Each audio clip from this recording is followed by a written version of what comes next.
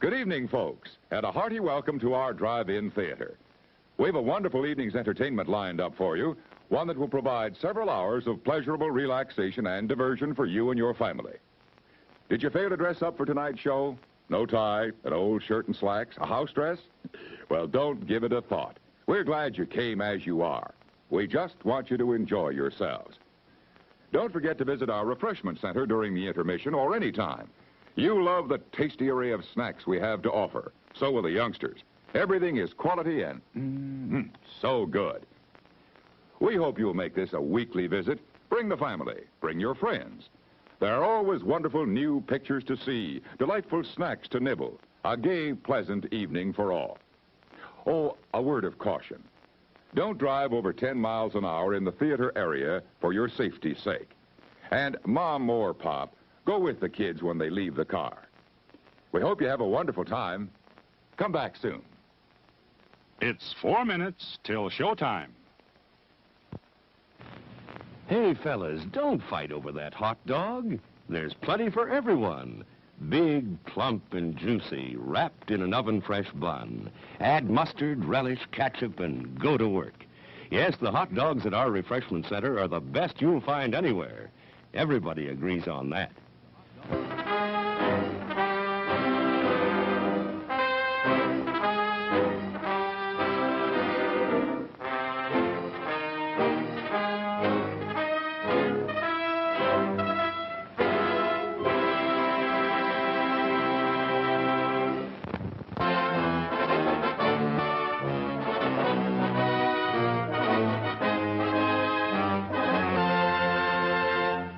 It's 3 minutes till showtime. Thirsty? The refreshment stand is open with everything to satisfy your taste buds. Here's the menu: the hottest, freshest, crunchiest popcorn. Each kernel popped to its fullest with that real movie time taste. Cold drinks. You'll find your favorite, ice cold, tasty, and thirst quenching. And hot dogs, hamburgers, and candy too. Now a short intermission, so you'll have time to make your selection before the show begins.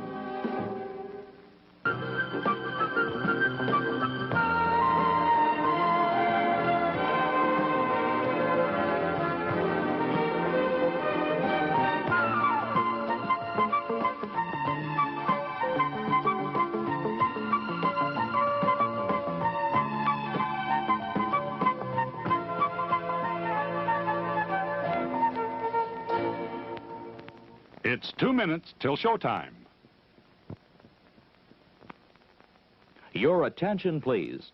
All new hotshot electric in-car heaters have been installed for your comfort and convenience. Just insert heater through car window and turn on the switch. When leaving, please turn switch off and replace on speaker post. Warning, high voltage. For your own safety, do not attempt to repair or remove wires. Do not attempt to open heater unit. If you need assistance, please notify the theater box office or concession manager. Top quality hamburgers, the most popular snack in the country. We serve them plain or garnished to your taste. There are words men live by, words of strength, of wisdom, and of peace. We urge you to find the spiritual comfort and guidance we all so greatly need by attending your place of worship regularly.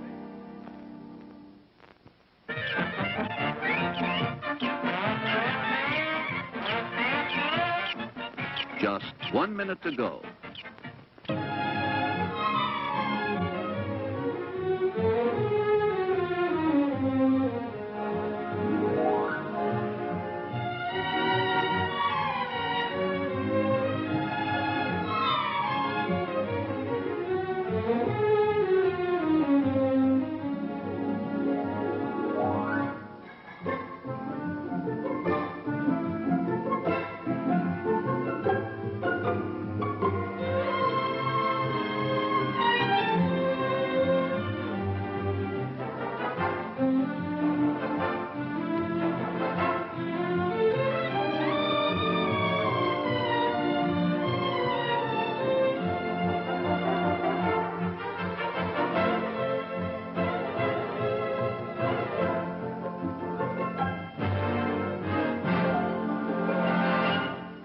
And now, on with the show.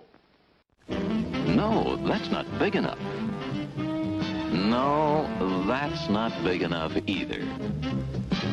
That's more like it. We're delighted to have you with us, and we extend a cordial welcome to you. We've lined up the top stars from Hollywood and from all over the world to entertain you on our giant screen with the new, colorful motion pictures you've been hearing about and reading about. To add to your enjoyment, we're all wound up to bowl you over at intermission time with live wire service at our snack bar, where you'll find a tempting variety of favorite foods and beverages. Your continued patronage is very, very welcome. Hello, fellow humans. Welcome to my stream. Once again, we are here with some Unibet poker action. Playing the 1 year or two euro buy-in singularity here.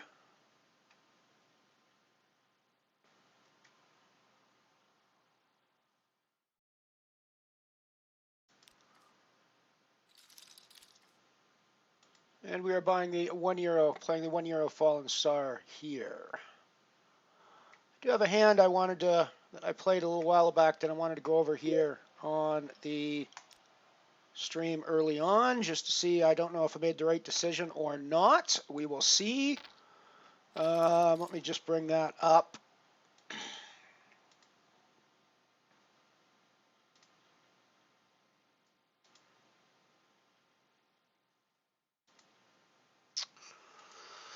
Righty, so we are sitting here in the hijack spot, and we get Delta pair queens. Pretty nice hand, so we put in a raise. Makes sense. We get called by hijack or cutoff. We get called by the small blind. Flop comes king high. We're still pretty happy with our queens. We don't necessarily expect anybody to have a king here. I mean, they certainly can, but you know, there's no reason to assume it. So we put in a c-bet. We get called in both spots again. So we're starting to be a little bit more suspicious about what's out there. 6 pairs on the turn, which means anybody who was calling with a 6, a little unlikely, but anybody who's calling with a 6 just got there ahead of us. A little bit worrisome. There's also potentially heart draws out there. I should probably bet when he checks here. I should probably bet this turn again. I don't, and I think this is my problem. I check it for quote-unquote pot control. I think that's the wrong move to make.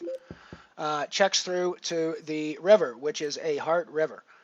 And small blind leads out for a rather, well, I mean, half pot bet. So it's worrisome, right? So I tank, fold eventually. JC Gagner folds as well. JC Gamer folds as well, and the pot goes to the small blind up here without a showdown. So I don't know if it's the right fold or not. It just seems that with the 2 pair kings and 6s on board, it could be just an ace high playing 2 pairs, but that seems pretty unlikely at this point. I mean, I'm thinking that there's a king, there's a 6, or there's hearts there pretty much all the time here. But let me know in chat if you guys disagree with that assessment or not, but that's what I did. Hasn't gone terribly well for me since I did that, but we are still playing with almost a full start stack. So let's see how we go. I also got the 5 euro falling star kicking off in about 15 minutes time. So we'll be playing some pokers today, as we usually do. Just put in a raise from middle position with my ace 9 here.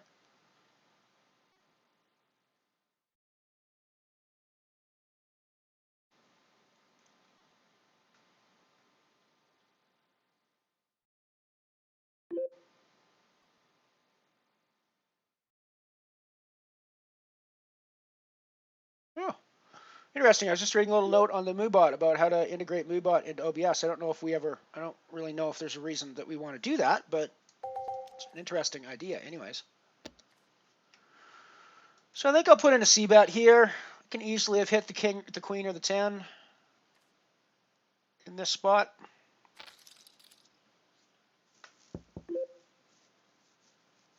Maybe we'll go check here, reassess on the river. This is mostly a pot control thing. Don't think there's any reason to double barrel here. We can try a second barrel when he checks to us on the river. We probably get out of the way if he bets. It's a small bet though. Is ace high ever going to be good here? Yeah, I mean Jack, King, 9 Jack is probably playing the hand sort of this way maybe. I'm going to talk myself into a call here, I think. Okay.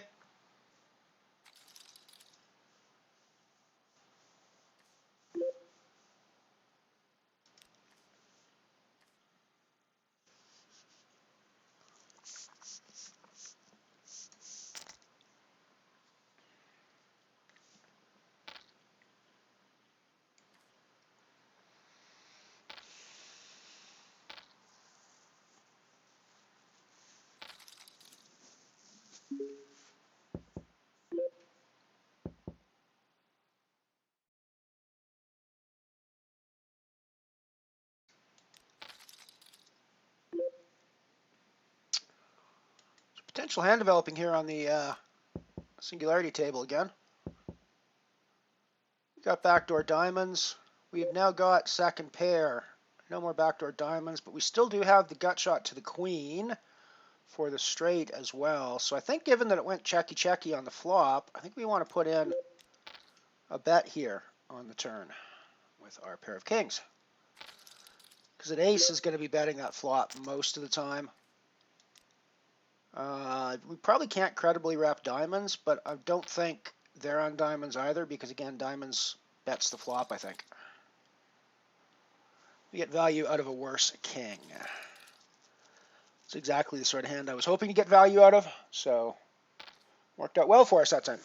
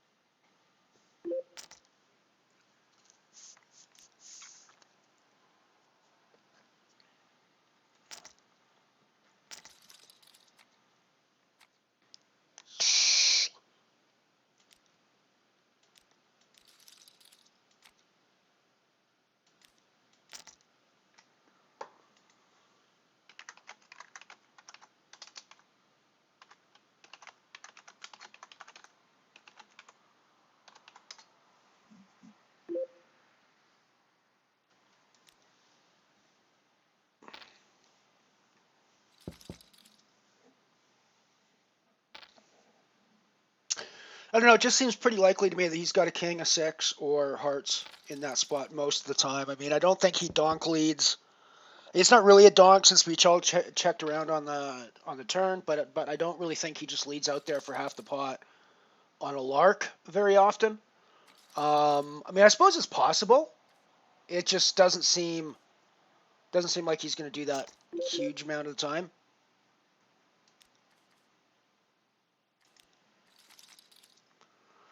I mean, it could just be a let's take a stab at it and see if we can win it. But it strikes me that a let's take a stab at it, let's see if we can win it would be either smaller than half pot or bigger than half pot, depending on what he was trying to make. Depending on what he's trying to think. But yeah, I don't know. Maybe I'm thinking too much into this. Just seemed like my queens were in pretty rough shape at that point.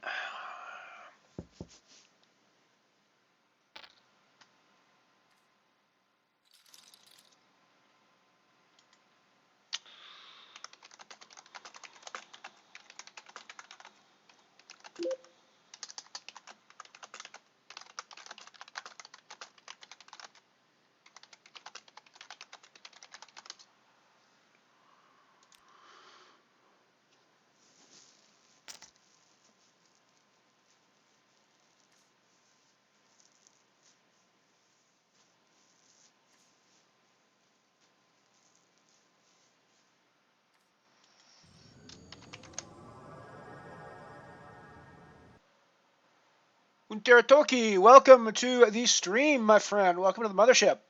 Hope your beam-in was safe and all of your digits and arms and legs and fingers and toes are all intact and in the right place.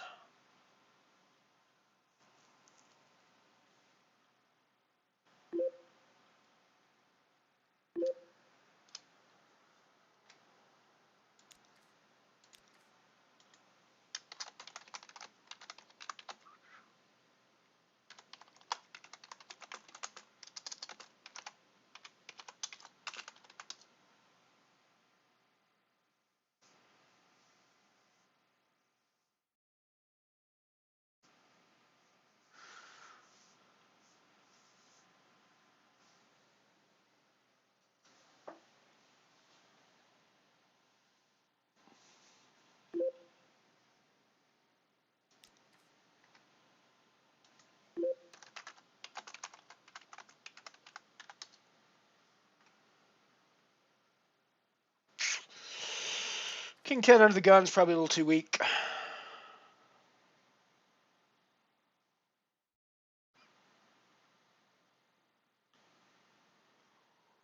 Thank you for the follow in Teratoki, as I said, and welcome to the mother stream. We play Unibet Poker here. I am around 66, also known as Lyle Bateman in southern Alberta in Canada. And I'm running a Unibet free roll challenge. I started this whole mission back in November of 2018 with 0 euros in my account. And I free rolled an entire bankroll. Right now we're sitting at about 290 euros after today's buy-ins. And max bankroll of 322 so far at this point. And we're just trying to run it up as high as we can run it. Trying to get to trying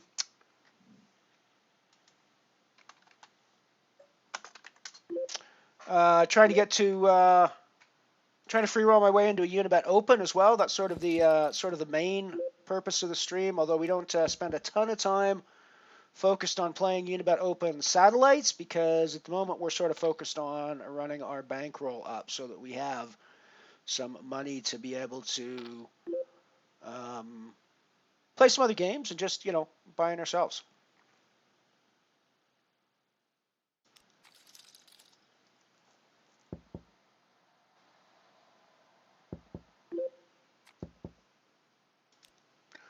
But yeah, I mean, maybe 4x, 5x, 6x opens might be worth trying out, seeing how people respond to that. I mean, that said, I'm not actually that. When it doesn't come another king, like when it doesn't double pair the board, and when it doesn't come a heart, my queens are good there a lot of the time, right? So I'm not actually hugely upset with the way the hand went. I just got unlucky on the river, I think, or put me in a tough spot on the river. But I don't actually have that tough of a spot on most rivers, right? If it's not a heart, and if it doesn't double pair the board, then I don't have a ton of. He doesn't have a 6 a lot of the time, and yeah, there's going to be a king. There's going to be a king out there some of the time, but. So I guess the King River. I guess I can't really think about the King River as anything relevant, because if the King was out there, he's already ahead of me, and I've already lost like ages ago. So the extra King is kind of irrelevant in that case.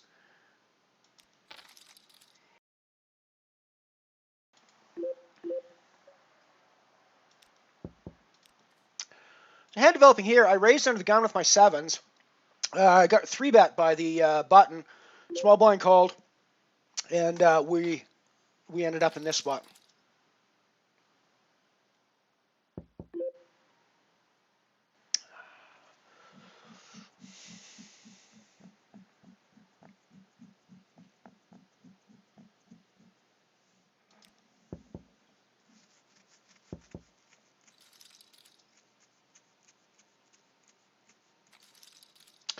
Damn it, I should have bet the flop.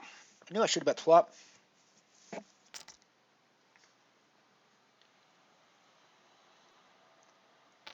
Lime Ricky, hello, good to see you. Lime Ricky is a friend, a new follower. Followed last night. Thank you for the follow, by the way, Lime Ricky.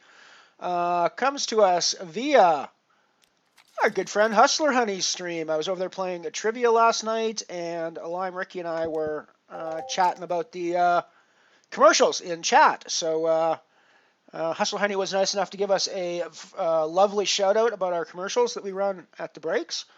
And Lime Ricky piped up and said, "I love old commercials, so welcome." This will be an interesting bit of a treat, bit of an unusual one for us today as far as the commercials go. I'm not running, at least for the first few breaks, I won't be running quote unquote typical commercials. We're still going to be running commercials, and we're still going to be running old commercials. A few days ago on the stream, we got into a discussion about how much music there was, how much live sort of musical dance numbers and stuff there was in the old commercials. And I was mentioning that there's like an entire subgenre of musical theater that exists out there that's 100% completely commercial.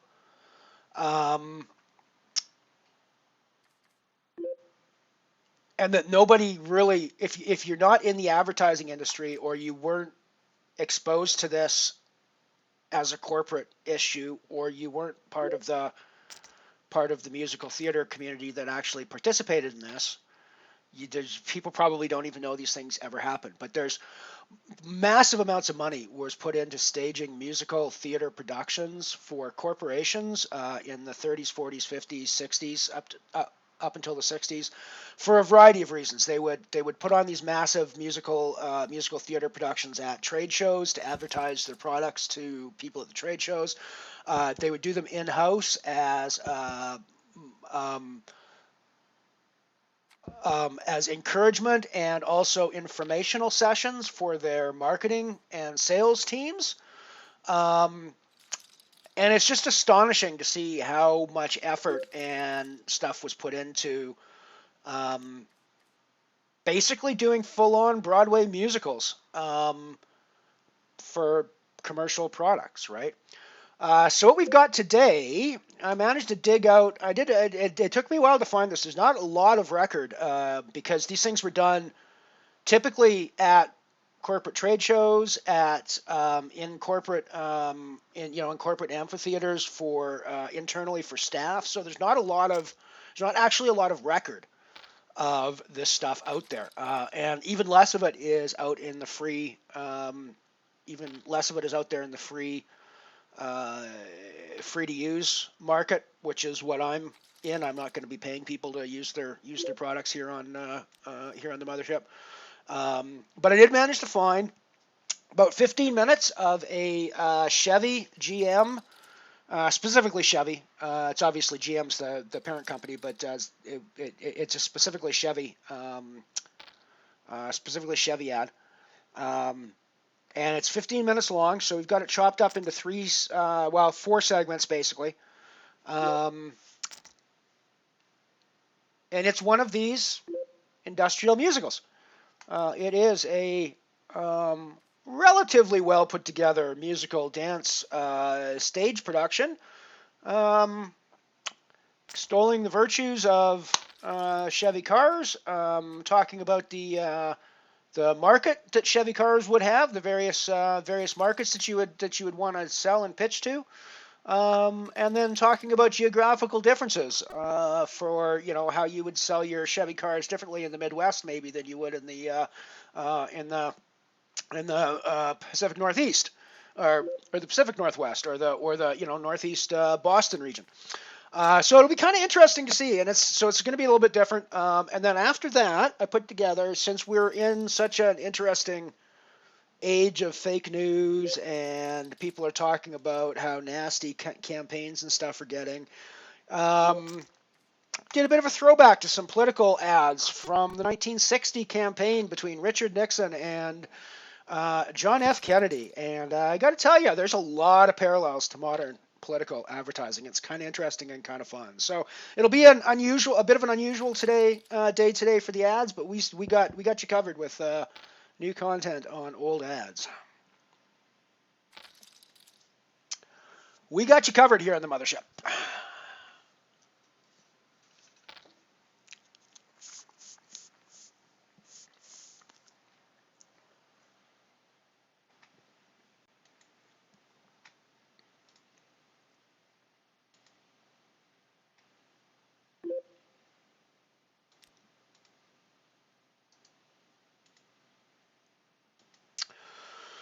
Just had the €5 falling star pop up, so I'm just getting that configured for you guys.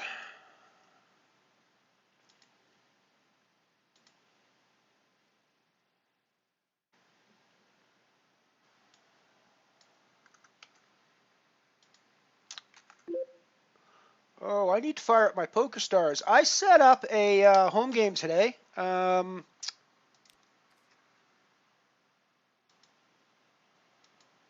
For deuce to seven triple draw home game. So we should go in and play with that if we like. Right. So we have now got the first hand playing in the €500 guarantee, €5 buy-in falling star.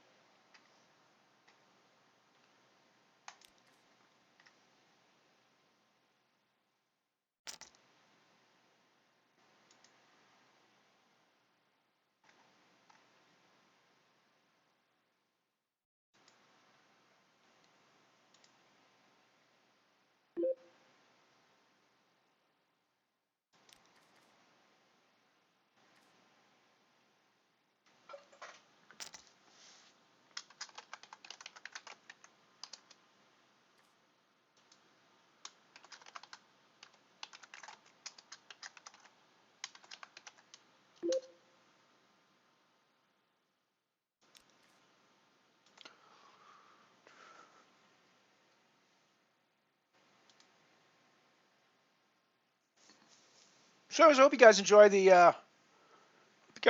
new or the slightly different content this time around.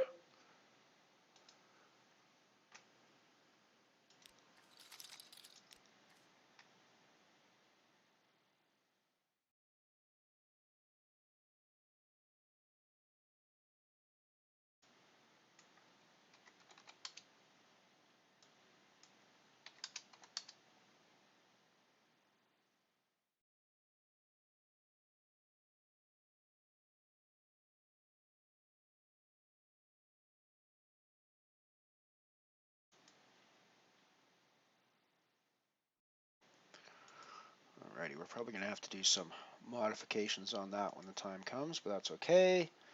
And the fact that you guys did not understand at all what I was talking about there is not relevant to your life. It's background scene of me configuring my OBS in the background, so I'm just talking to myself there. Which I probably shouldn't do while I'm streaming because, you know, you guys are out here listening, so I should be talking to you, not myself, but hey, what the hell.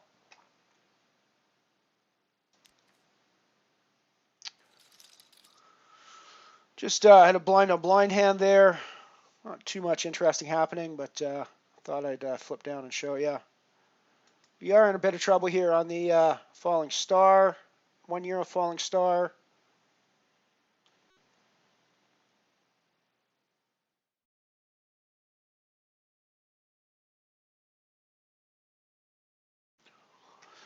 So the way I had to cut this musical number is a little bit weird. I hope it's not going to be too choppy when we come in. But just to make it fit well in the stream, I had to end up chopping it down in kind of weird ways. So let me fire up my PokerStars client while I'm thinking about it as well.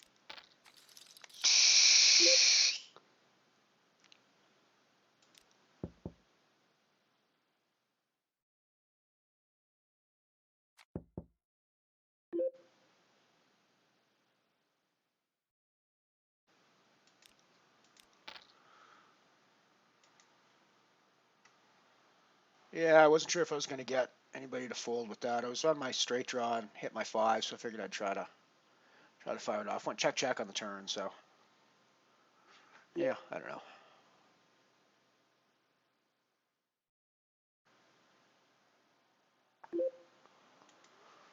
I'm gonna try to play this a little bit more aggressively than I normally would, but I think this is a pretty good squeeze from the button opportunity. I don't know how much fold equity I have is the problem with this. Jack Queen's not a terrible hand to be doing this with, but I figured it wasn't a terrible. I figured it wasn't a terrible squeeze spot, so.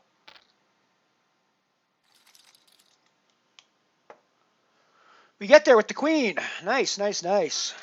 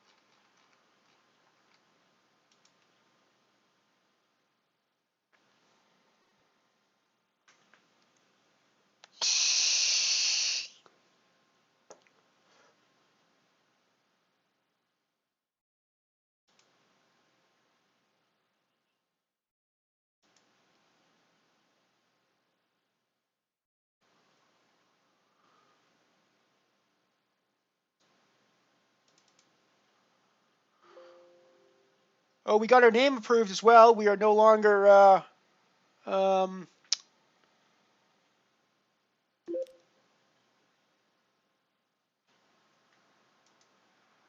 we are no longer just a random number. We are Mothership Poker. So we had our name approved, which is nice. Lime Ricky, you're Calgarian. I'm Medicine Hat. That's cool. Did you ever play live in Calgary?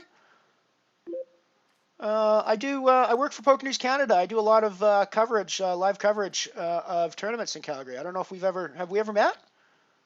We ever met? I'm not going to say your name on. I'm not going to say your name on stream, but um,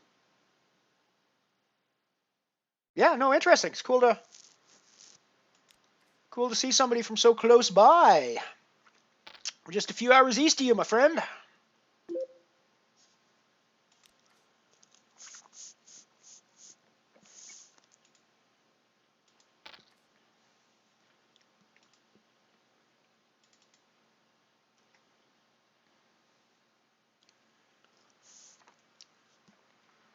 We started an hour for the home game, so there's still lots of time to get into the home game.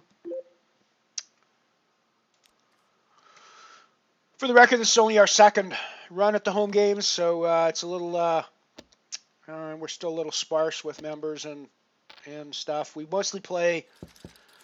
So it's interesting. I ran a poll. Only 5 people answered, so it's not a big sample size. But I ran a poll, and it seems like 4 out of the 5 people that answered prefer we run all low buy-in real money games instead of play money games.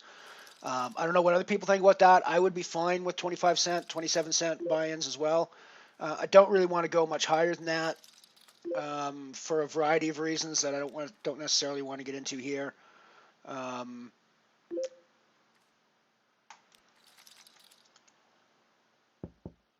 But yeah, so we'll figure out as time goes on. For the time being, today's another play money game. For the time being, we'll stick with that, but we'll figure things out as we go on.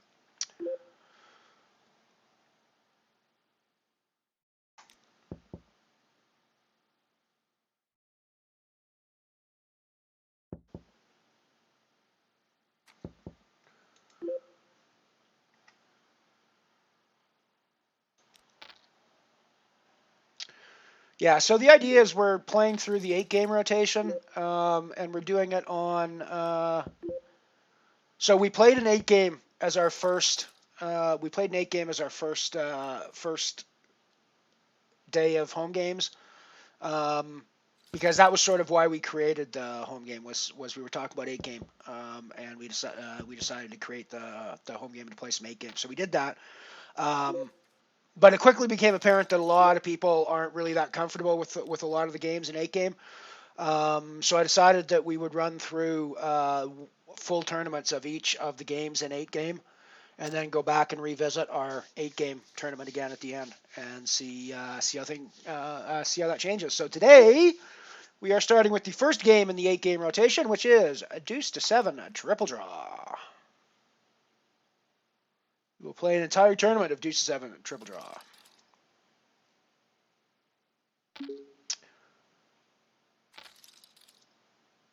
Alrighty, so we have break time coming up. I am going to get out of the final hands that I'm in and kick you guys off to some rather interesting and lesser well-known industrial musical clips from Chevrolet. 1953, 1954, roughly somewhere in that time frame. Enjoy!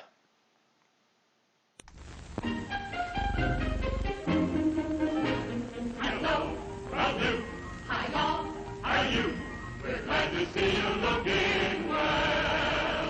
You're fine, that's good. You should feel good. And somewhat kind of extra special swell.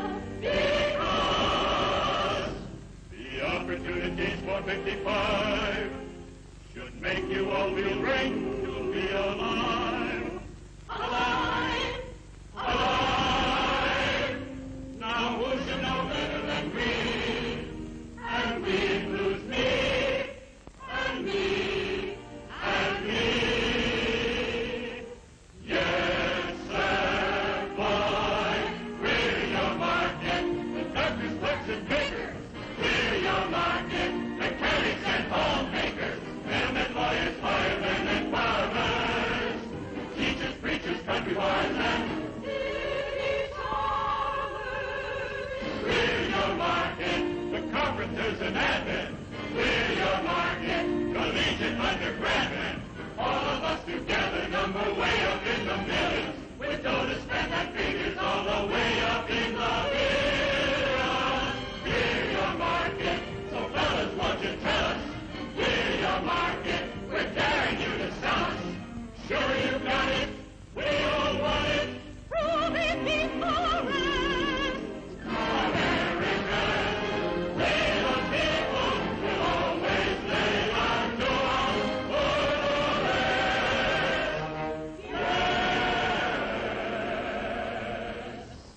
I need the car for my business. Well, I need it too, my dear spouse. So sell me one car to make calls in. And another to keep peace around the house. We have just moved to the suburbs, and this country air is fine. But I'm tired of trains and buses. Now a Chevrolet would make life divine. Senator, will you comment on our populations? Rising 8,000 every day. That's true, sir. And I'd like to see a bill in Congress to put them all in a Chevrolet. Buggies were fine to go dating when Grandma was a lass. But today, to win a pretty girl, you gotta have wheels that run on gas. Cranking was okay for Grandpa until self-starting came through. So why bust your arm doing something that turning a key can do? Sure you got it, we're all want it. Prove it before us. Americans, we the people will always play our go out for the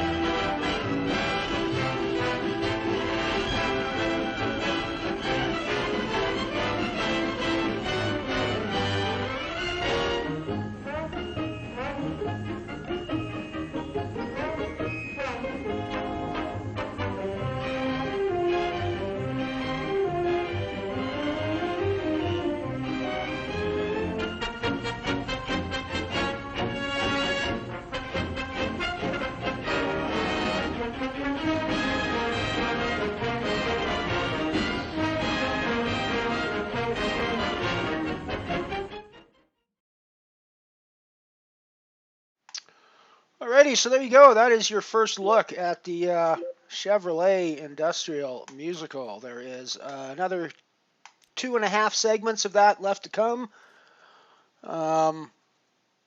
So there we have them basically talking about the various kinds of people that you're going to find coming into your store looking for Chevrolets and how you would sell them, on that Chevrolet. So the young couple comes in, and you talk about selling him 2 cars so that he has one to go to work with and she has one to go do the chores, go do the household chores with. The suburb couple comes in. You could probably do the same thing with them. Probably sell them slightly higher end stuff. The manager dude, you can talk to him about his fleets, right? You're gonna try to sell him fleets of vehicles for all of his sales force to go out and do their sales calls in, and all the way down the line. So it's kind of this one in particular. So the 2 main markets for these industrial musicals were trade shows where companies were advertising their products to other companies that would integrate them into their own or that would be resellers of those products, if that makes sense. Okay, so that's one place where these industrial musicals were huge. The other place where these industrial musicals were huge was in-house in large corporations like GM, Ford, General Electric, those sorts of companies, as a way of motivating their staff, as a way of giving out information, believe it or not.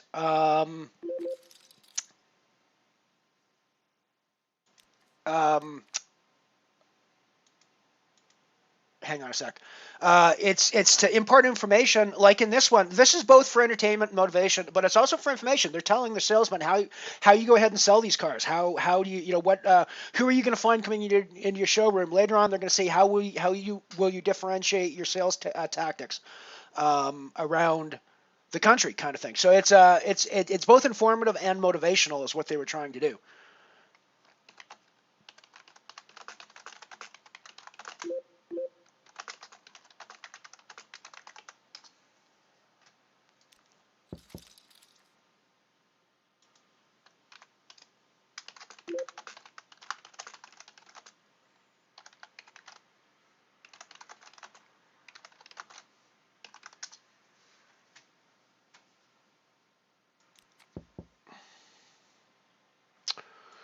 So in this particular case, this one is an in-house motivational video. There, from what I can gather from the meta text that went around with where I found this,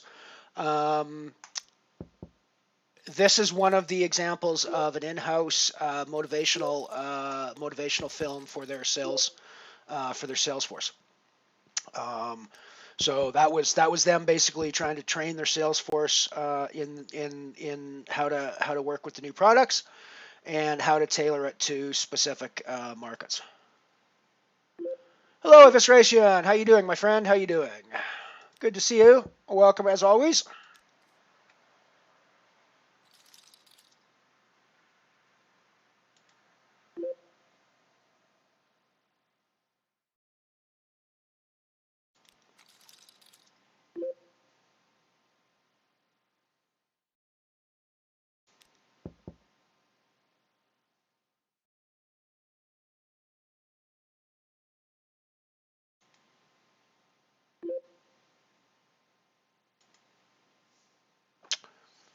It's an interesting spot here.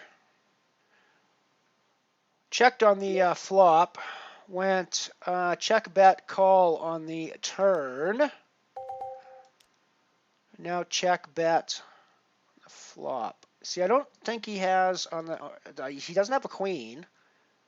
Any reason for him to have clubs? I guess he does have a queen a lot. Okay.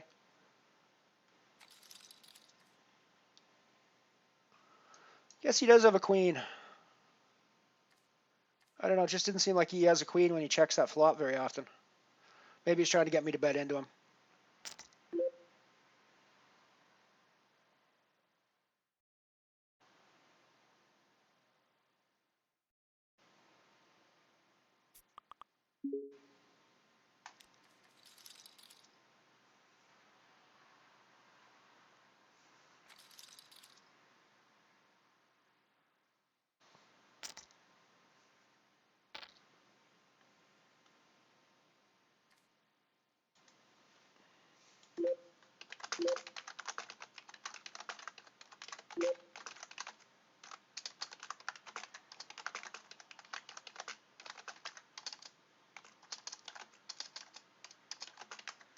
Sorry, just doing some work in the background as well.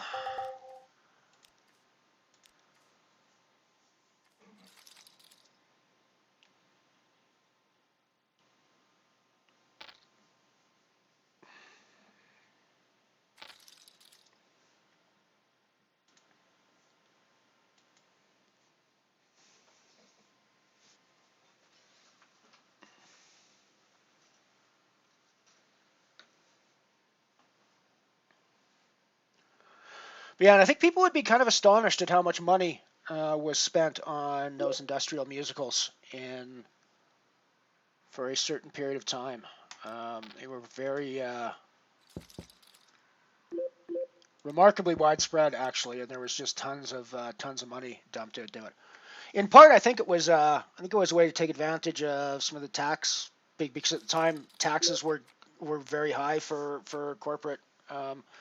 Especially 50s and 60s kind of time frame, and during the wars and stuff, it was actually taxes were actually quite high. So one of the ways that they were able to take advantage of tax breaks was to reinvest the money into like marketing and things like that. So these kind of elaborate productions were ways of taking advantage of tax breaks and kind of spreading the money around a little bit, if that makes any sense. But what it is, and as I said, it's very rare that you actually get to see examples like this because they weren't really filmed very often. They were intended for like they're like a stage play, right? They're intended for a live performance, but they're never a stage play that's going to get done over 15 years like Cats or whatever, or over 30 years.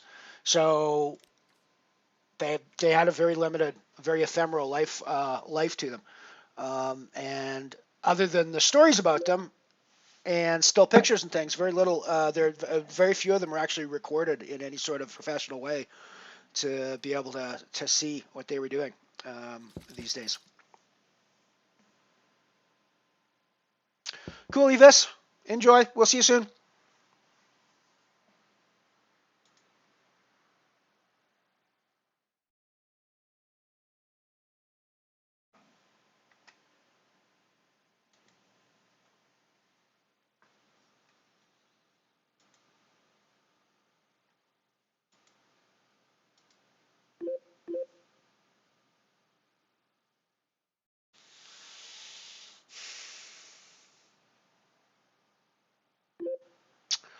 Guess we're going to play our 10s here.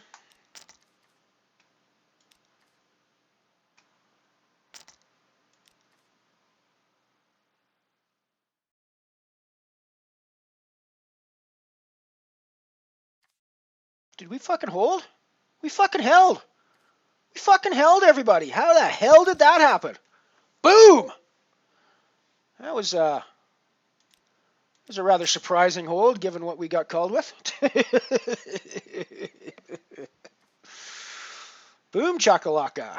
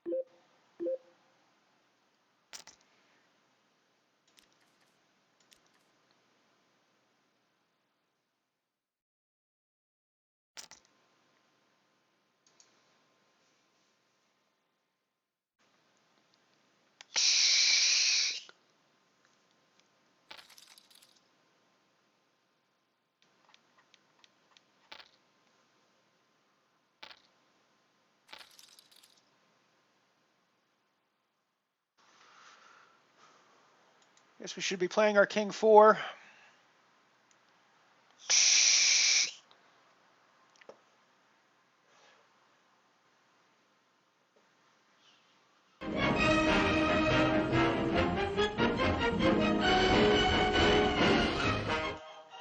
Sorry about that, guys. Misclick on my fingers. At least it wasn't a misclick on the poker tables. At least it was just a misclick on my OBS panel.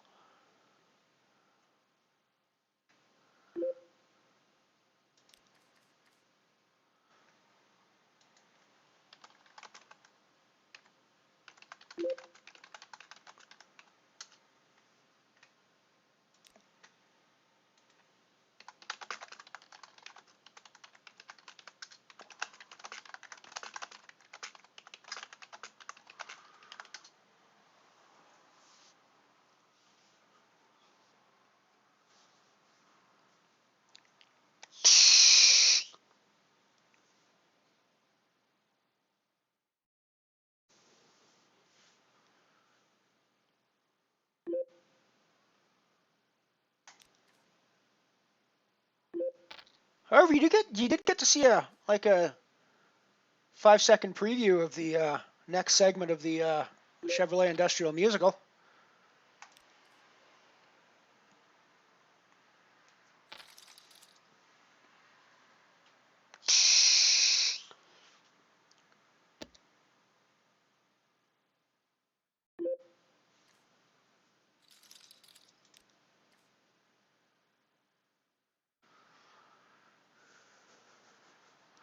I'm actually going to take a snippet of that Queen's hand that I played for everybody at the beginning of the stream.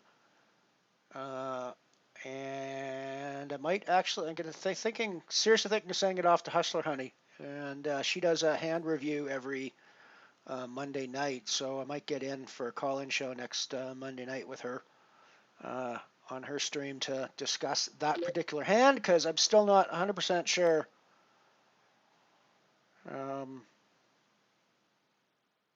And I think my main mistake on that hand, if there's a mistake, I should bet that turn, and I don't know why I decided to go with pot control on that turn. It doesn't really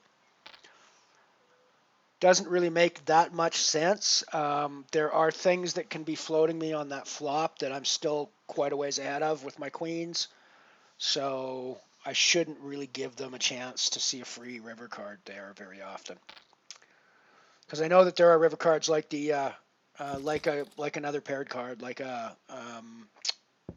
heart, that I'm not necessarily liking a whole lot there. So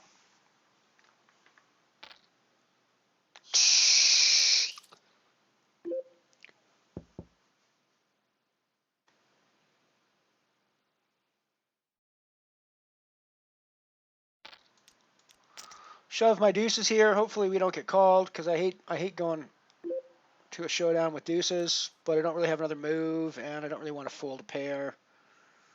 So the problem with deuces, of course, is you're always against overcards, even when people are calling you absurdly light.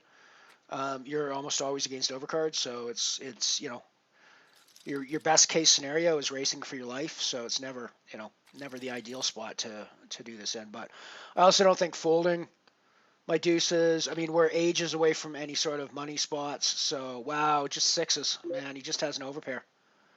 How fucking gross is that? Alrighty, so we're done in the €1 falling star for nada today. Shit happens. Let's move on to another tournament. The €5 falling star and the €2 singularity is still going, and we're doing good in the €2 singularity. We got more than a double stack.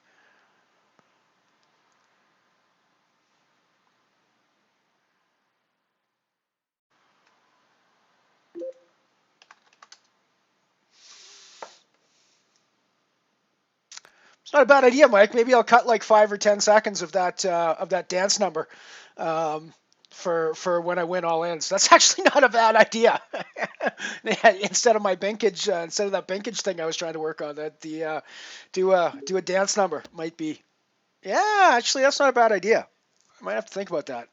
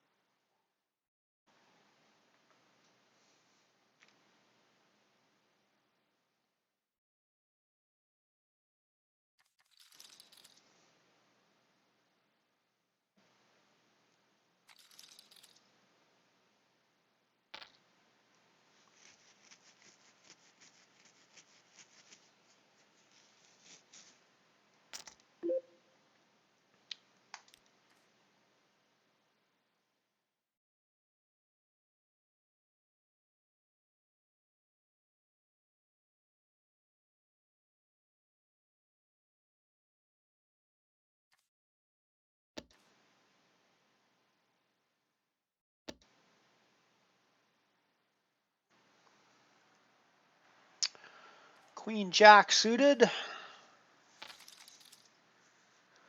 I'm basically right on the chip average right now. Don't think we're folding to a min raise.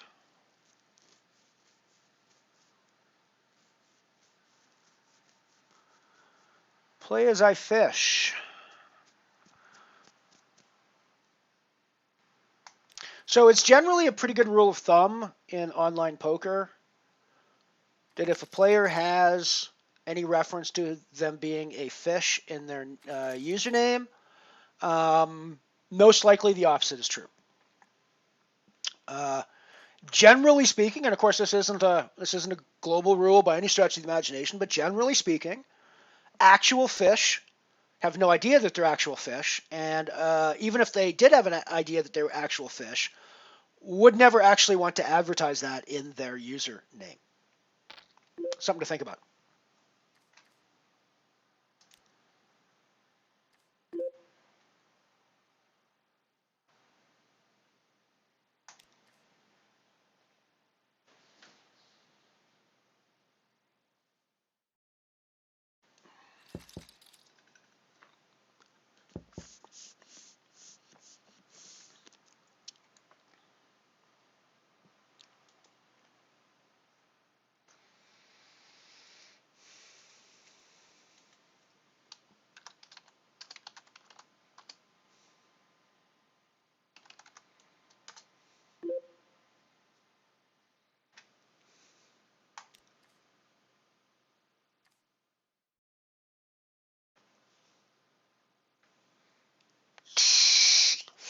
For the record, the Discord channel is mostly intended for us to chat offline when I'm not streaming. We still have a place to get together and chat and, shoot shit or whatever. I'm probably not going to be looking at it very often while I'm streaming because I have enough other things to think about while I'm streaming that I don't really need to add monitoring Discord chat as well. But it does strike me that once the stream goes dead, I mean, there is still the chat window and people can still hang out in the chat window and stuff. But it just strikes me that it's a little more convenient in an offline app that's we've kind of got our own little self-contained community and we can kind of do what we want there.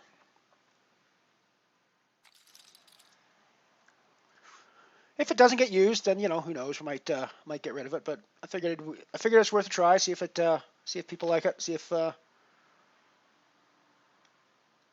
I mean, the whole point of this for me, I mean, yeah, I guess on the surface it looks like I'm a poker streamer.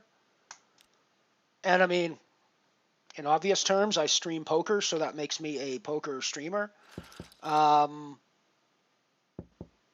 I'm actually here to build a community. It's really got nothing to do. I mean, I happen to stream poker because it's what I enjoy doing, and I'm doing a relatively decent job of it on Unibet these days. So it's not a terrible way to do it.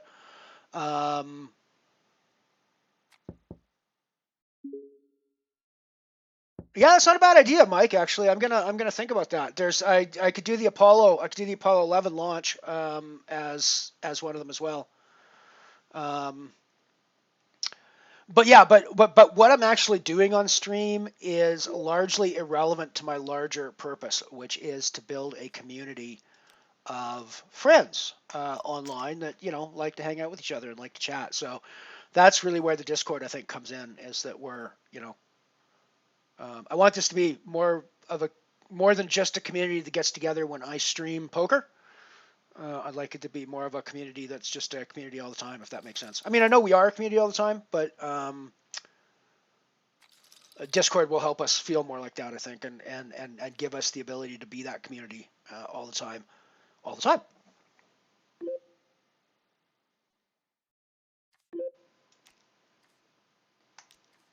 Yeah, I like that idea, Mike. I'm definitely gonna think about that. I mean, I think there's either and now that you're doing this, I think there's a few I can put together. There's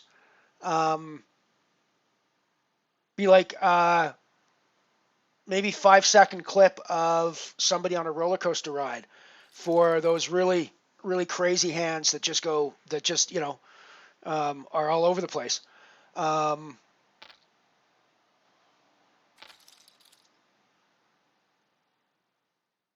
yeah, no, agreed on that line, Ricky. Yeah, I agree with that. The other one is if you're playing the raspberry on meth uh, avatar here on Unibet, you're an aggro fuck. That's basically all there is to it. Likewise, pretty much if you're playing the hug me cactus, you're usually an aggro. You're usually an aggro fuck too. Um,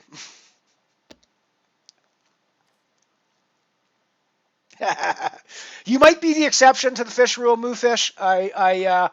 Um, but I don't know, man. Like I say, I think it's a pretty solid rule. I don't think it's 100% accurate. No rule in poker is 100% accurate. Um, but uh, but yeah, if you have the if you have the self awareness to put fish in your poker name, you're almost certainly not a fish. I just can't see it any other way.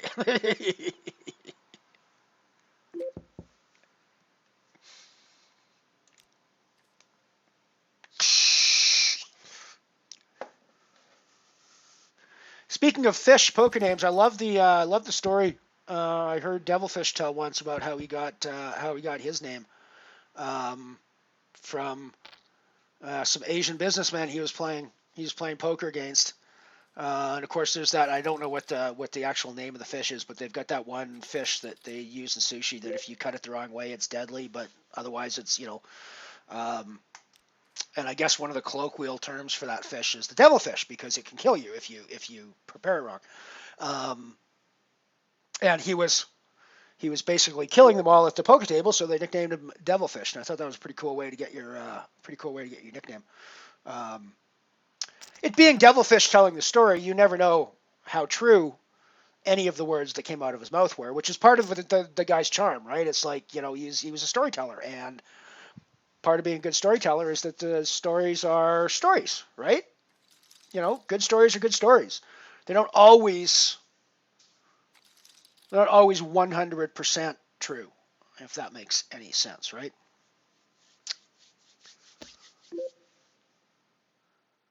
A good storyteller understands when to exaggerate for the effect of the story without actually impacting the relevance or the believability of the story. How's that? And Devilfish was 100% a good storyteller. There is very few on the poker felt that can rival Devilfish in storytelling ability, I think.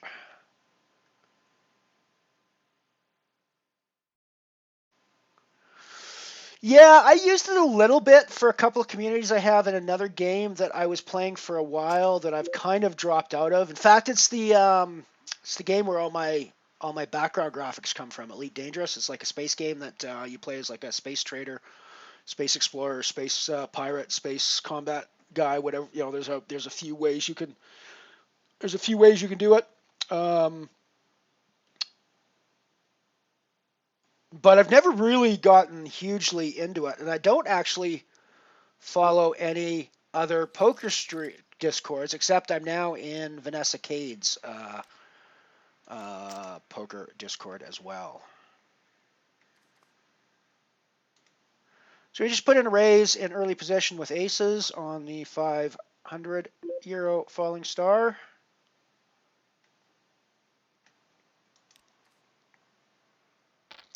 Once again, our singularity is a final table gets paid. So it seems to be the kind of regular thing that happens lately is that 9 players get paid, and we flop our set. Pretty happy with that. I think I'm going to check back, see if I can't get him to bet into me on the turn. There isn't really any turn cards that we dislike, so I think this is a reasonably safe bet. I mean, I suppose there's a couple of Broadway cards that we're not thrilled with. So this is great. So we're just going to call behind, see if we can't extract another bet out of him on the river.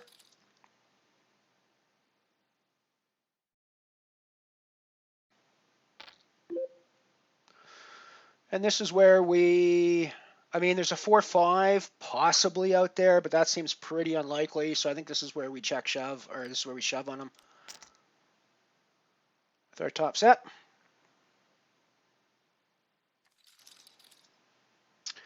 And we get it through. Oh wow, how did that get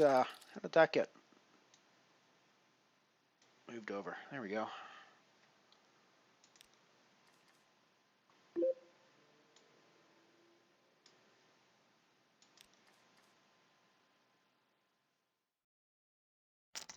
Yeah.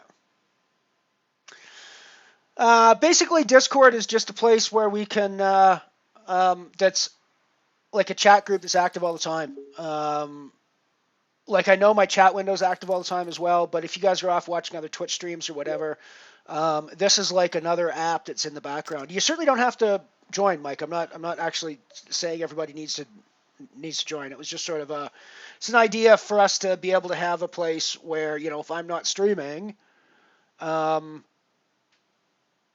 still a place where we can go and chat, and you can, if you want to set up your notifications, you can be notified when somebody pokes you over there in your email and that sort of thing. So just a place to be a little bit more involved in the community.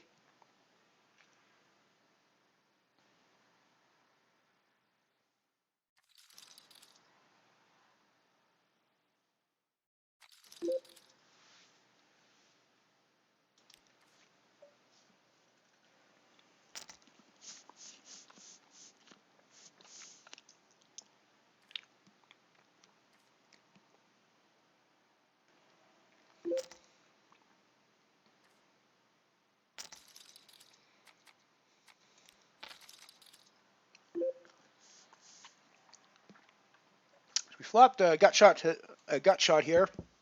The 10 is the card we need. 10 is our gin card.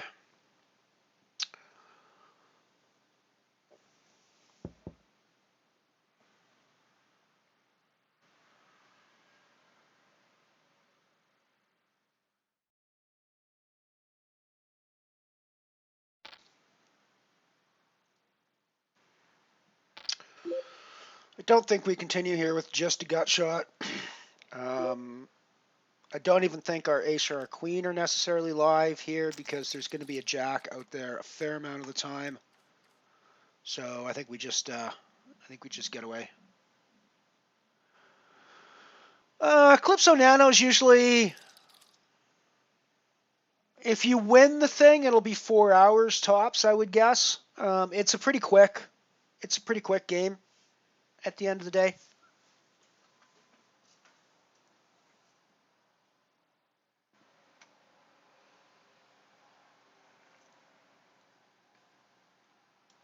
I mean, I honestly don't know if the Discord will be something that we use or not. And I one of the reasons I haven't started it before now is that we've always been a relatively small community anyways, and Discord is probably more useful for larger communities than we have, but it's,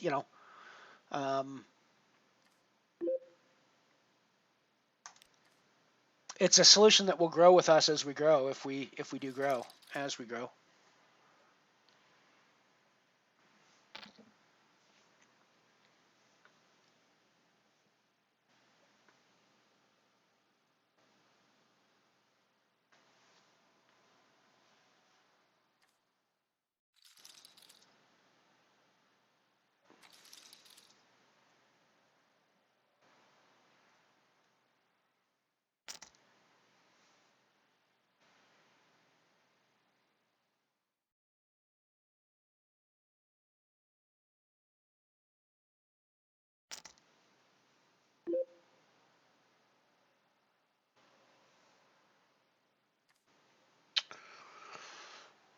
If I was on the button, I'd probably call behind here and see the flop drop, but I don't really want to do that out of position, so we'll just get rid of the...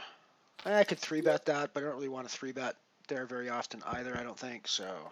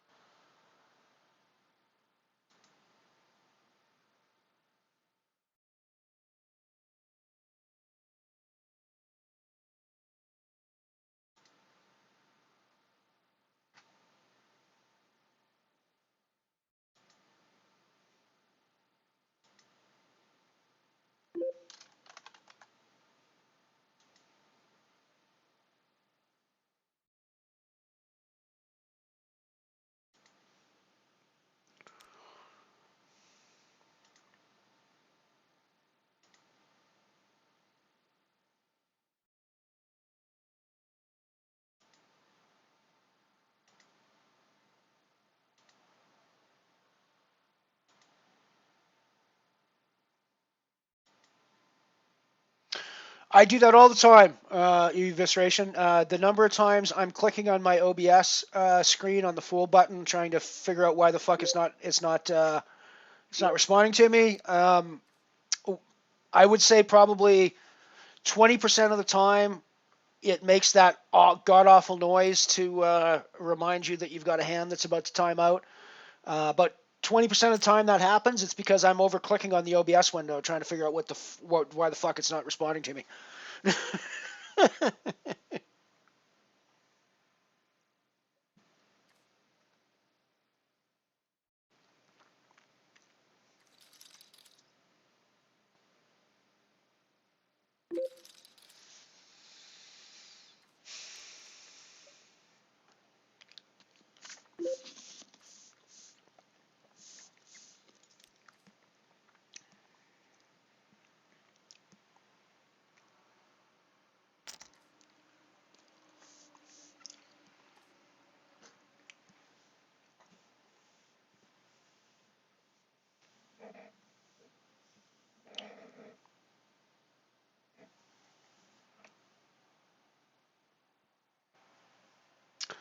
Hey, it's good to see you, my friend. Good to see you. We got the Deuce to 7 home game coming up in about 25 minutes.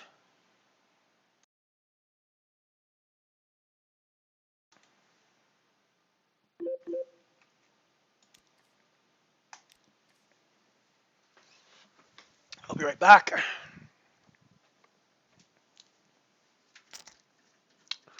I mean, I haven't actually gone anywhere. I can still talk to you guys even though you can't see me anymore. I've got my wireless headset on, so it doesn't work throughout my entire house. I can't actually walk around my whole house.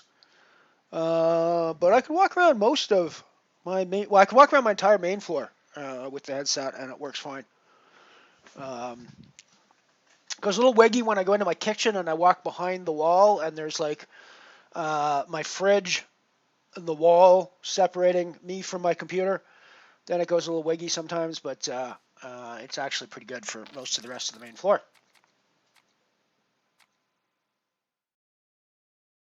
I was just opening my curtains so I get some more light on the situation, some natural lighting.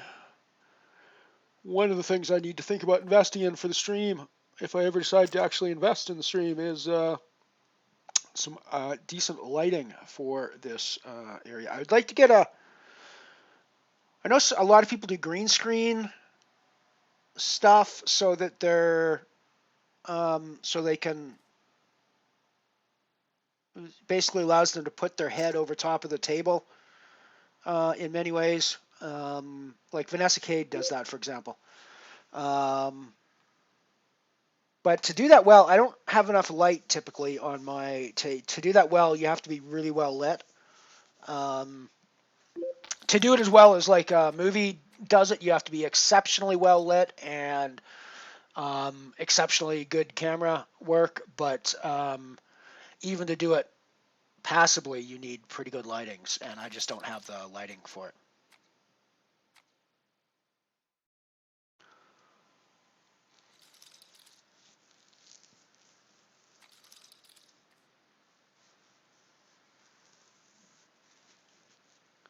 So it's funny, Moofy. I was commenting about you yesterday in somebody else's stream, Ian Simpson's stream. You should probably go check him out sometime. Actually, if you like the Unibet stuff, go check Ian Simpson Poker out. But yeah, we were in the stream, and I realized it's funny. So Nightbot was the original bot that I had here in the Mothership chat channel. But we have a good friend who comes to the stream all the time, and was one of my first people to come to the stream, named Night Shopper. And it was really hard to tag him in posts and messages because Nightbot would be the first thing on the message, and the Night Shopper would be the second. So you had to type out a lot of words just to get his name tagged, right? So to be nice to people so they can more easily tag one of our friends of the stream, I changed from Nightbot to Moobot. Then you joined a couple of days ago. We now have somebody whose name conflicts with Moobot. So I don't know. We may have to find a new bot so we can accommodate and make it easier for people to tag you in their posts as well. But at least Moo is is 2 less letters than Night is, so it's a little bit easier to tag you.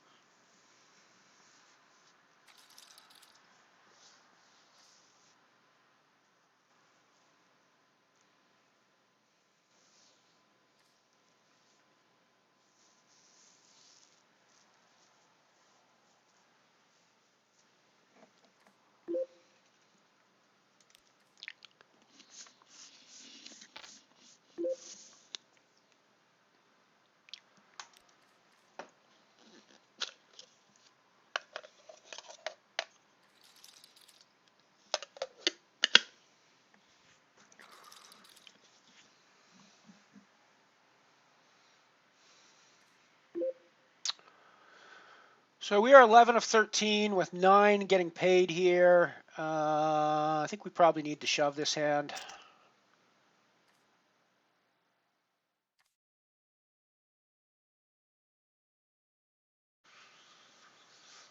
Peter Northu. It's an interesting name. I'll let people in chat decide if they can figure out why I think that's an interesting name, and if somebody comes up with the right answer, we'll talk about it. Otherwise, we'll just move on to another subject.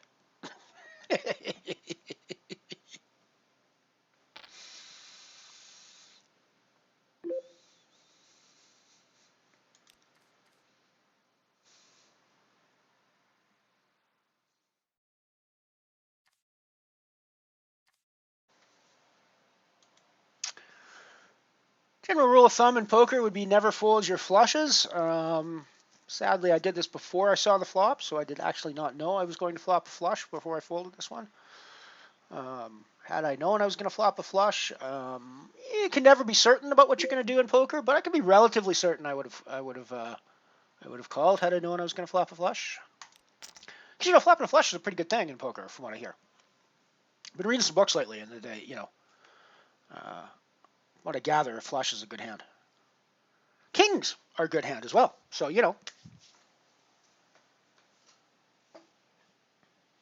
got pairs all over the place. This happened a couple of times today where I've had pairs on 2 tables that I'm playing. Sevens on the Singularity, kings on the Falling Star. We get raised into with the sevens, so I think we're just reshoving over top of him. Oh. Play as I fish.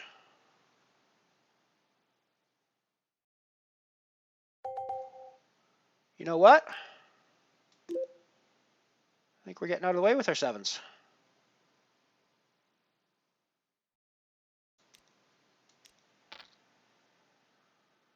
Sure hot what?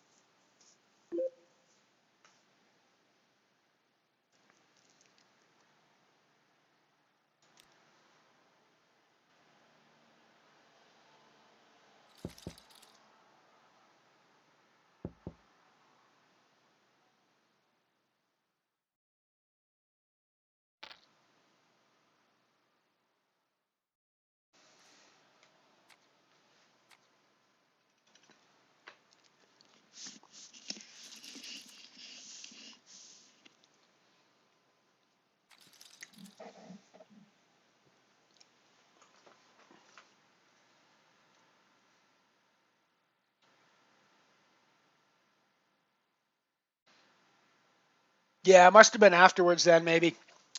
Um, Ian's one of my favorite streams.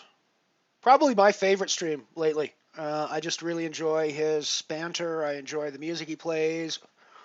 I love watching his cats in the background. There's really nothing not to love about Ian's stream, I think.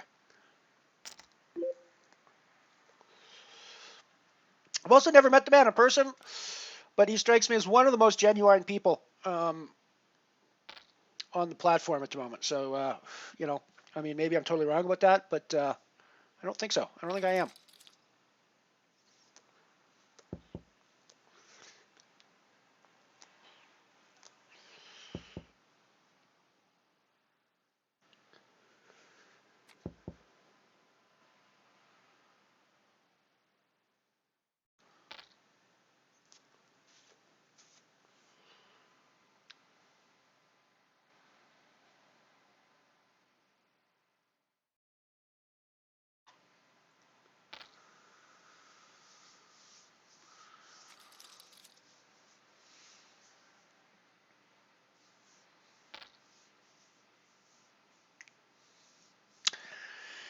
Hags! Ding, ding, ding. Hags with the winner. Hags with the winner. Peter Northu is a very thinly disguised use of a male porn star's name, Peter North, a Canadian male porn star for that matter. He was born and grew up in Nova Scotia, I believe, one of the maritime provinces, anyways, one of our little island provinces on the east coast. Was where Peter North was born and grew up in. So yes, that is why I thought it was an interesting name. It's a very thinly disguised. I mean, maybe the man's name is Peter Northu. I mean, I don't know. Maybe he's just using his actual name, and yeah, it's got nothing to do with the porn star Peter North. But if so, it's rather unfortunate, and people are going to be making that association, or at least dirty old men, sick fucks like me, are going to be making that association quite frequently.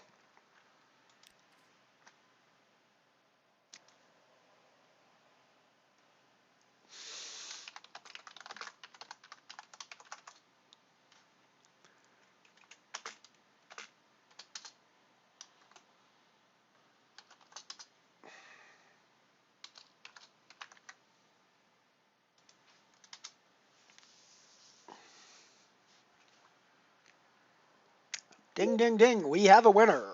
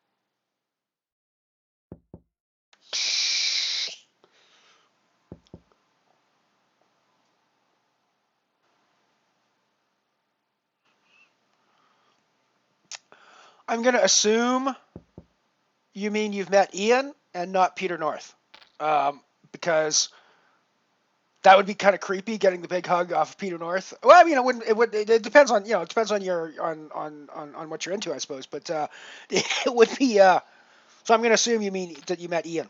Um, there, Mike.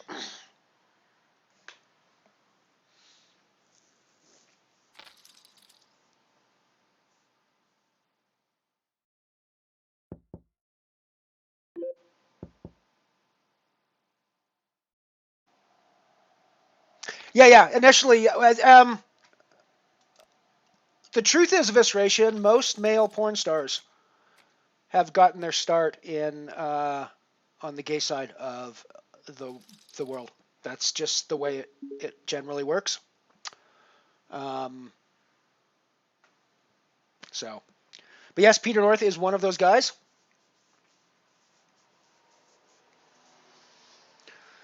He's been pretty much exclusively on the straight side for most of his career. But as is not uncommon, he did start on the gay side.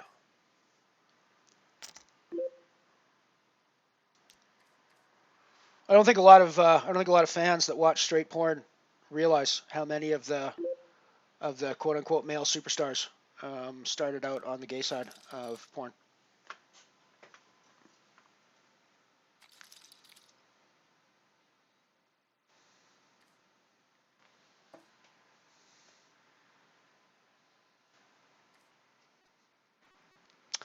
Peter North is not a poker player. No, Peter North is a porn star. Ian is a poker player. We're kind of conflating two things going on at the moment, but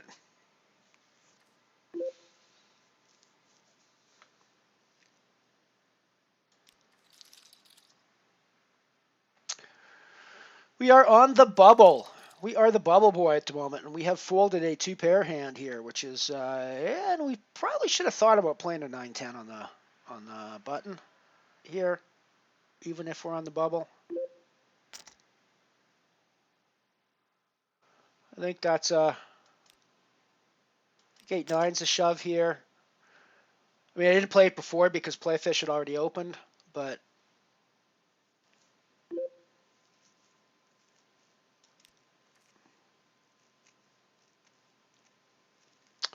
should have actually looked at what the rest of the stacks are like. Yeah, the next stack to me is 17,000, so I've got to do something here. So, yeah, I think this shove had to happen.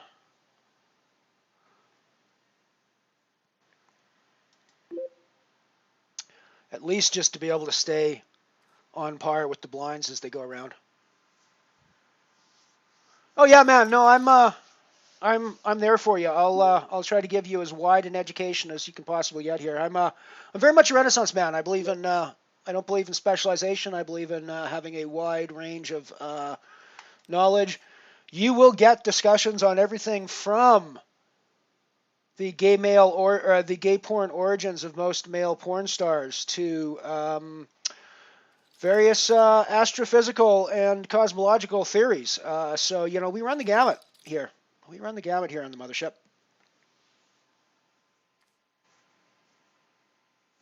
Yeah, that's Unibet. That's Unibet in a nutshell right there. Dumbo cracked my kings, calling with 10 jack. Alrighty, so we are still on the bubble. We are still the bubble boy. We have king jack suited, and it's a blind on blind shove. I think we're calling this off like 1,000% of the time, right? I think we can't call this off fast enough. I mean, obviously, I could call this off faster, but I think we got to call this off.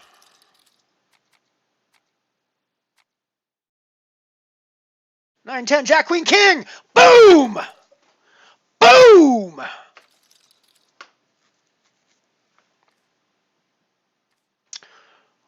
We hit the straight.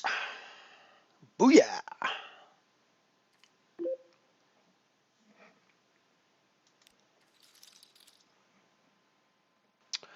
Mav Rosa, good to see you, my friend. It's been a while since we've seen you around. Welcome back aboard the Mothership. I'm doing great. How are you doing? What you been up to lately? Always good to have you back. Always good to have you around.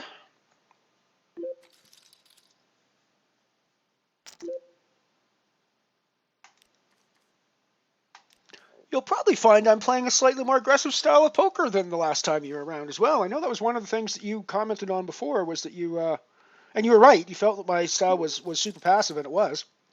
But yeah, I think we're playing a little more aggressive now.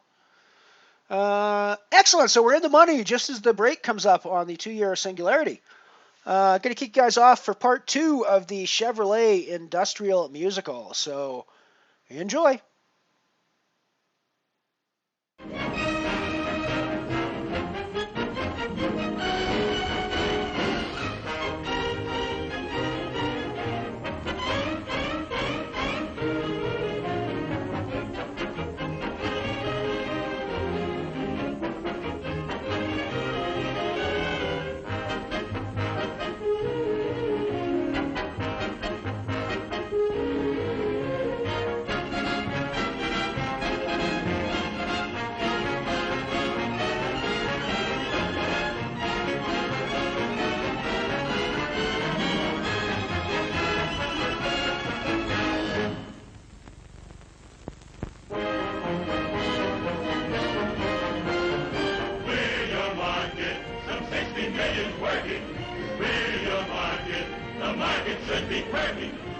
50 million bank accounts to draw from, plus our pay. You just prove that living's better if you drive a Chevrolet. We're your market, so fellas, won't you tell us? We're your market, we're daring you to sell us. North and south and east and west, we're waiting. Show us what you've got, our hearts are palpitating.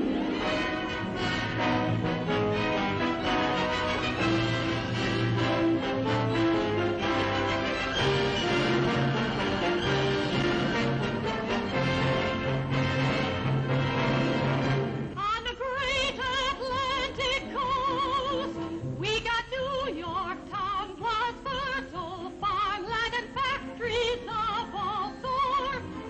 We got chorus gals and office workers and fisheries and coast resorts. We got streets and roads and new highways.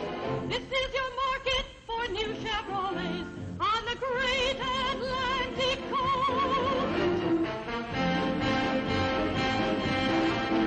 In the Great Lakes region, we got Chicago's yards and Wisconsin cheeses and Iowa corn that grows and grows. We got income from our wheat and pickles, summer tourists and Minnesota snows. We got streets and roads and new highways. This is your market for new Chevrolets on the Great Lakes.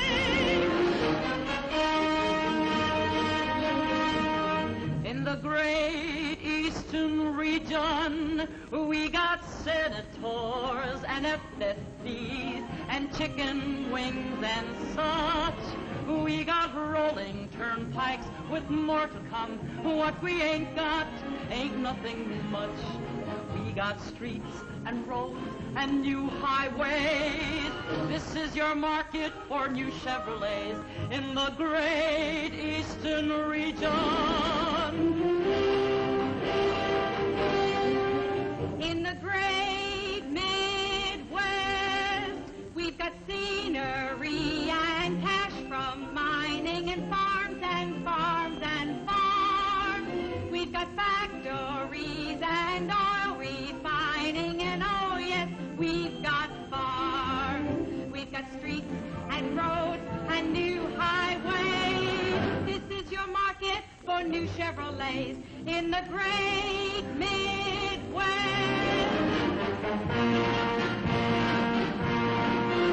In the great Southeast, we got coasts and hills and scenic driving and guys and gals who drove. We got Navy yards and glamorous Miami and hospitality with a big yawl. We got streets and roads and new highways. This is your market for new Chevrolets in the great Southeast.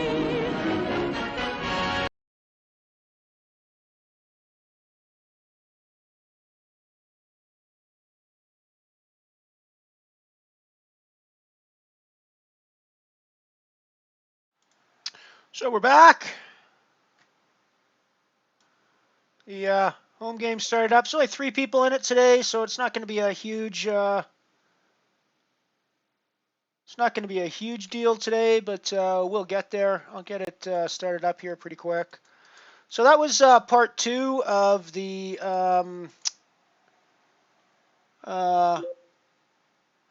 Chevrolet Industrial Musical.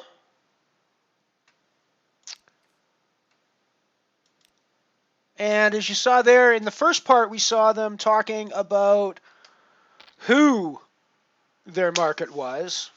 Here they're talking about where their market was. So like I said, it's just one of those sort of this.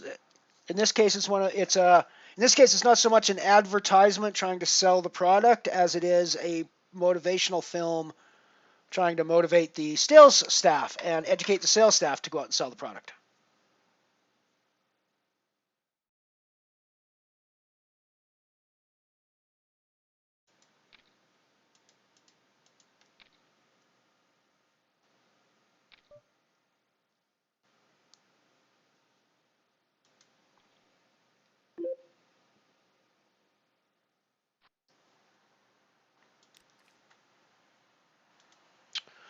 So this is the home game up. Just me, Mike, and Evisceration now. Greedy Man Evisceration, I think. The only ones in the home game now. There's still time to register. 10 minutes late reg. That's all I can. I can't find any place to set late reg at a different at different than 10 minutes. But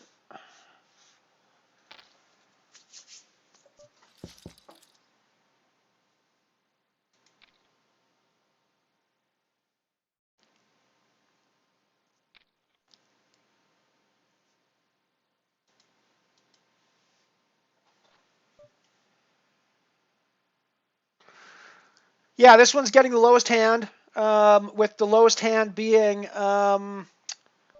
7, 5, 4, 3 deuce.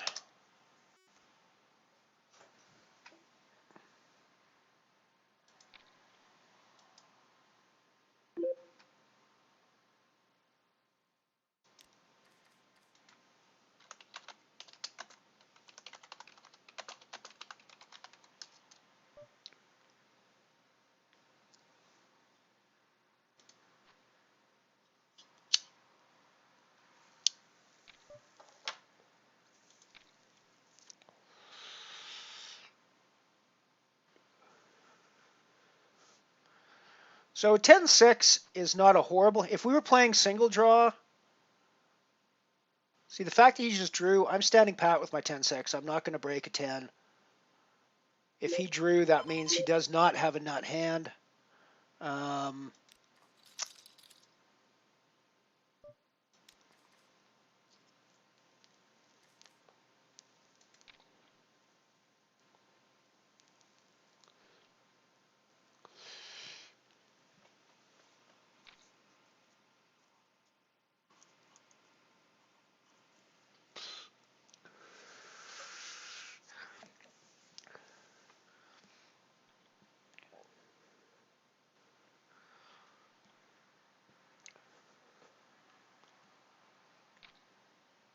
I'm pretty sure I've never, twice in a row, we got dealt spades the last hand, we get dealt hearts this time. I'm pretty sure I've never been dealt a natural flush in a 5-card draw game. The only reason that I'm playing this hand at all is because I knew that I was going to be throwing away my ace and my 10, so I'm not going to get 2 hearts back from that. Jesus, I mean, I am still. This is the scary part. I'm still fucking drawing into a flush here, folks. I'm literally still drawing into a flush, and it's not an unlikely chance that I'll hit my.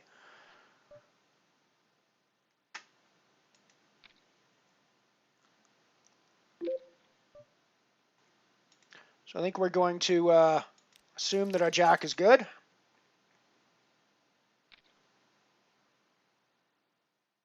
He hits. He's betting anyways. If we check to him, I'm actually surprised he didn't raise us on that. To be honest, but surprised you didn't raise me there, Mike. 87 is a pretty strong hand there. Of course, triple draw is not as strong as it would be in single draw, obviously. But was there 10?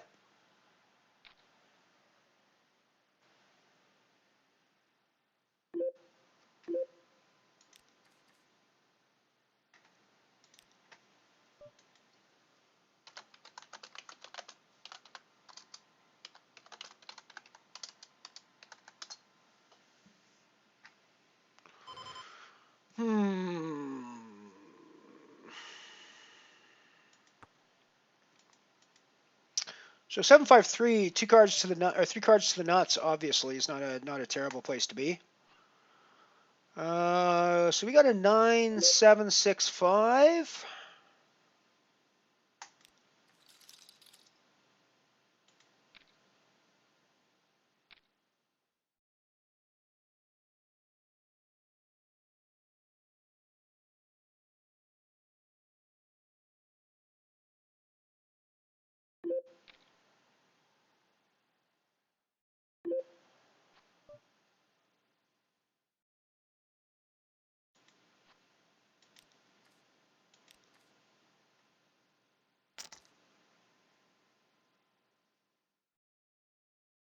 For the record, we've laddered up one spot, guaranteed 387 now in the Singularity.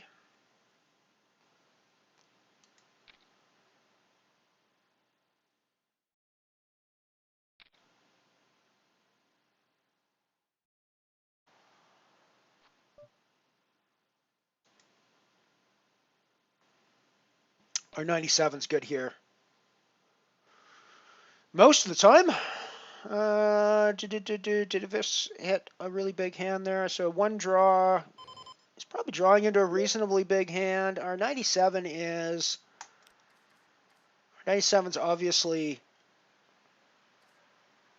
vulnerable, but I think we have to call.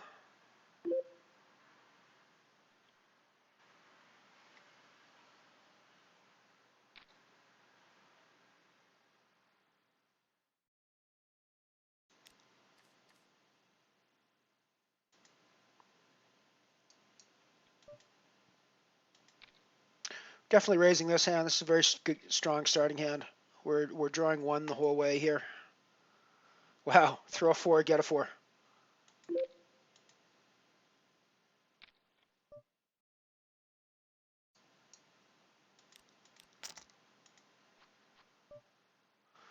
So aces are bad. Aces are always high in this game. So although I don't have a paired hand, I have the worst non-paired hand at this point. Evening, Ant. Good to see you, my friend. Good to see you.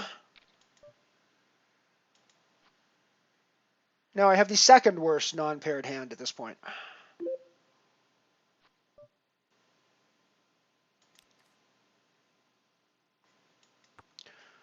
But Mike is still drawing as well, so...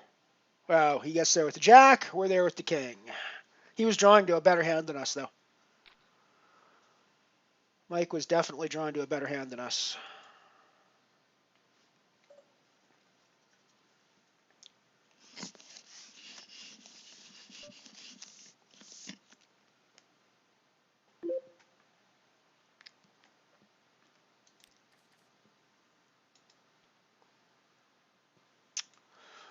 So we're 8 of 8 currently. Final table of the Singularity here. Guaranteed 387 so far.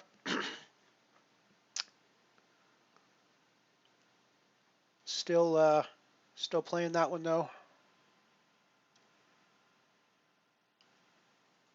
Nice. Good to see a couple extra people jump in. Nice to see you guys. Moofy, Ant-Man. Alrighty, we got almost a full table of action going here. Deuce to 7 triple.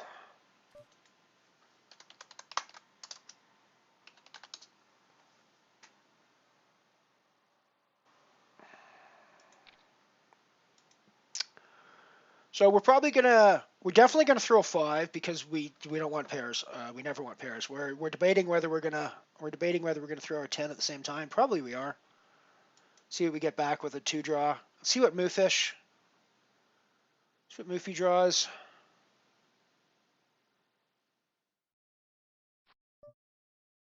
So Moofy draws 1, which is probably drawing 1 to a relatively strong 4-card hand. So I think we want to try to get the strongest hand we can. So we need to draw 2. See, this is a bad sign for us because we've just hit the straight. That said, it's not the worst thing in the world because what we do in this spot is we check back, we draw 1 with the 6, and that's we can hit a deuce for the nuts at this point. We can hit an 8 for a fairly strong hand as well. So there's lots of things we can do here with this. It's not the worst hand in the world. We pair a 3. That's actually better than the 6 because paired 3 is actually pair of 3s is a quote unquote better hand in deuce 7 than a straight is.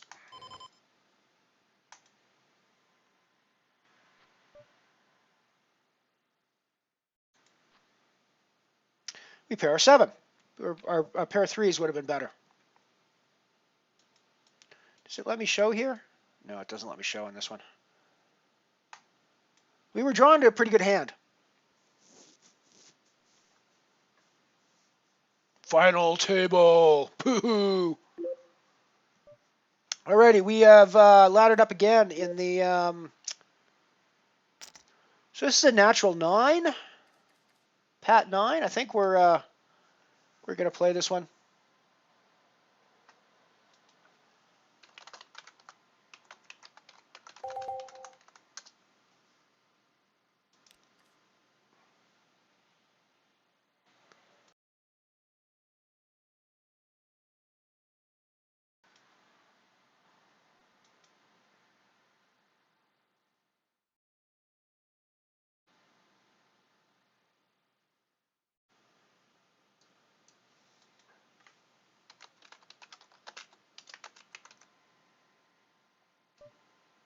Yeah. So I'm gonna pat my natural 9. It's like a pretty rough 9, so I'm not thrilled if there's other people. But with that man drawing 4 and Evis drawing 2, I'm in pretty good shape with my pat, I think.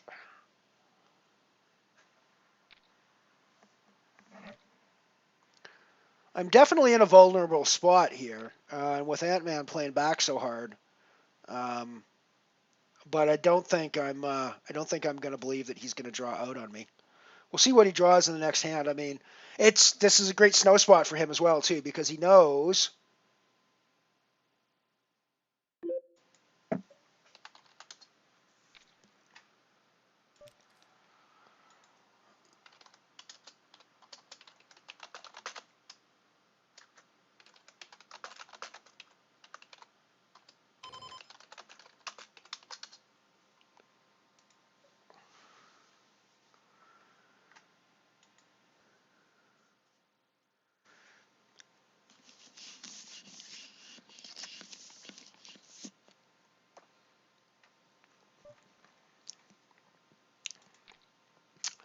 I'm going to call the Ant-Man down here. I don't know how well he's drawn here, but we don't have the weakest of hands here. We don't have the strongest hands in triple draw. If this was single draw, I'd be like super happy with my hand at this point.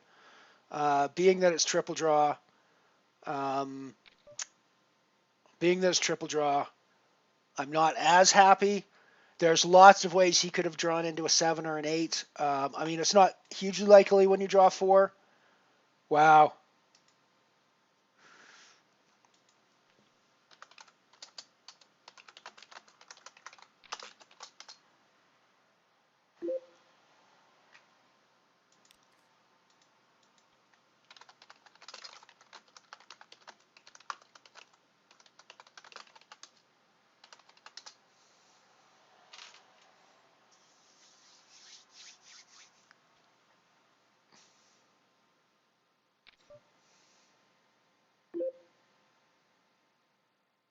Nice, Evis. Take down that ticket. Yeah, we probably don't want to play this. We do have 2 cards to the nuts, the deuce and the 5, but it's just not enough other equity there for us. So yeah, we've laddered up another time. We're guaranteed 7th now in the singularity. We're still in last place, but you know, as long as we're laddering up, who cares what place we're in, right?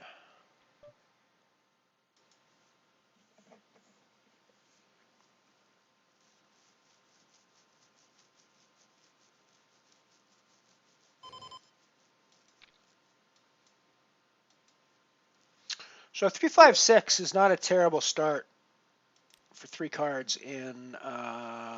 You typically want to have a deuce or a 7, at least one of those in your hand. This is always the problem with drawing to a 356. When you hit your 4, it's actually one of the worst cards you can get because neither a deuce or a 7 is what you want to hit now.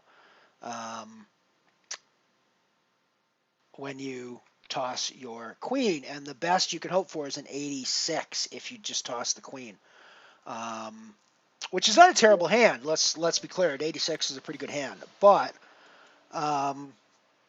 the 4 is like the worst thing you could have gotten there. See, there we go. We hit a 7, which gives us our straight. So once again, we are going to check, probably call a bet, and try to get rid of our 6 and see what we can hit.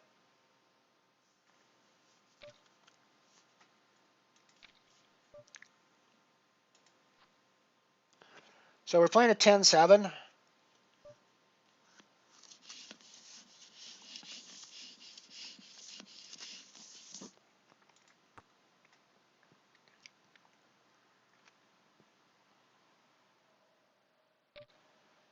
think I'm probably going to call this down. I don't know how often a 10 is good. I think Evis can be doing this with a jack sometimes, though. Nice hand. Very nice hand.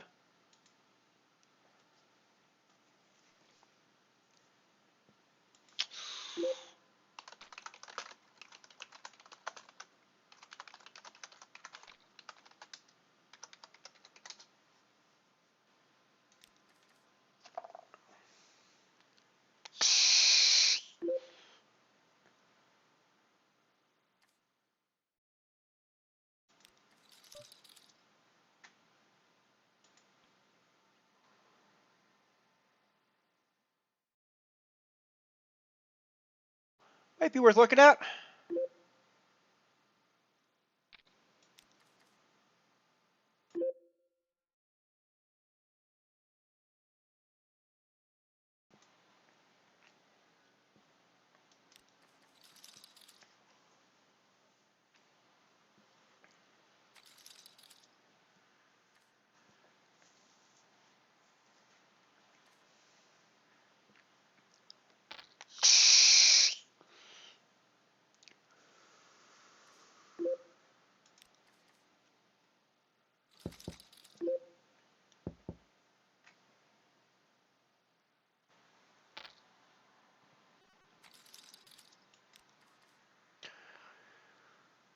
Unfortunately, even with an overlay, the Sputnik doesn't really pay me to play anymore.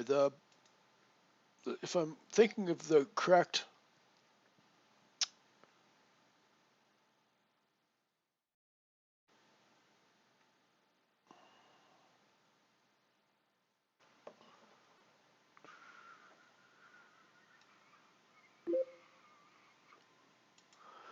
Yeah, €10 guarantee, even with overlay, even when I win that, it doesn't really have a significant impact on my bankroll, so it doesn't really feel like it's worth playing my time or worth my time playing anymore on those low buy-in nanos. That's why I've moved.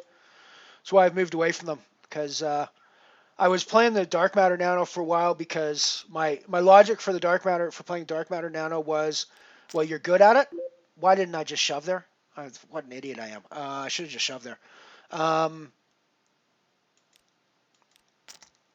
And when I say I should have just shoved there, I mean there. I should have just shoved.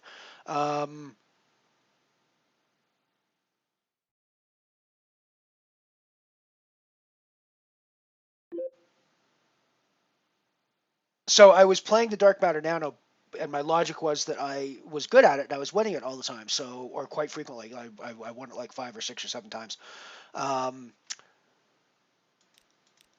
So my logic was I should play it because I win it. But then I was realizing that it didn't. Yeah, crap. Alrighty, so we're done in 7th place in the singularity for 484. But yeah, so I realized that it wasn't impacting my bankroll in any way when I won it. So yeah, it was cool to win a tournament, but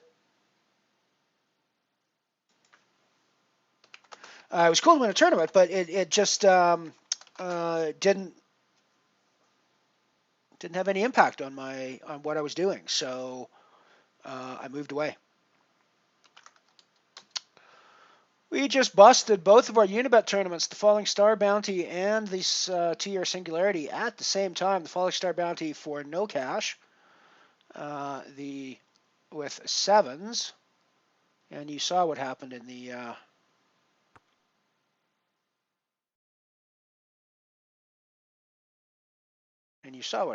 other one. So what else have we got running here on Unibet that we can play that we haven't? We could jump into the black hole now. Let's get our stats updated first. So Falling Star Booty was a 0. Singularity was 4.84 for 7th. And that was 0.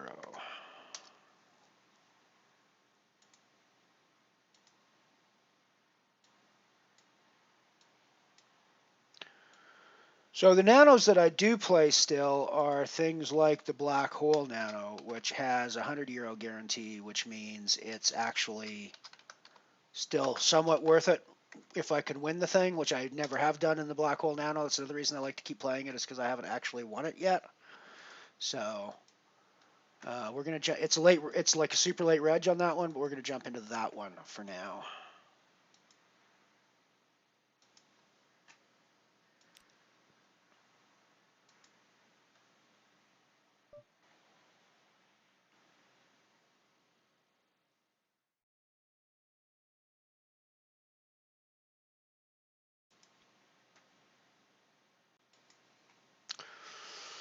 I'm pretty much done like dinner in the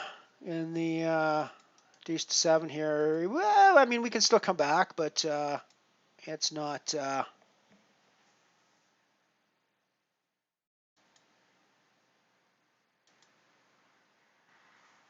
It's not looking good.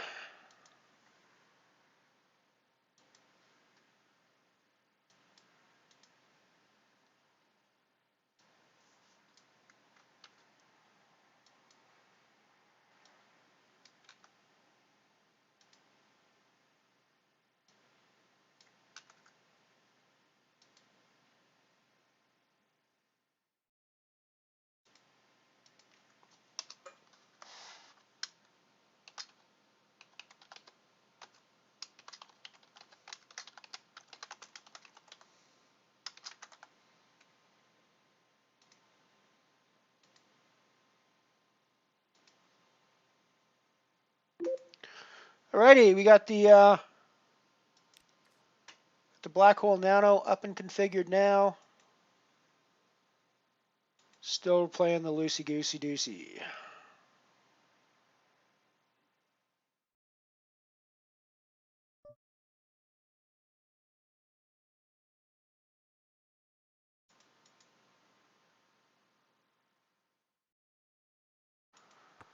Check and draw 2 here to our 94. We hit our 9, so we're playing a 96 at this point, which is a pretty strong hand. It's way better than the 9 we were playing on the previous hand when we ended up going down. When we were dealt a natural 9, because we were dealt natural 98, which is a pretty weak 9.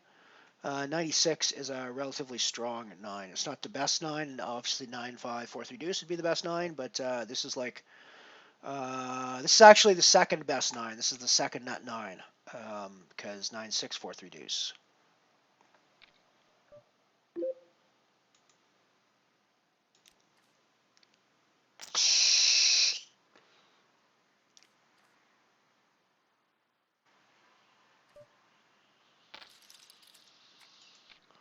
May as well put the rest of my money in.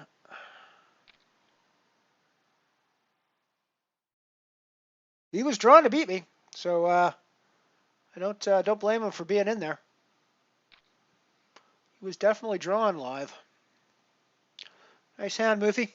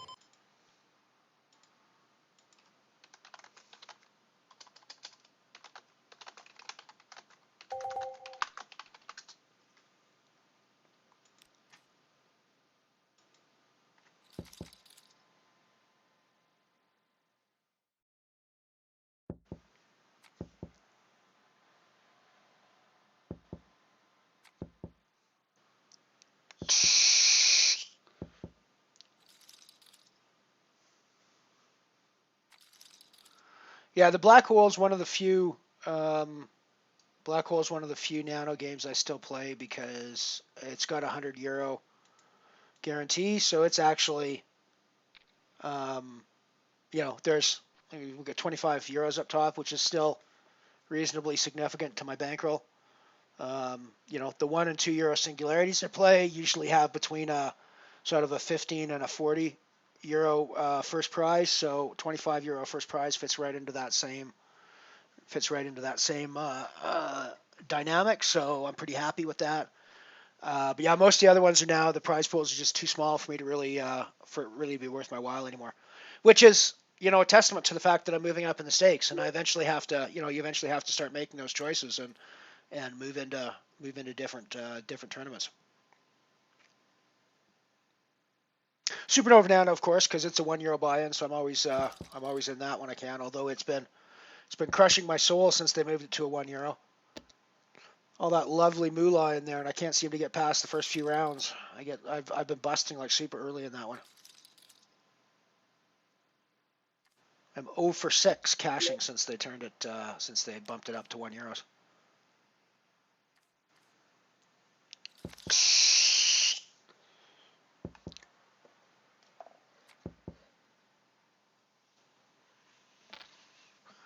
Nice hand, Moofy.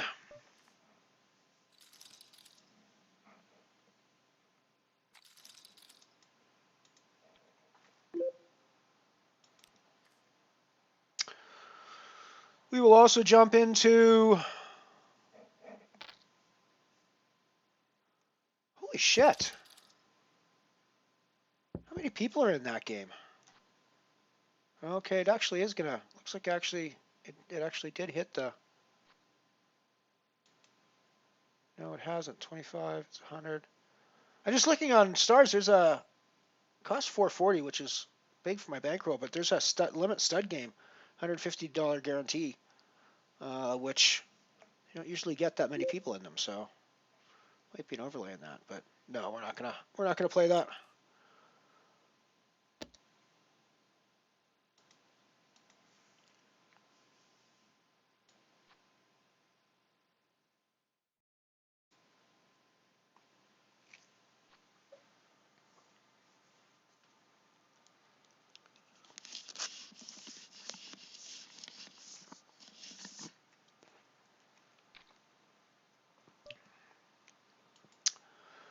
Boo-hoo, boo-hoo, boo-hoo.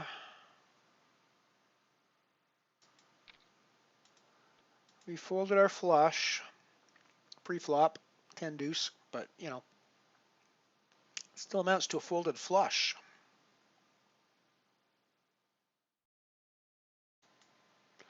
Nice, Evis, good job, good job. Always like to hear you banking a ticket.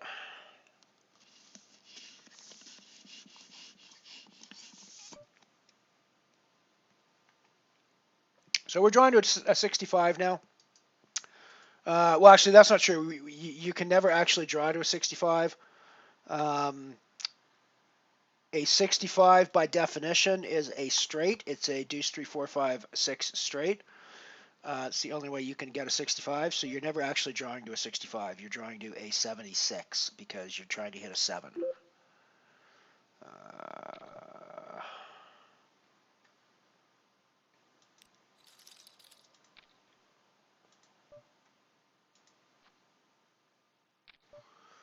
10-8. I wonder how often 10-8 is going to be good against Ant-Man's pat. I wonder how often Ant-Man's patting something worse than an 8. Well, let's call and leave our 40 chips behind for the next hand. Nice one, 86. Yep, good hit. Good hit.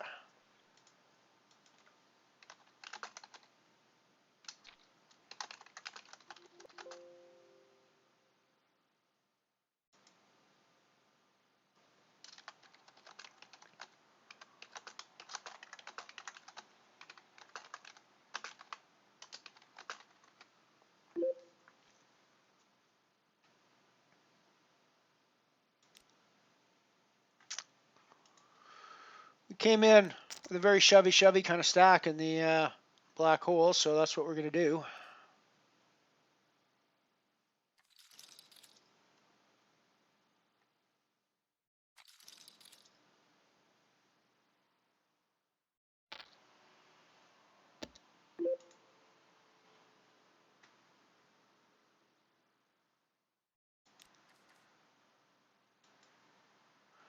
This isn't actually a terrible hand, given the fact that we're forced all in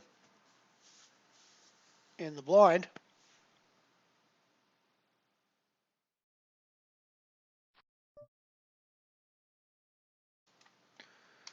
Yeah, it's not going to let me say. Yeah, I didn't think it was going to let me say anything while we're still in the hand. There we go. I guess I'm checking down my 986.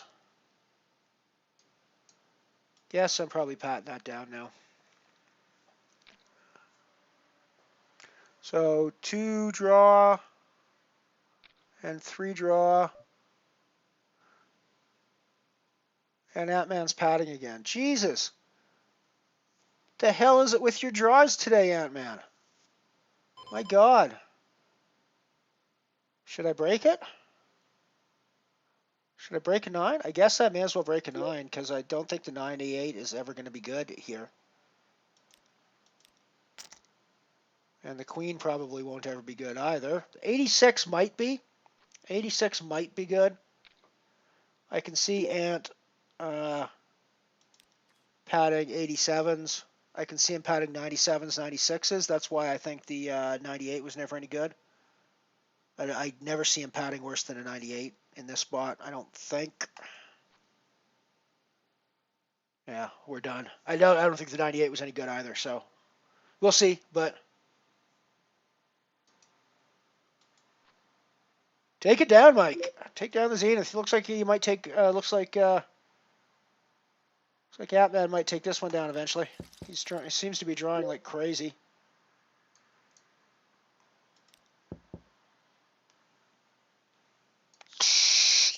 Yeah, Ant-Man's just drawing crazy good.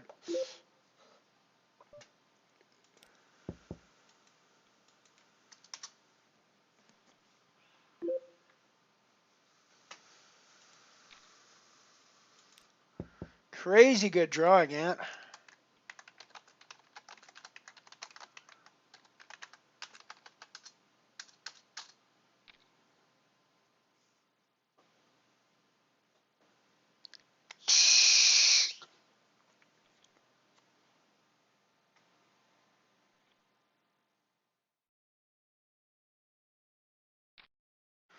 So we'll leave this running, and I'll keep commenting on this game as we go, as much as I can with cards down coverage. It's a little tough to do it with cards down coverage, but we'll do what we can.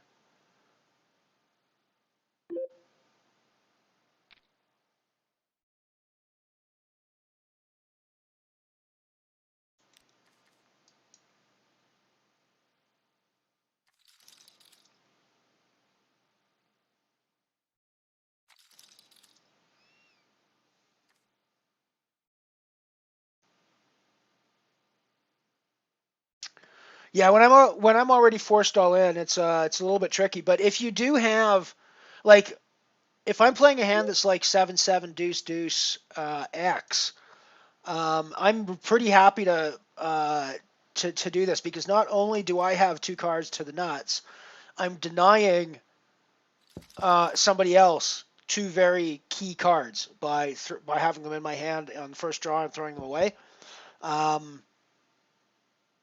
So yeah, anytime you've got paired blockers like that, it's actually really good because you can subtract that many good cards from the other player's hands, and it makes it less likely that they're going to be playing those super low cards.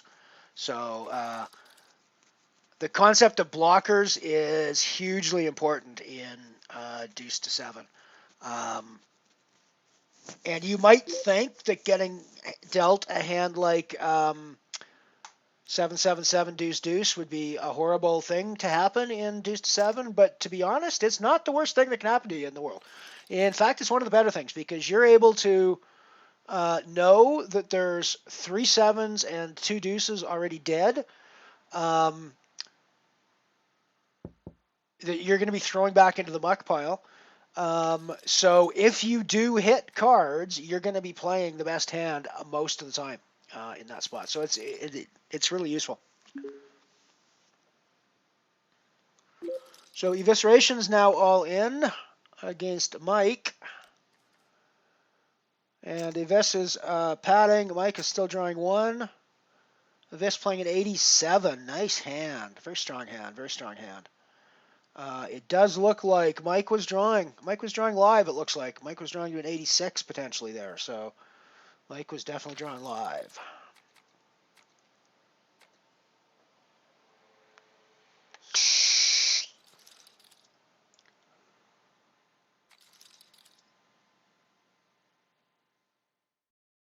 Thank you, Ant-Man.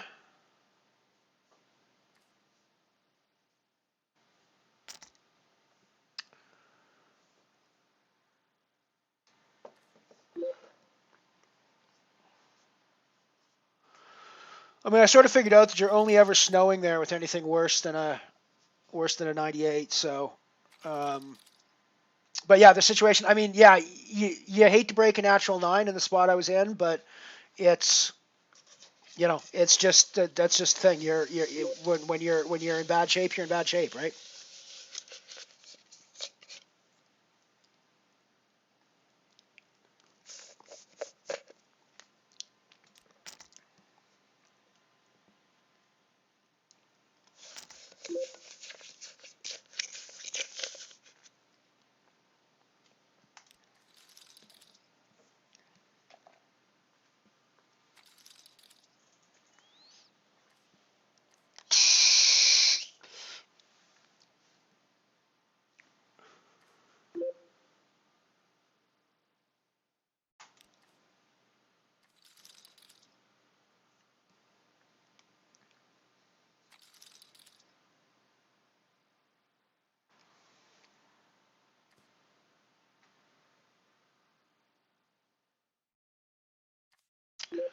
So both players are on 2 draws still.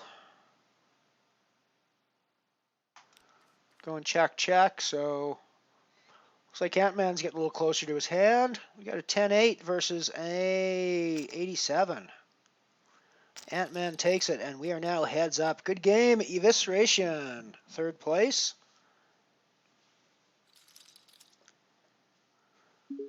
It does look like Ant-Man is getting the draws.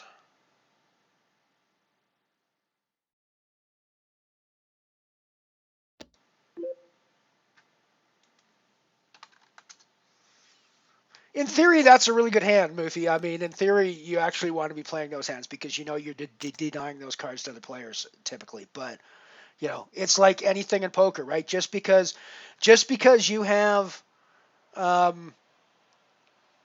just because you have 2 blockers to the straight doesn't mean the other guy doesn't have the straight still, right?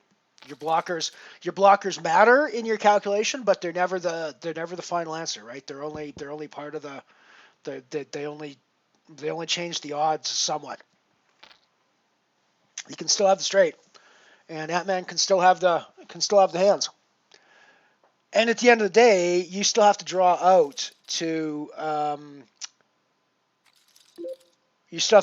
right? You still have to get there when you're drawing from those hands.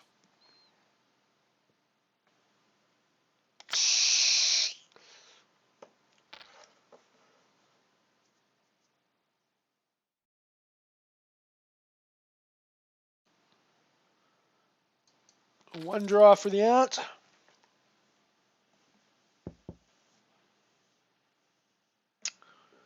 One draw for Mike.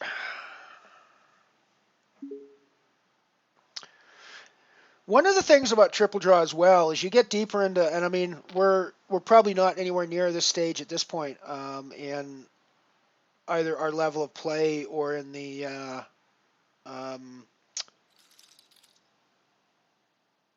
or in the situation. But you can actually, holy Jesus, those are some strong hands for heads up. That is some strong fucking hands for heads up, and I'm surprised that didn't get into some sort of an absurd raising war, to be honest. So in single draw, your draw actions are very face up in many cases, right? When I draw 1 in single draw, um, it tells the other player something about the strength of my hand. When I draw 2 in single draw, it tells the other player something about the strength of my hand, et cetera, et cetera, et cetera, in a fairly specific way. In triple draw, I can use draws to disguise my hand a lot. I.e., let's say I've got something like a king, 9, 8, 7, 3. Okay. I'm not really thrilled with the 9, frankly. So the sort of obvious play would be to draw 2 with the king and the 9 on the first draw, draw to my 8, 7, 3. But that's also giving out information. It's saying that I've got 2 cards that are pretty high that I'm not that thrilled with. Okay. Let's say I choose just to draw my king. I'm drawing 1 card. That's giving an inflated sense of the strength of my hand to the rest of the table. And when I throw away the king and I have a deuce slide right in under the bottom, or a 4 slide right in there, I've suddenly got a spot where I can look at what other people are drawing and make a decision whether I want to play my 987, my very strong 987, or whether I want to now be able to keep drawing 1, which doesn't look like what I've done, i.e., I've drawn from a fairly weak hand into an increasingly strong hand. Instead, it looks like I'm drawing 1 into a strong hand and I missed it, so I'm drawing again into the same strong hand, if that makes sense. So you can really play with how many you choose to draw to disguise the strength of your hand a lot more in triple draw than you can in single draw. I don't know if that made sense to you guys or not, but it's one of the more involved triple draw plays that you can get into.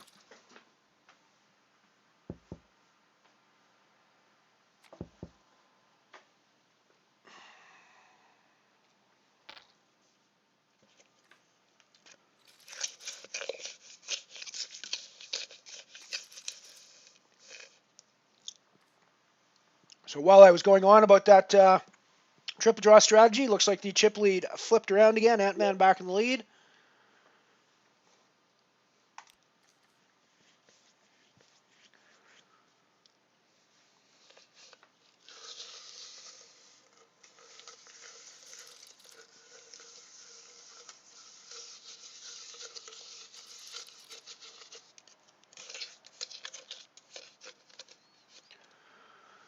I mean, it was pretty much in the cards when we saw Ant-Man come in that first hand against me. He draws 4 into the fucking virtual nuts, right? I mean, that pretty much that pretty much wrote the script for the day today, right?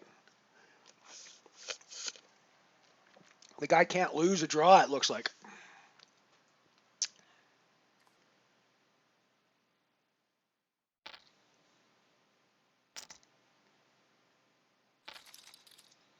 Tough one. Looks like Ant-Man is kind of confused there. He didn't hit his draw, and he's like, what the hell am I supposed to do when I don't hit my draw? What the fuck?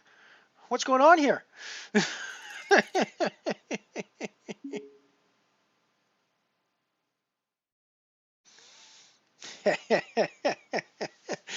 Nice one, Moofy.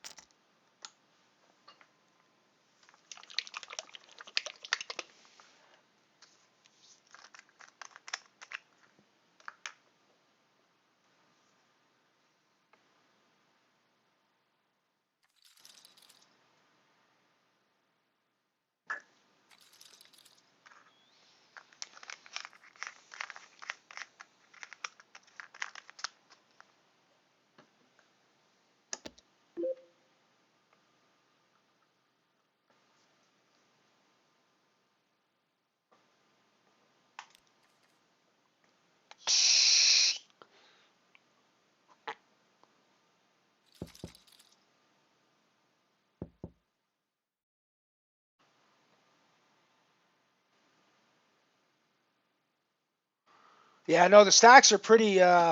It's pretty deep stacked right now. That's an interesting stage, and I mean we've only been playing an hour, so I might need to look at how these blinds go.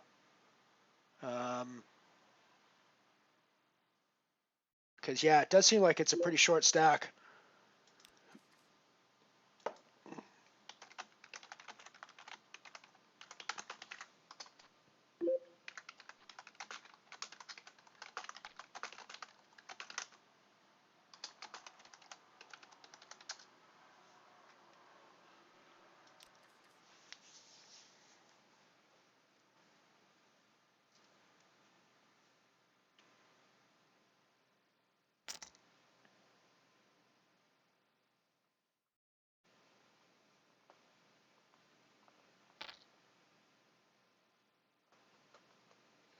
For the record, I'm still got the black hole running. We are not haven't really had a chance to do much of that. We've won a couple of pots, but they were small, and we've just sort of been whittled down. Haven't really had a place to really make our mark yet there. Another couple of nice strong hands. 98 versus 96.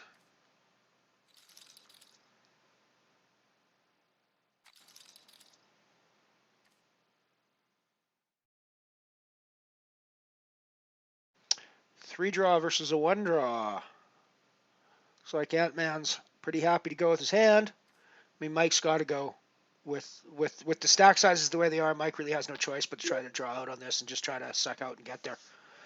Even though he knows he's behind, he doesn't really have a whole lot of choice. 76 versus 98. Mike takes it down. Mike takes it down. Good game, Mike. Good game, Mike. You were able to take down Ant-Man, who was drawing out so damn well for most of the game. Well done. Well done, Mike.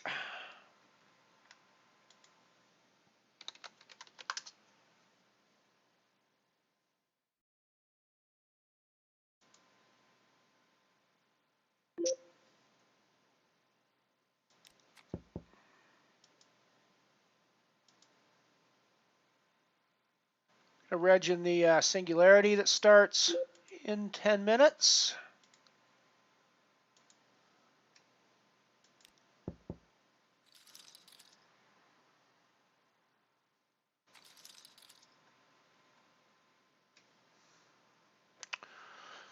Nice pair of eights here.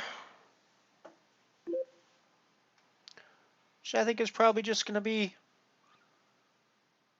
a situation where I tell the dealer to please take all of these small round betting discs I have, put them in the middle, and give me that nice all-in button that you have, please, in your tray. I would like it if you would do that for me, please. Thank you very much, dealer.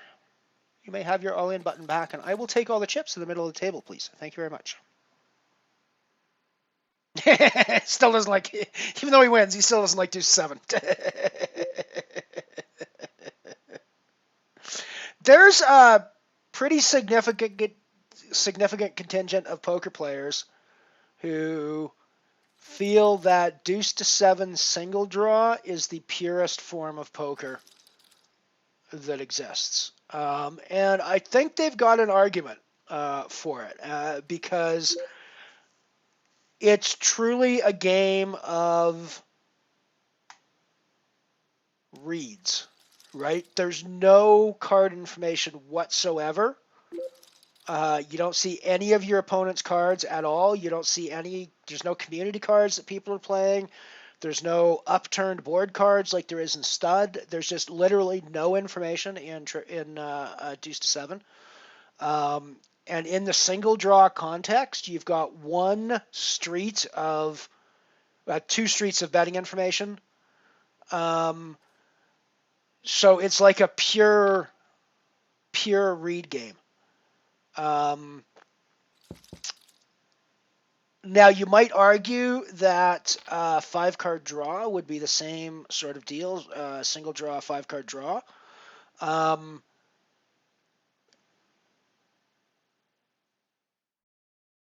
But it's a lot harder to know where you are. in a 5-card draw game, whereas in the deuce to 7 game,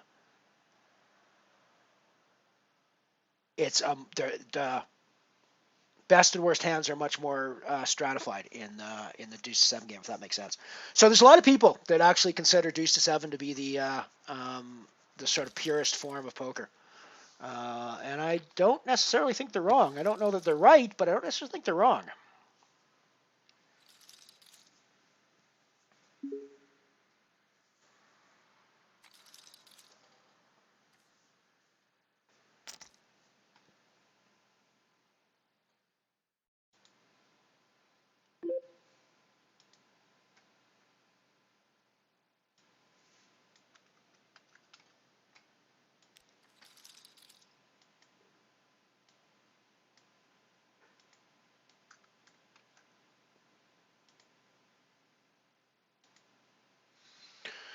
Alrighty, so we're going to have our third segment of the, we got aces here. We're going to have our third segment of the Chevrolet Industrial Musical coming up next. Finish off the cross-country tour. And I think we then get into some more general sales motivation after that for the final. So yeah, I mean, I think our only move here is to, once again, ask the dealer to put all of our round betting discs into the middle and pass us the all-in token, please. Aces V10s. We can hold. We can hold. We hold. Hodl. That's a big hodl. That's a big hodl for a nice double.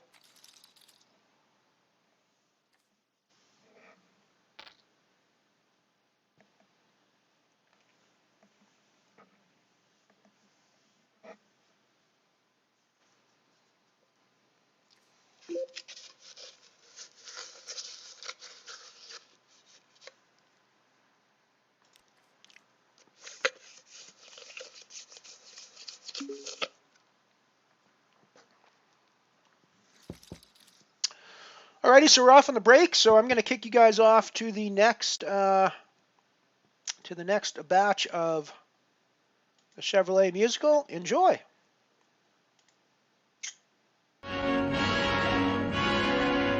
the great Southwest, we got Texas oil, Louisiana cotton, and herds of cattle, of course. We got stretches of road for floorboard driving, and cowboys who never rode a horse. We got streets and roads and new highways. This is your market for new Chevrolets in the great Southwest.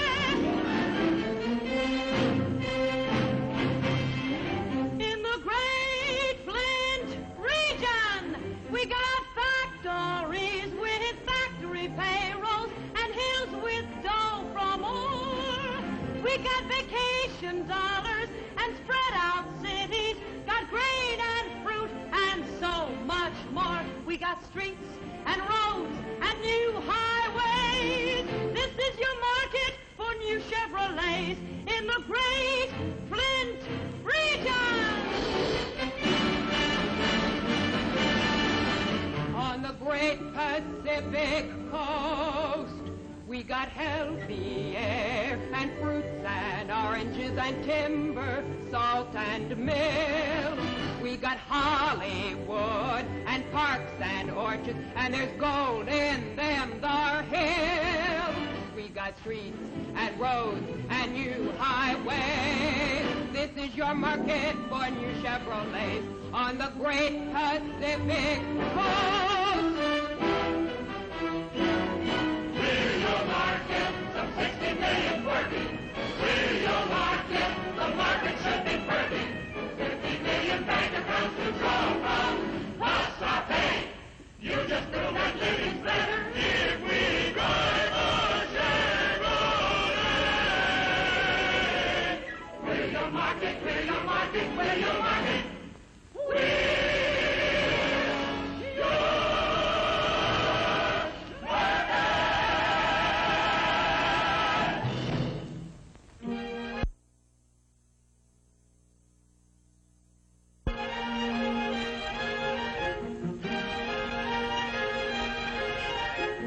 money, money, money, money, money, money, money.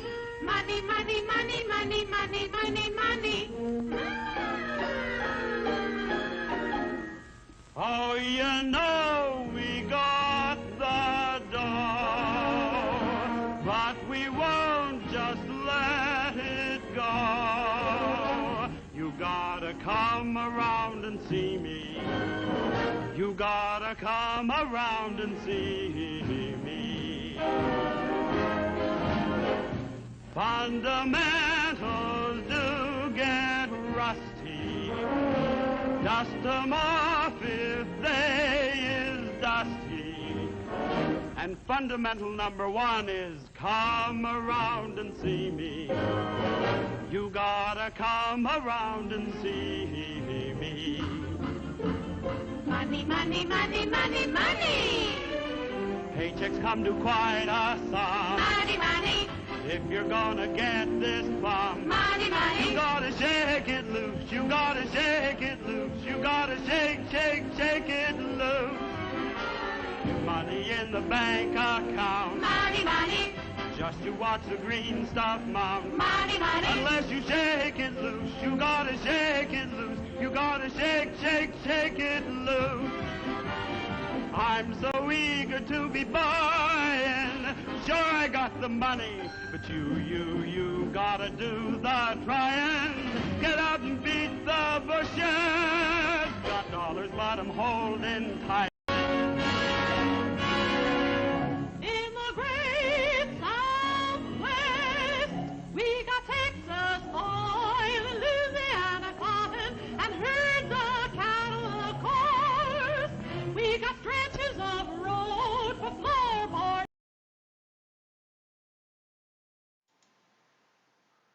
We got the new Singularity coming up now. Kind of messed up a little bit on the ads there. We didn't quite finish that off, but I thought it was kind of fun that we got this like real subtle money, money, money. It kind of bit going there. It's like they're so subtle at this. But yeah, I mean it's they're trying to motivate their sales force.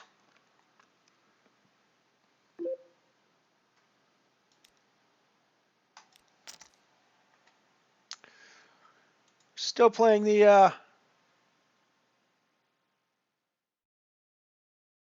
yeah, I'm not watching the WQ main event either at the moment.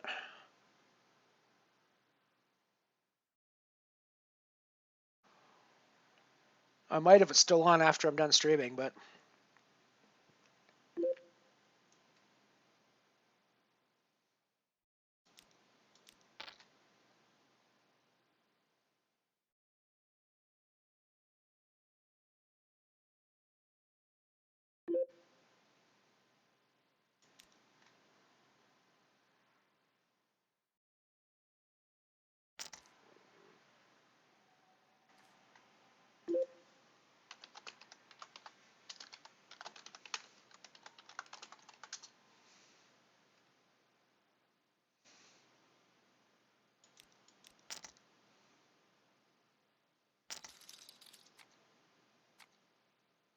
oh! How is it that we get fucking punished for the right play so often in those spots, people? I mean, there's absolutely no fucking way he should be playing that way with ace deuce by any stretch of the imagination. I mean, I guess he could put me on like an ace king or an ace queen there, but there's literally no reason in the world not to be putting me on a pair there. For him to think his deuce is any good is absurd in that spot. Yeah, he should not be there.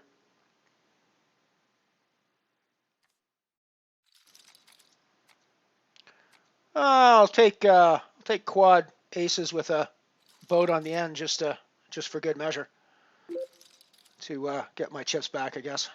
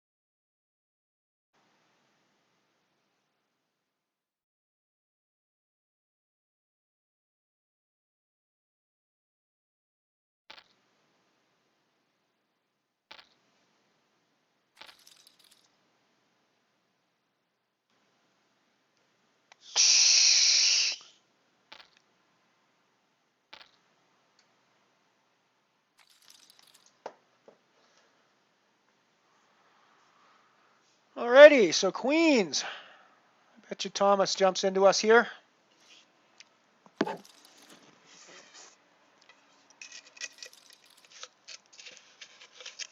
No, limps into us.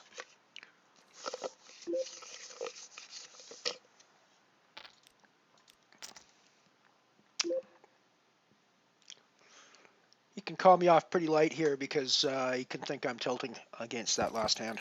We played against each other.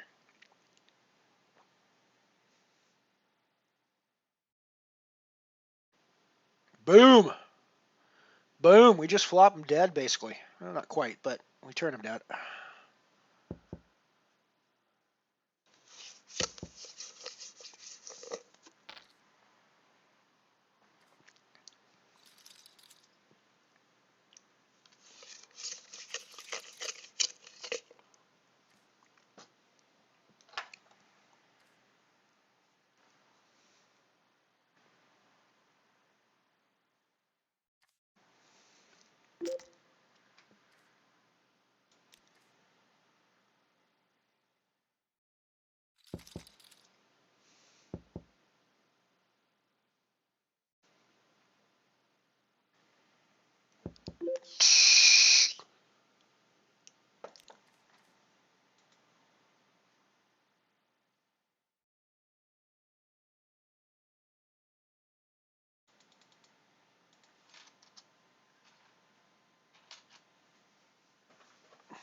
Sadini.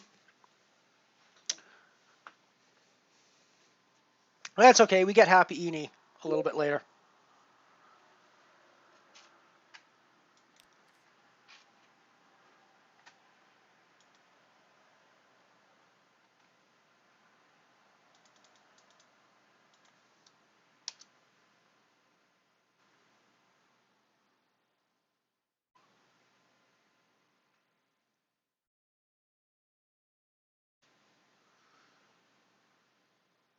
It's interesting to be talking in real time and also still doing emote commentary in the 3-minute past on the stream delay.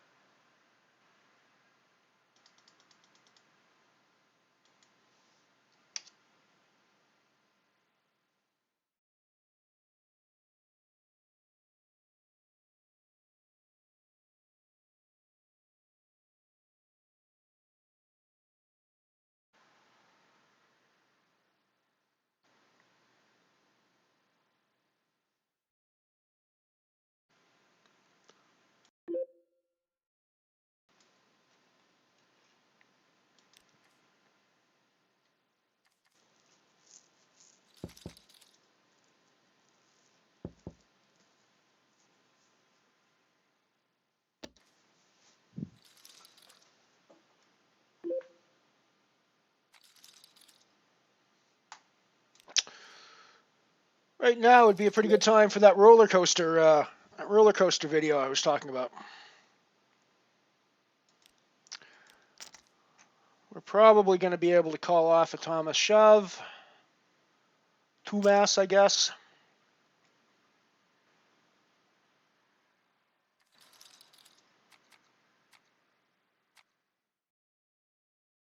We actually hold? We actually fucking held there. Holy shit, with that many outs. Too many out syndrome, I guess, for him. I guess that was too many out syndrome for him.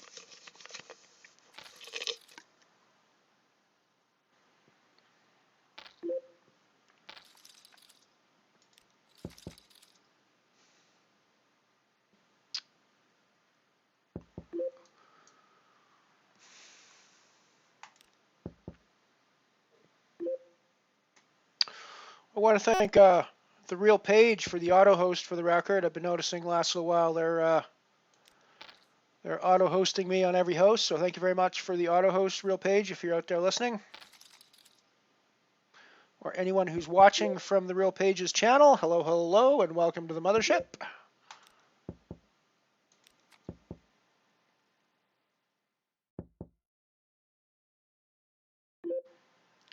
Damn, Moofy, that's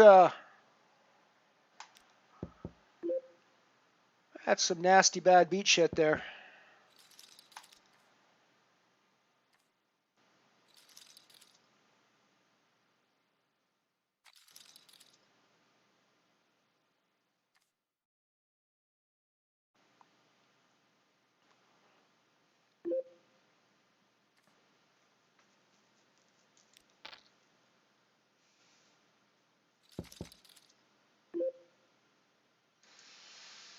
Backdoor clubs, backdoor straights.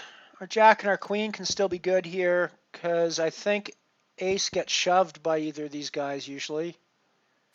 Should be in theory. So our clubs come in for the front door now. Far less likely now as well that there's an ace. I should probably bet there actually. I shouldn't just check. I should probably bet there.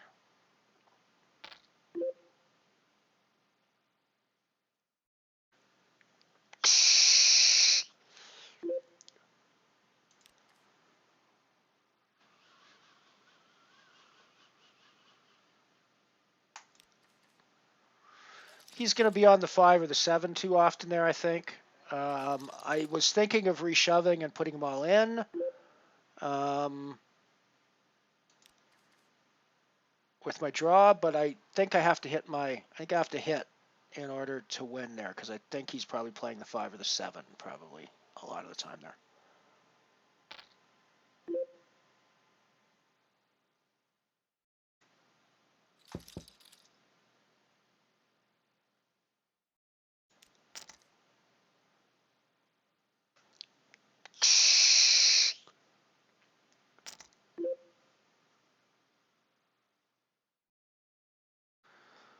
I think this is a spot where I just have to put myself on the line. I don't think I want to go to a flop. I think I want to do this pre-flop. So he's going to re-raise me pretty wide with his stack, with our stack dynamics. I think he's going to be re-raising pretty wide on the big blind. So I think my ace-queen is going to be good here an awful lot. It might be turning my hand into a bluff to a certain extent, because I may only be getting called by worse. But I'm going to be getting called by race hands some of the time, and I think I'm actually getting called by some of his weak races as well there. So, but more than anything, that shove, I guess it's a bluff, but it's to avoid going to the, it's to avoid having to go to the flop with the hand that I'm not entirely sure where I'm at that stage, if that makes any sense.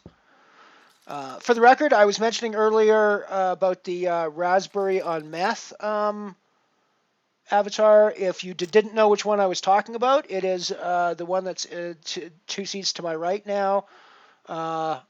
Red Bad is rocking the raspberry on meth avatar that I was discussing earlier. So we'll expect him to be a fairly aggressive player.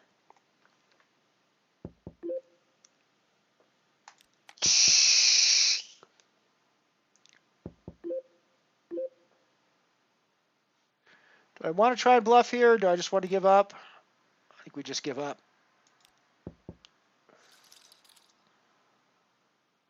Might have bluffed him off that hand. I think there's a lot. King High's calling there a lot, though. I think with the way that action went, I think if I'm sitting there with King Jack, I think I'm probably calling a lot of the time. Right, so this is a total and complete set mining operation here. If we don't hit our set, we're done. Well, I say if we don't hit our set, we're done, but we're actually not necessarily done here because it's probably going to check around on this board. Let's see, a single bet from a...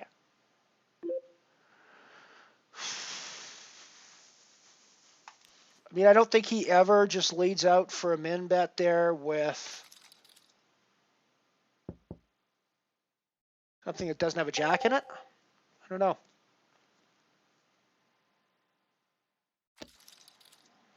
Yogs, good to see you. Good to see you. Good to see you. Welcome, welcome, welcome.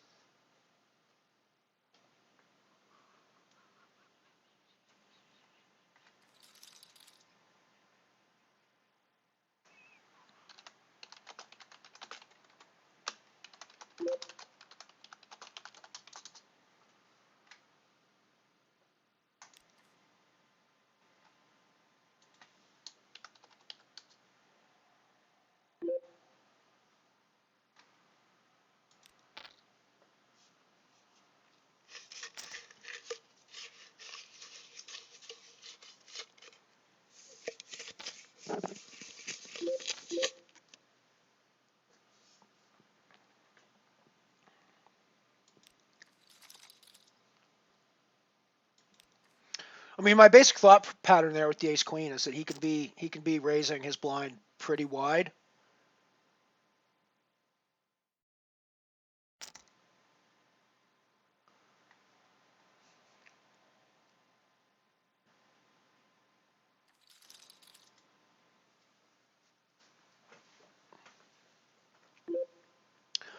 Yeah, the idea was I didn't really necessarily want to play post flop and have to figure out where I am against him post flop. When I sort of am pretty sure I'm playing the best hand pre flop. So I'm not really sure whether I'm supposed to call that a bluff or not, because I don't really. I mean, I am betting that way to end the hand there, so I guess it is a bluff in that sense because I'm not actually looking for value calls really. So yeah, I guess technically it is a bluff, and I don't really see why I should be wondering. Oh, that's a pretty nice flop for our hand. It's obviously not the nut flop for our hand, but it's a pretty good flop for our hand.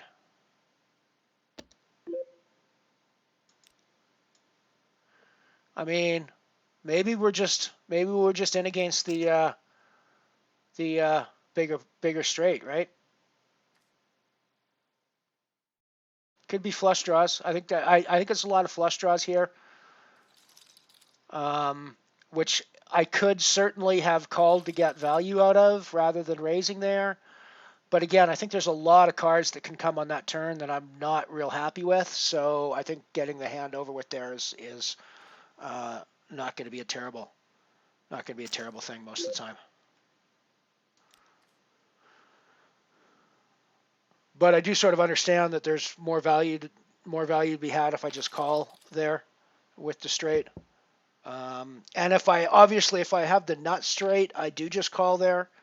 Having the bottom end of the straight though makes me a little less confident, especially when the 9 jack is one of the hands that's going to be out there some of the time. So,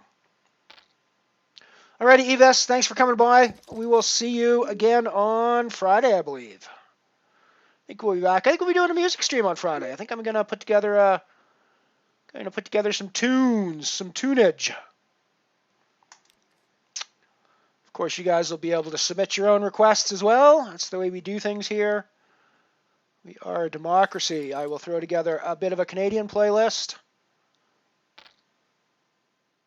And otherwise, you guys will be able to throw on what you like. And my playlist might not even be all Canadian anymore either. We've done the Canadian thing for a few weeks, and I wouldn't say I've exhausted the Canadian music, but I've played a lot of the good stuff already. There's a lot of stuff that I'm just going to keep playing over and over again because I love it. Branch out into some of the other stuff that I enjoyed as a younger adult or other times during my life.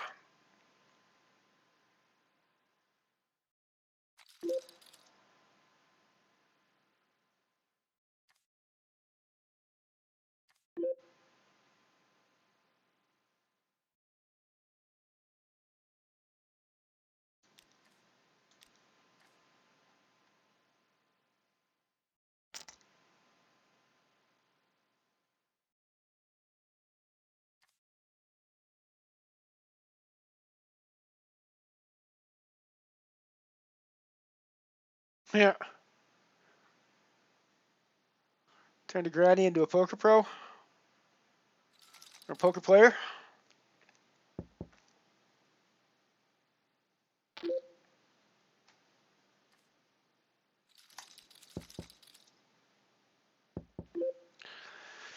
So we got a gut shot here.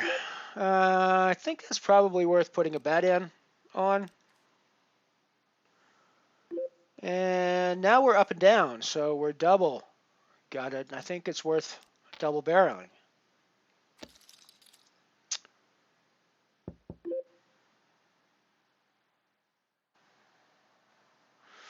It's worth triple barreling, in fact. Don't need to go super huge.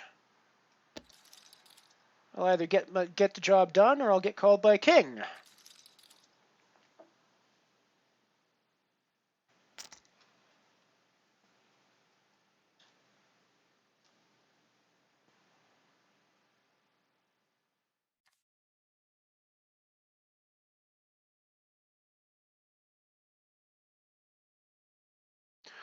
That's great, Mike. I'll have to check that out.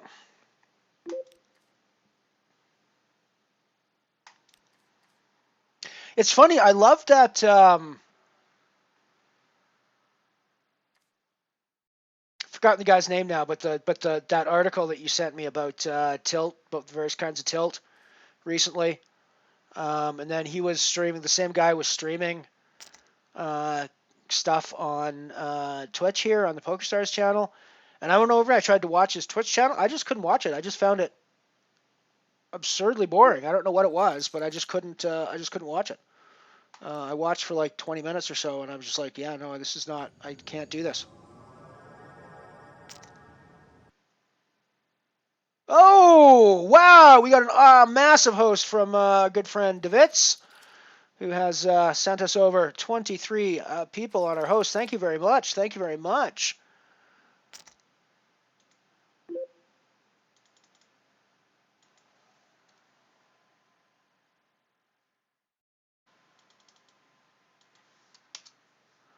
We got the massive host from DeVitch.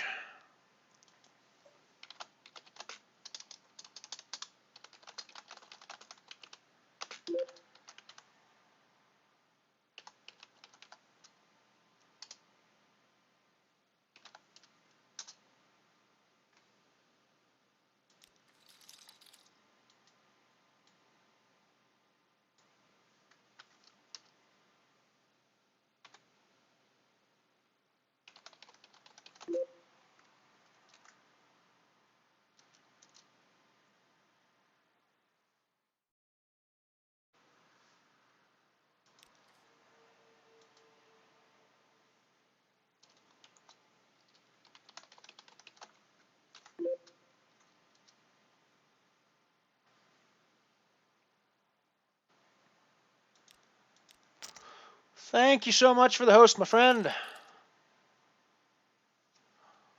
Thank you so much for the host. That is so awesome. That is so awesome. Welcome, everybody, from DeVit's stream.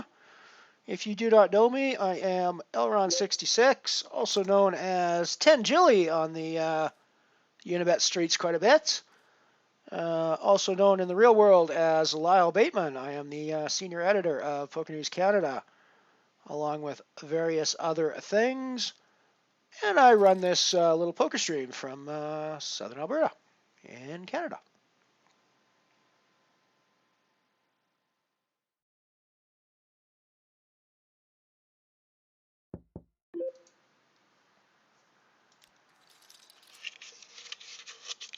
Click the follow button if you're not a follower. Welcome to the stream. You'll see on the bottom my Facebook and Twitter information pops up on a regular basis as well, so feel free to follow me over there. I talk about poker. I talk about lots of things on my Twitter, so it's a pretty wide gamut that we run over there. My opinions are 100% my own over there.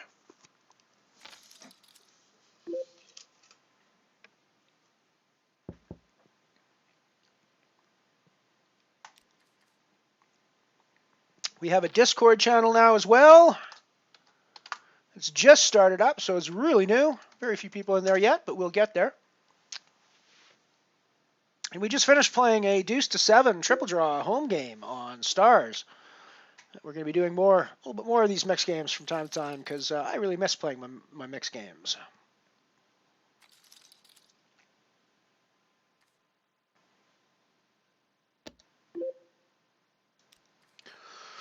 I, of course, 3 minutes ahead and everything in chat. I just, you guys are going to hear me talk about the Discord link that I just put in there in like 3 minutes. So, well, of course, now that you're hearing me say this, you just heard me talk about it but you know what I mean. This time travel shit with Twitch delay does your head in sometimes. Does your head in sometimes as a streamer. I'm not really sure how David keeps track of it now, especially now that he's apparently worked out a way to worked out some sort of Twitch magic to talk in real time while streaming his hands from 3 minutes ago. Which I'm not entirely sure I know how he's done that. I've got some ideas on how he does the hand display thing on the side on his sidebar now. I've got some ideas on that. But I'm drawing I'm drawing total blank on even how you'd configure a partial delay like that.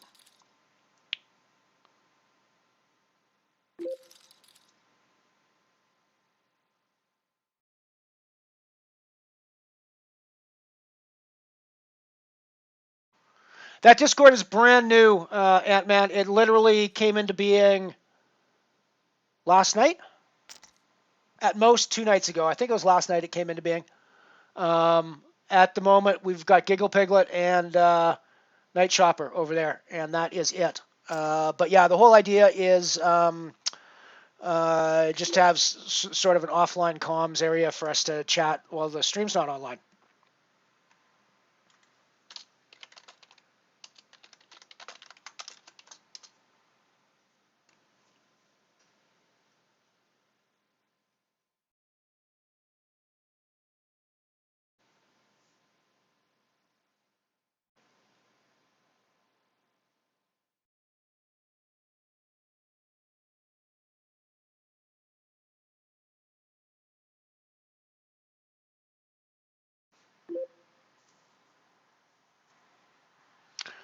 So I think we're going to play the Queen Jack, see a flop with it at least.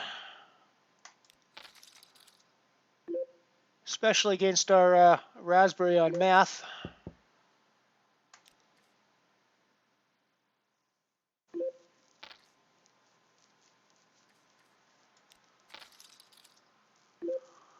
So we've now got the open ender as well as top pair, so I don't think we're going anywhere.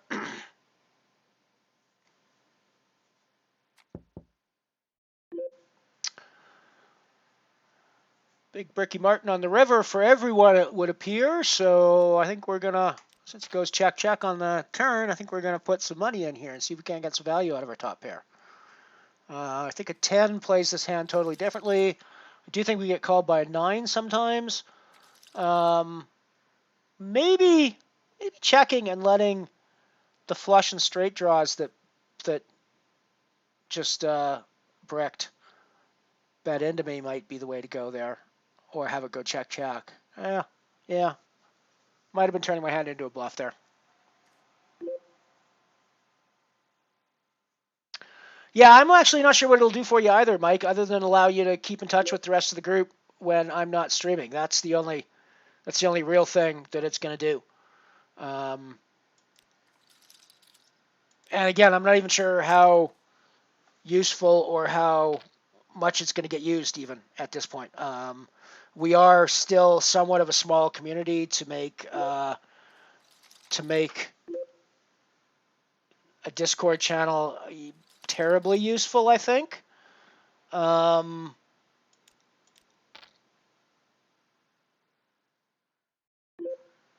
it will become more useful as we grow. And I think even at the size we are, it could certainly turn into a fun place where we all hang out when I'm not streaming.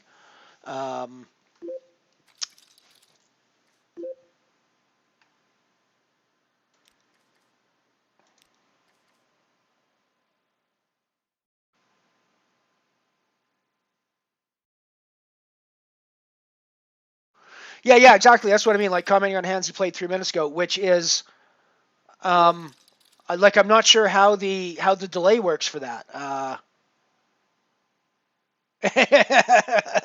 Yeah. I guess the engine of the TARDIS that would probably work. Infinite improbability drive might help you in that regard as well. Um, but probably the TARDIS core is probably going to be your best bet doing that. Are you in it, Mike? Did you join? Let me have a quick look.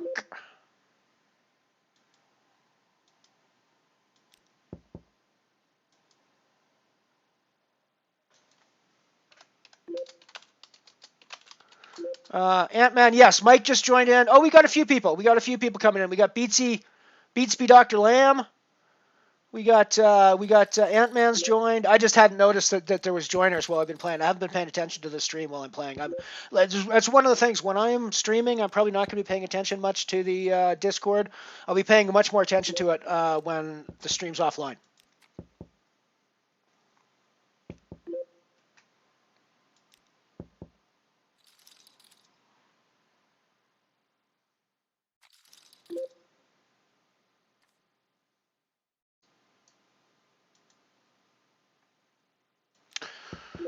So I think we're going to be check calling.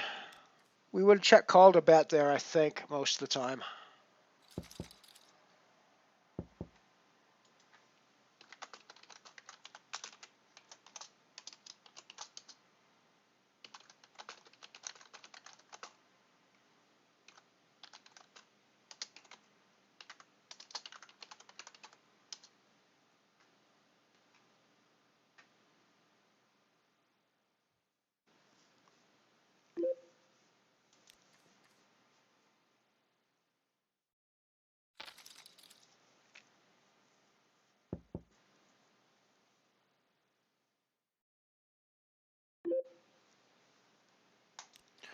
So on the next break, we'll get to go back to the final segment of our Chevy Industrial musical, where they finish off the Money, Money, Money song and come in for a grand finale closing number.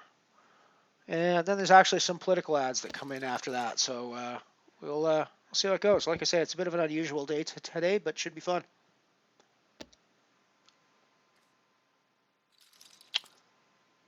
When I'm streaming, I'm not sure that it does much. I need to figure out what. I need to figure out how there are integrations you can do, but I'm not really sure what they are and how useful they are. When I'm streaming, there's probably no added value when I'm streaming. I think the added value to the Discord comes when I'm offline. I think that's the way I'm looking at it, anyways.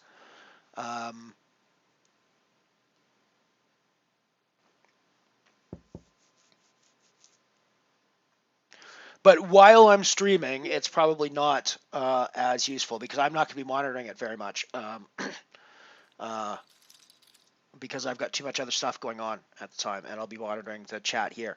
But the thing is, and at least in my case, like, okay, so Discord, you might be running Discord as a web page in your browser, which is perfectly functional and workable.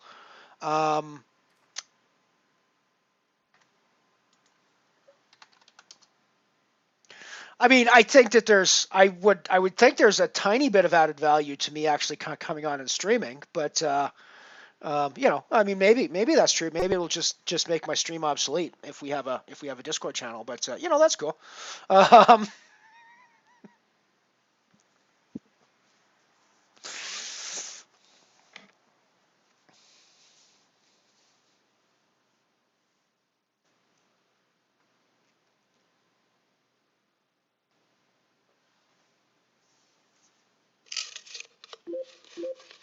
But no, what I was going to say is that I've actually got Discord as an app on my computer and on my phone.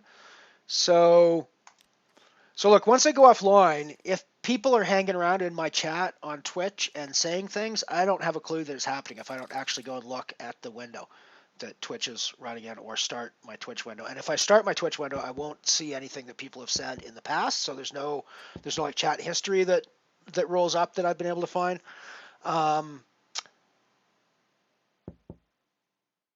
Discord, if you say something to me on Discord, and especially if you at me on Discord, it's going to give me a notification. I'm going to see that. I'm going to see that notification on my app, either on my phone if I'm out, or here on my desktop. So I'm going to actually. So if you actually want to chat to me while we're offline and not on stream, you can at me in the mess hall in the Discord channel, and if I'm awake, I'll. Don't worry. Also, don't worry about adding me. Don't worry about the time zones either. If you're, if you're elsewhere, don't worry about my time zones because my stuff is set up so it will not wake me up. If you at me in the middle of the night, it will not wake me up.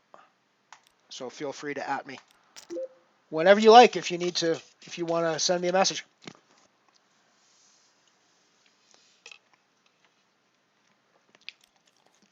It'll probably look like I'm always logged in. And AFK a lot because I'll probably be it'll probably just be running in the background all the time. But like I say, it gives me notifications, so it'll let me know.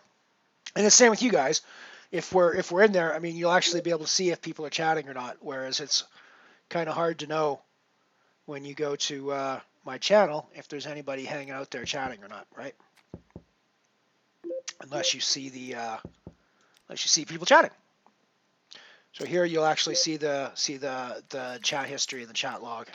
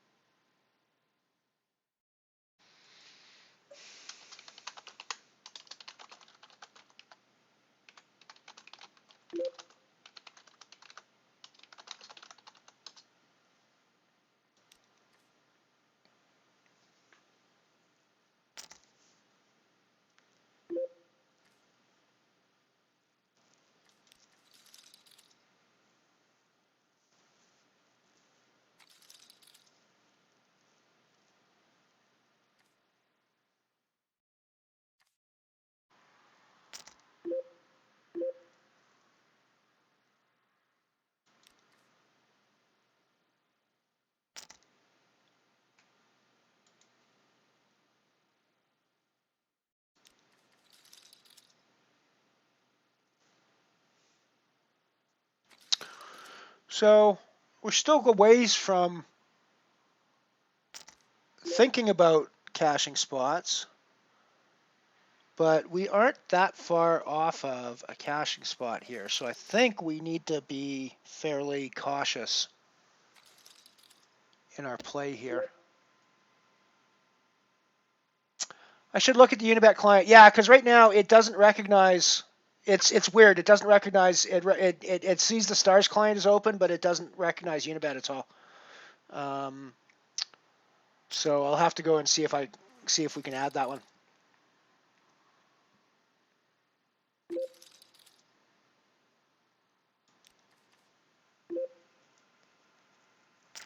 Cool, Mike. Thank you.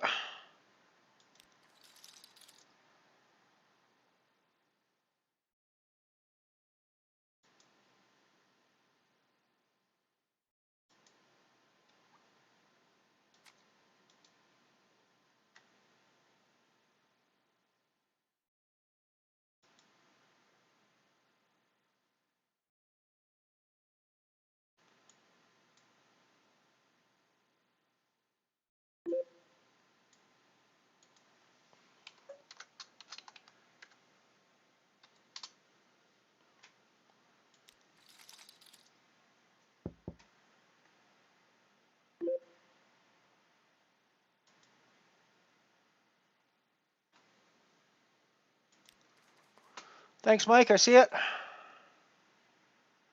I will watch it after the stream.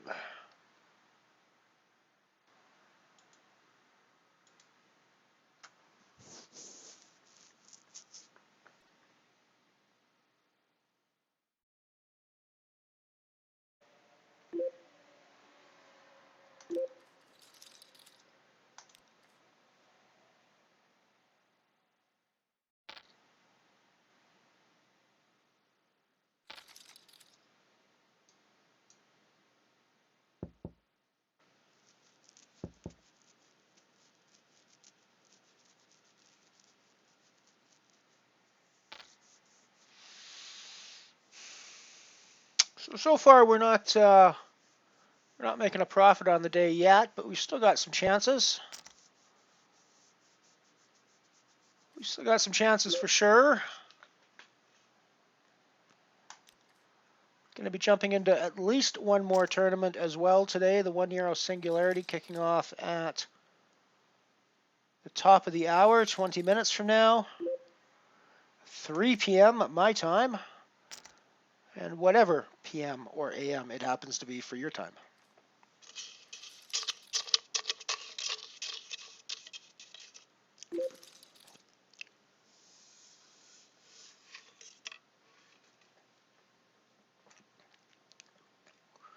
Get rid of the good buddy hand, I think.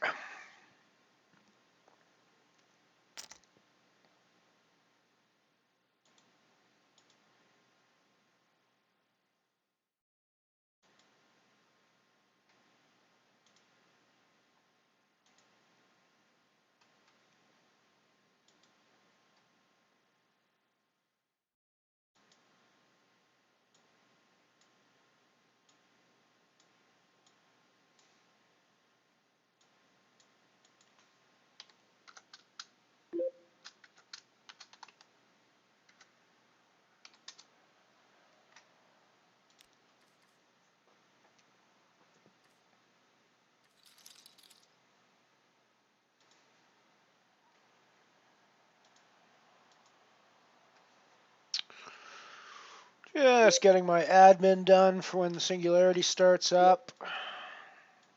Although, as we've seen in the past, this sometimes backfires on me.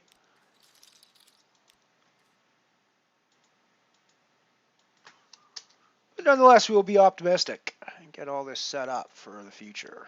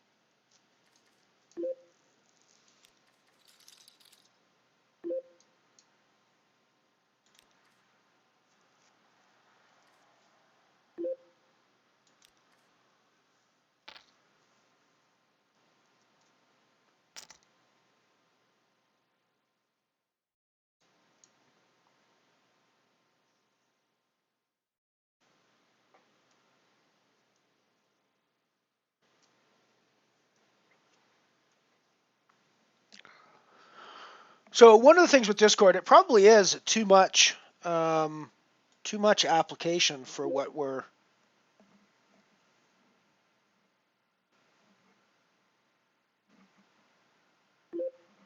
Nice, nice.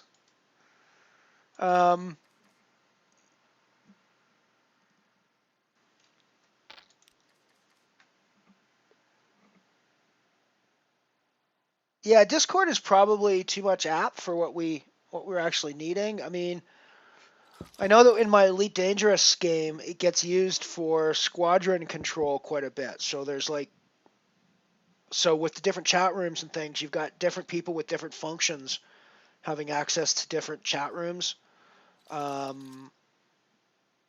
So it's almost like a work function in that sense, where you've got, so some people, so there's some rooms that everybody has access to for general information, then there's specific project rooms and things like that, right? I don't really see us making use of that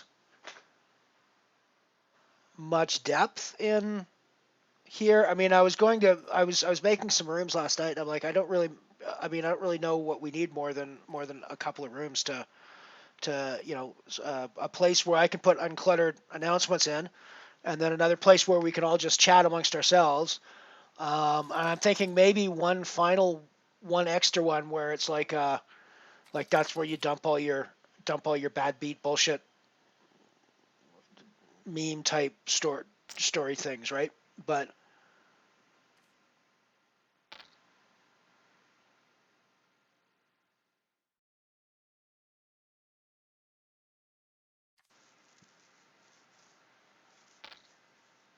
I'll have to check that out. I'm looking forward to it. Looking forward to it. I'll check it out once I'm done streaming.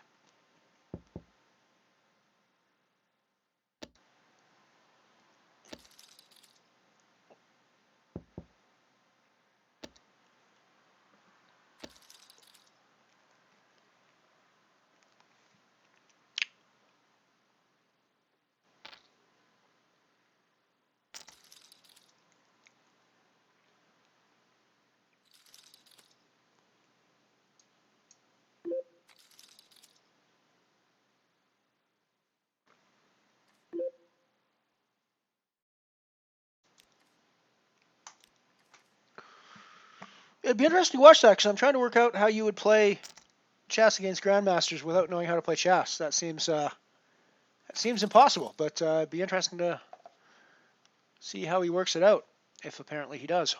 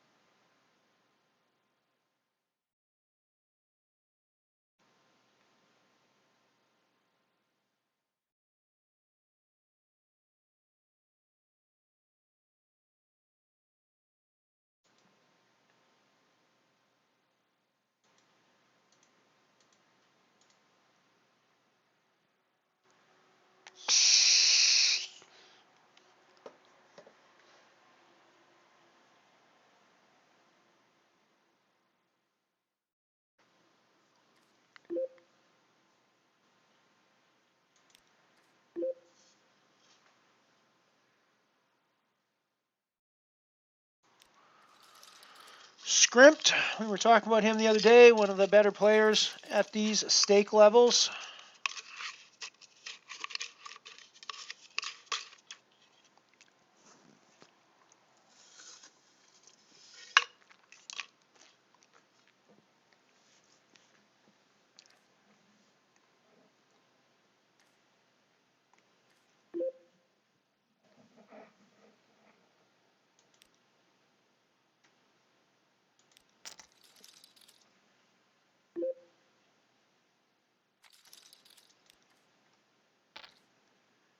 Almost had a bit of a freeze up there as I was trying to shove my suited king there. I think it was my mouse coming off my mouse pad though, not the system.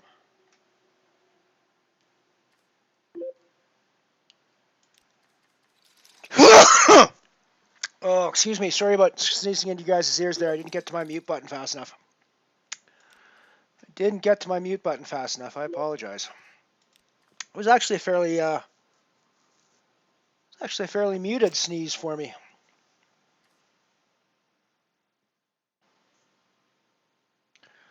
I've Got a fucking fly in the house and it's annoying the hell out of me.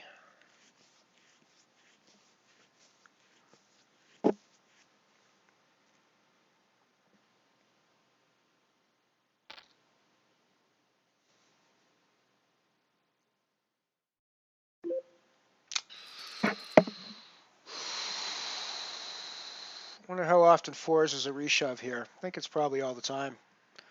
Given that we're not really in a caching spot at the moment, not even close to it, 10 away. Need to get chips. We're not just gonna... Come on, let's hodl. Let's hodl. Let's hodl. Hold! Hold! We hold. We hold. We like it to hoda. We likey. We likey the hold.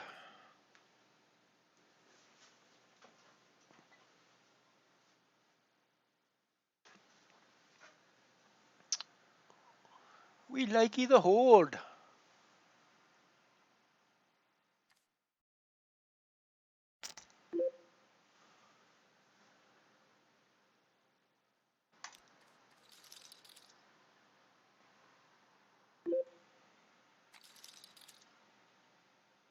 Okay, you know it's basic chess. That makes it a little bit different. I thought he was like completely clueless at chess.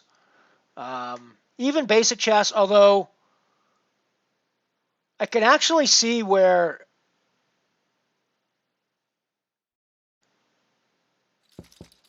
playing against a weak player could actually confuse the crap out of a grandmaster because you're doing things that they just totally don't expect. I've had that. I've also had Darth Vapor. Darth Vapor is the other one that we get quite a bit, as in...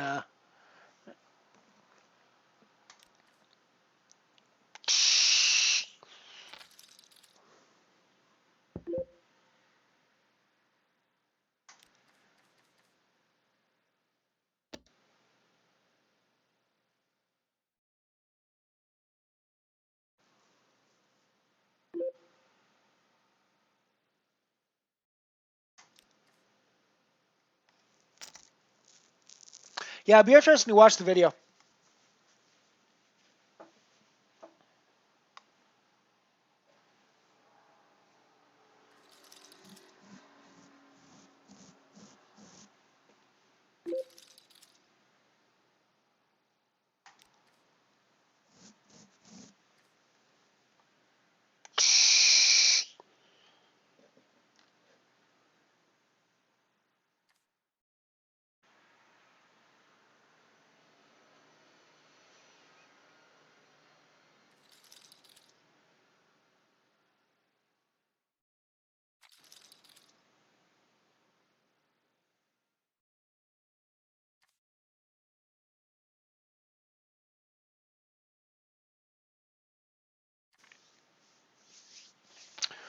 Righty, we got our break coming up again.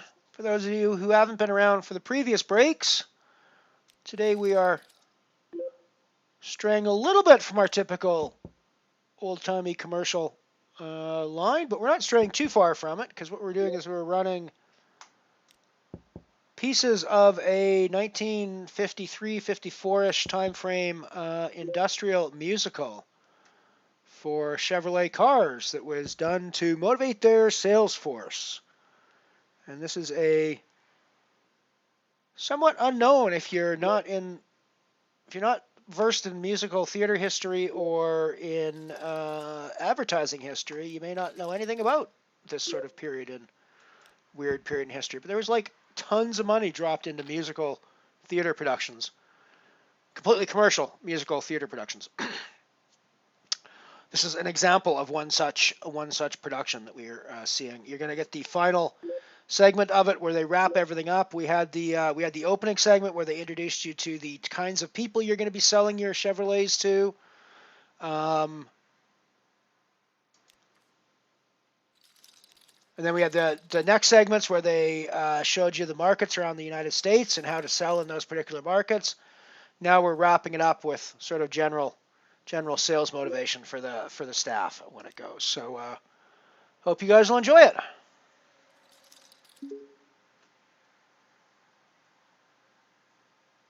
Yeah. Yeah, I didn't yawn scream. You're right.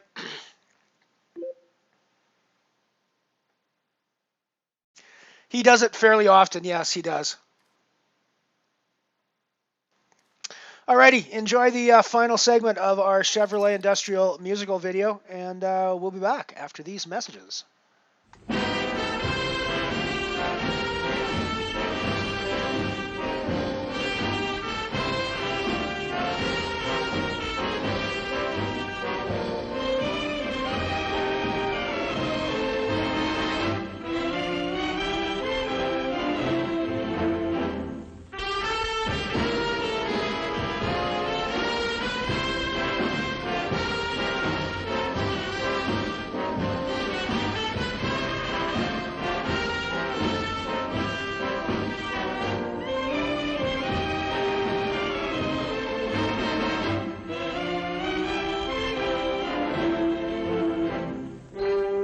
Money, money, money, money, money.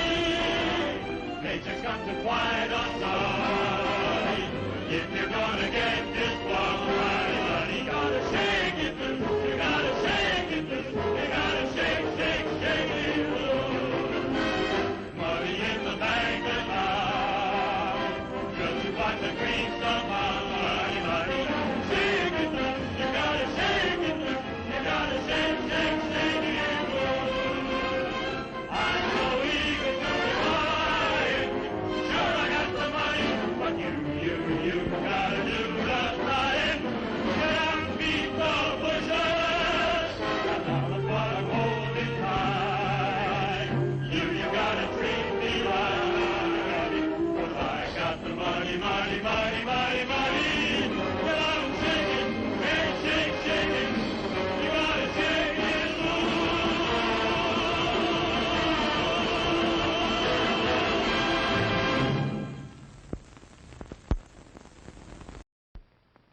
Every Republican politician wants you to believe that Richard Nixon is, quote, experienced. They even want you to believe that he has actually been making decisions in the White House. But listen to the man who should know best, the President of the United States. A reporter recently asked President Eisenhower this question about Mr. Nixon's experience. I just wondered if you could give us an example of a major idea of his that you had adopted in that role as the decider and final. If you give me a week, I might think of one. I don't remember. Because At the same press conference, President Eisenhower said, no one can make a decision except me. and as for any major ideas from Mr. Nixon, If you give me a week, I might think of one. I don't remember. President Eisenhower could not remember, but the voters will remember. For real leadership in the 60s, help elect Senator John F. Kennedy president. Kennedy, Kennedy, Kennedy, Kennedy, Kennedy, Kennedy, Kennedy, Kennedy. Do you want a man for president who's seasoned through and through, but not so doggone seasoned that he won't try something new? A man who's old enough to know and young enough to do. Well, it's up to you, it's up to you, it's strictly up to you. Do you like a man who answers straight, a man who's always fair? We'll measure him against the others, and when you compare, you'll cast your vote for Kennedy and a change that's overdue. So it's up to you, it's up to you, it's strictly up to you. Yes, it's Kennedy, Kennedy, Kennedy, Kennedy, Kennedy, Kennedy, Kennedy for me. Kennedy, Kennedy, Kennedy, Kennedy, Kennedy,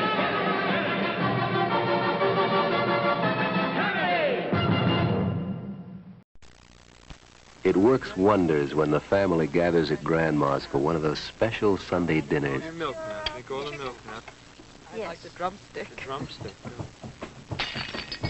Bobby, come on, get out from under there. That's your new suit. And if you get a headache later on, that's when Bayer works wonders. 2 Bayer tablets bring all the pain relief power your headache can use. Bayer is pure aspirin, not just part aspirin. Bayer works wonders.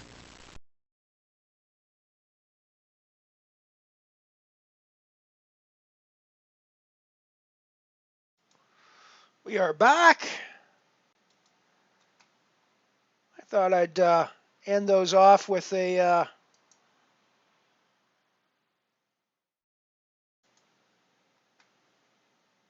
for the record, we have the 1 Euro Singularity going here as well. I thought I'd end that segment off with a couple of old political ads that I really quite enjoyed for different reasons for each ad, and then because political ads give people a headache, we run the bear ad at the end of all that. But yeah, so I thought the first ad, basically about as serious an attack ad as you're likely to see, certainly from that day. And I mean, even today, I mean, that's some pretty devastating stuff. You get the President of the United States going, if you give me a week, I might think of something. That's a pretty good gotcha going there. And it's interesting. We tend to think of negative advertising as being a product of the modern day.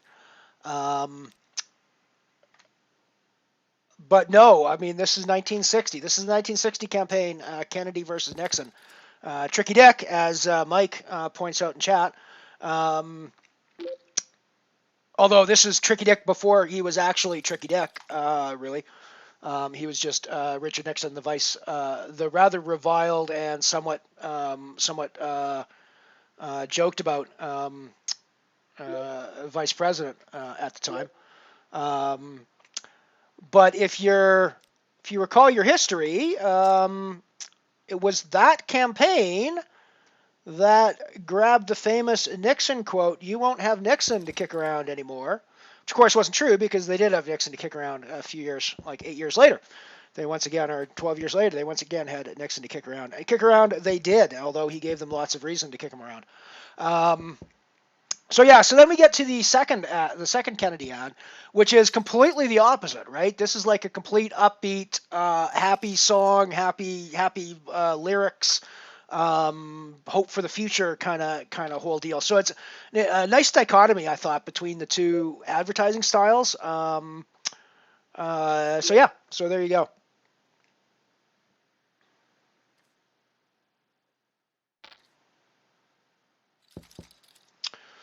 So this is interesting with our 10s here. Do we just flat or do we just shove here, like right at the beginning of for no apparent reason? So I think we're just going to flatten position and see what the flop brings.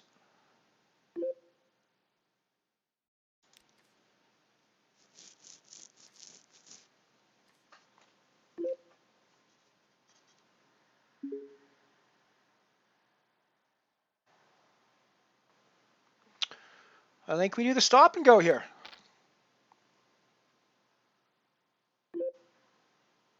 Because I think a queen bets that flop like 1,000% of the time. Even with my flat, I think a queen's got to bet that flop. So there's no queen out there.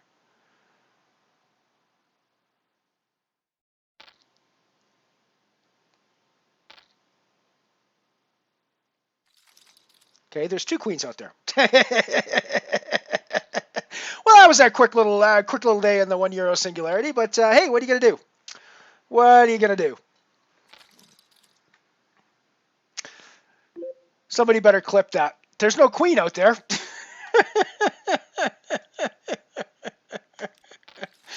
That's funny. That is funny.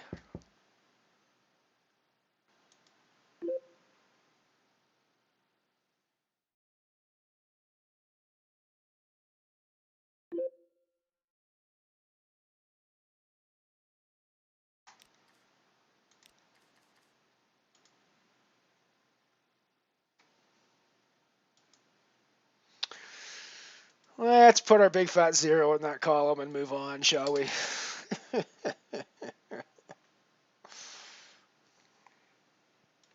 There's no queen out there.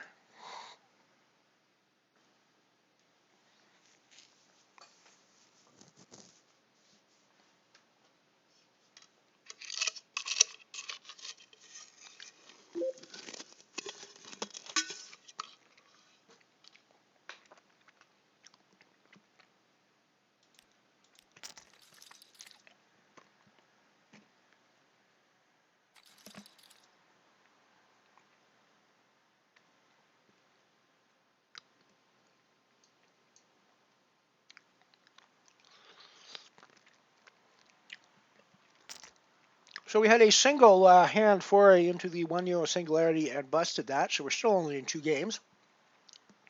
So let's actually go adjust our. Let's just take that embarrassing €1 singularity right off the whole record there. We're just gonna erase that from the record, and we're done with the €1 singularity, folks.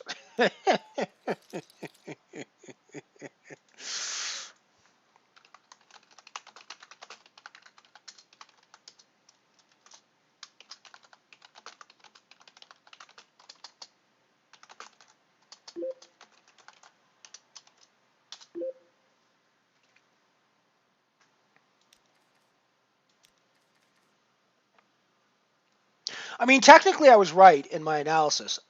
A queen always bets that flop. 2 queens never bets that flop. I should have thought about the 2 queens never bets that flop idea. So there's never a queen out there. There is, however, sometimes 2 queens out there.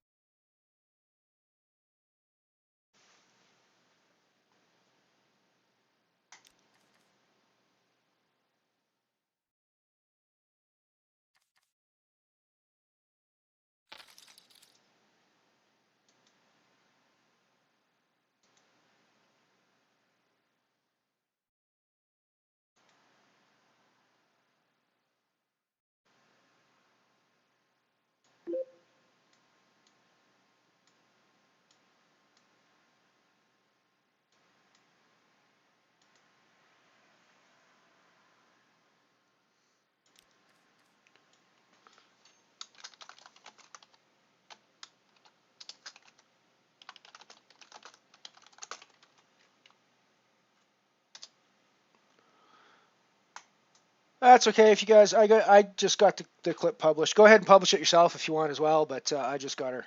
I'm just publishing it now. I managed to get in there and do it myself.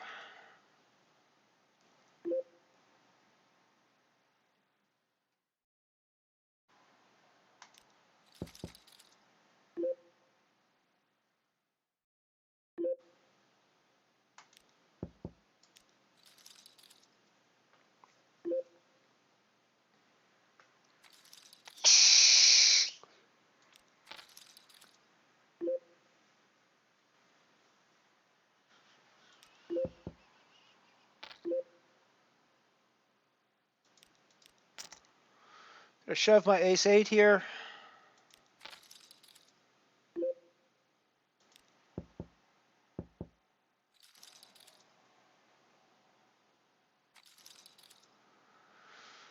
And we get called by 3s, and we do not get there with our overcards. So we are done in the black hole in 20th place, 5 out of the money. Should have maybe thought more about whether you wanted to shove there. It's blind on blind, though, so I think shoving blind on blind is going to be pretty. You're going to be shoving most aces in that spot with just like 12 big blinds, so I'm not terribly unhappy with that.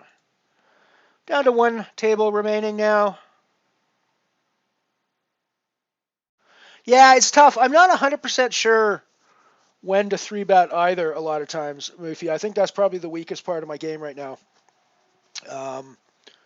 And when I do it,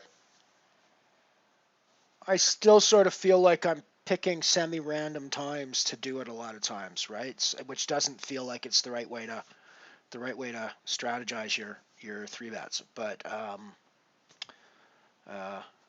don't know. I think I'm learning more. There are a few spots where you just sort of see that it's a clear 3-bet shove squeeze spot or whatever. But yeah.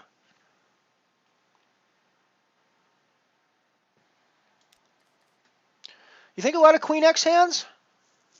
Okay.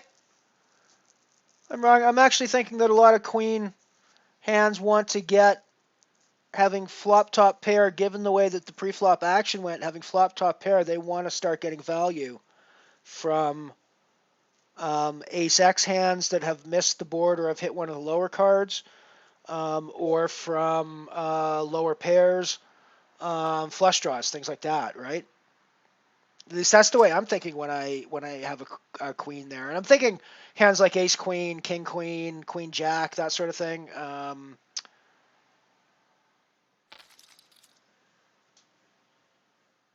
But you're a much better player than I am, so I'm definitely going to take your advice more so than mine.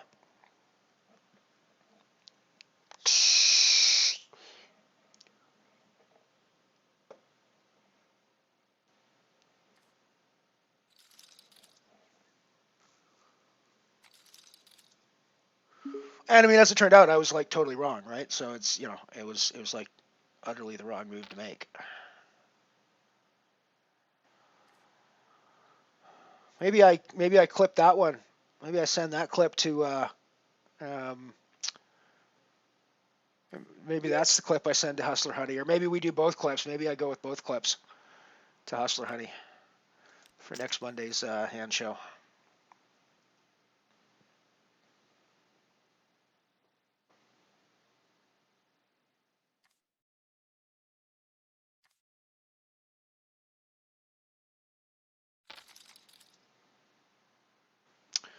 So with an overpair to the board, I think we have to keep betting,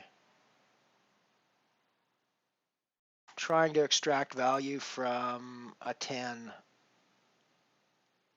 or spade draws.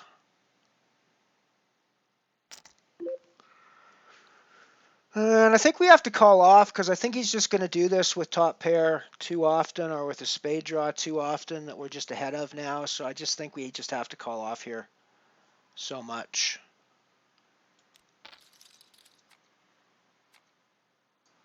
I don't actually expect him to do that with a 4 very often.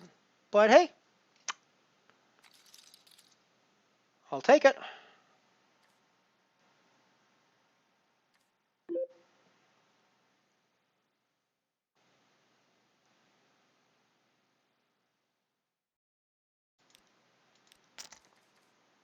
For the record, I highly recommend anybody who does not know Ant-Man, I highly recommend you listen to his advice. I highly recommend you listen to his advice because he's a pretty good poker player. It's worth. He thinks about the game a lot, and he's certainly one of the people in this channel that has helped me improve my game. Night Shopper would be another. Mike has given me some good advice as well.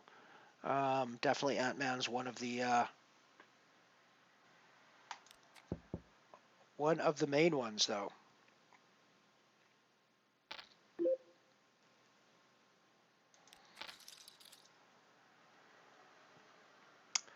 So we just got fucking counterfeit on the river. We obviously can't call this bet because we got aces and queens with a 5 kicker, which is never going to win the pot.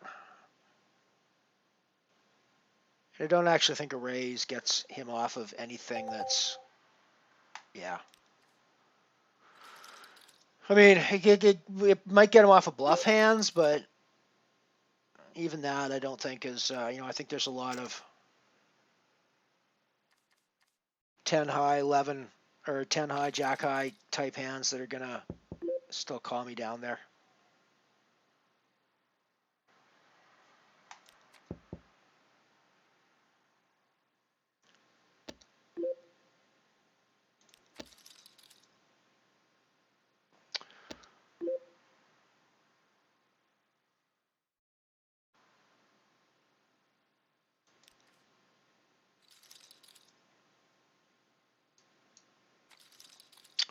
Couple of unfortunate little hands there.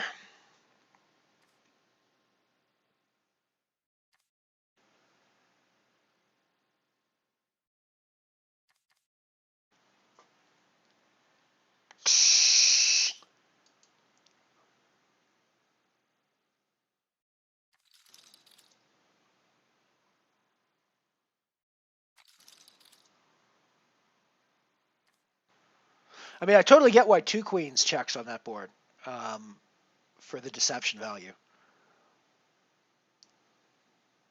But I have to think if I'm playing one queen, I'm not so confident in my hand strength going forwards. So part of the reason for a bet is to extract value from other hands that might be worse than mine that would want to continue there, to make them pay for their draws. But the other part of the reason to make a bet there is that I'm never unhappy when I just take the pot down there, right?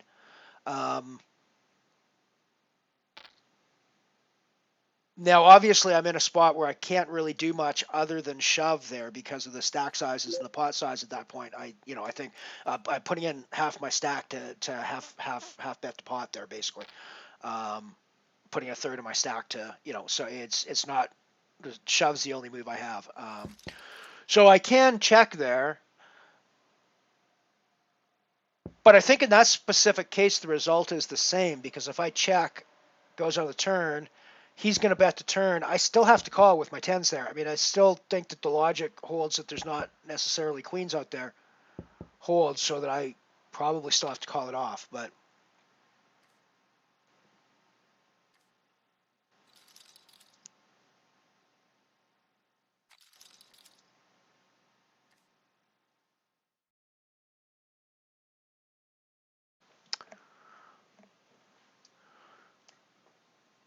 he's a bit of a player, but he doesn't know what his bankroll is lately, I don't think.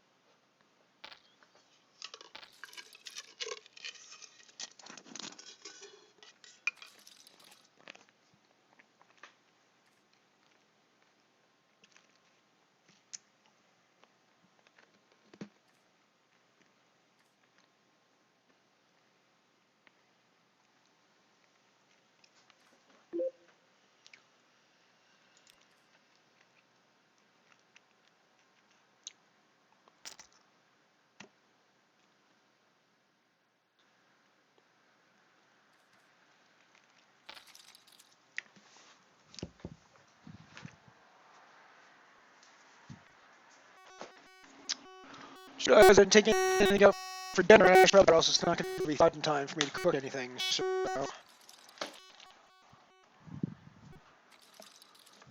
time for roast chicken tonight, I think. It's a good thing Piano Cat's not here today. She wouldn't like to hear me talking about eating meat.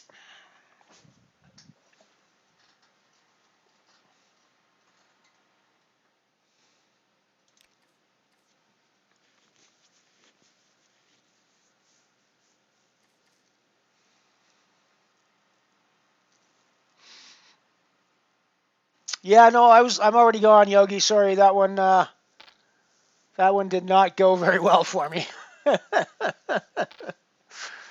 That one we got our ass handed to us pretty darn quickly. We're still playing for 30 euros in this 2 euro singularity though.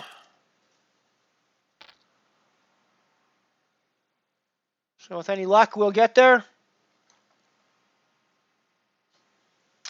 It is not 420 for me, it is 320 for me. But here's the thing. It's 420 somewhere.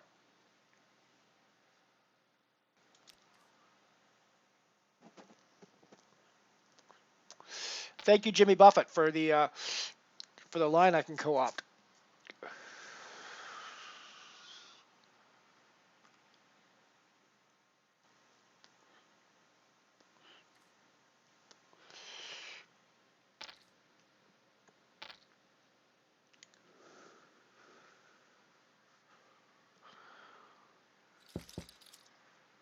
Although it's not even really co-opting the line. I mean, it's 5 o'clock somewhere to it's 420 somewhere. It's pretty much the same thing. You're just substituting one. I was gonna say one drug for another, but in fact, being that I'm Canadian, I can actually now say you're just substituting one legal drug for another legal drug in that case. So yeah, it's 420 somewhere.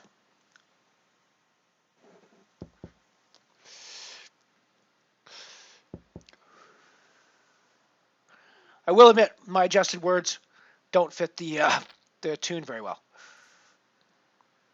I will admit that.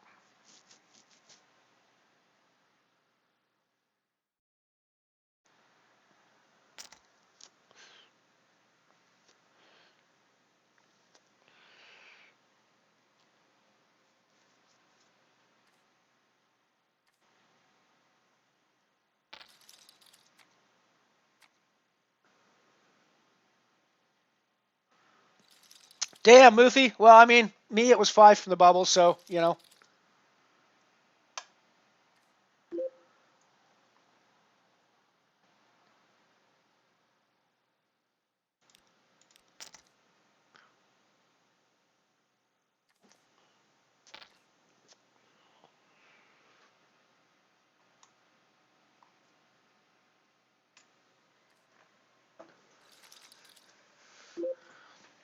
Felt it was a bit too early position to shove. But we get lucky with a good flop, so we're not going anywhere here. We're not going to assume he has a 7. If he plays back against us, we're snapping off with our king here, I think. Pretty much all the time.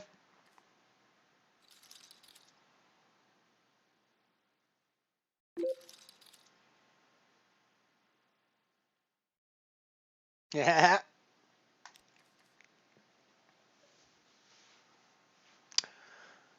Raj, good to see you. Good to see you. I'm not sure if your name is Raj or Rage. I'm not sure I'd want a gaming name that I used to be Rage, because that would just be too ragey for me. But, you know, I don't know. I'll call you Raj from now on. If it's supposed to be Rage, let me know.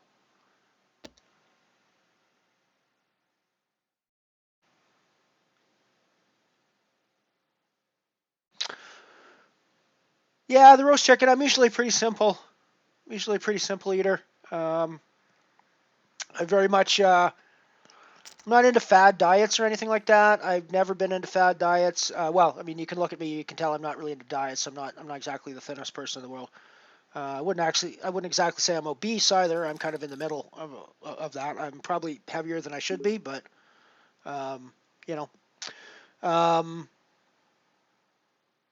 But I do have some fairly important food rules that I follow that I think are probably a lot healthier than a lot of the quote-unquote diet stuff that we see in the world. My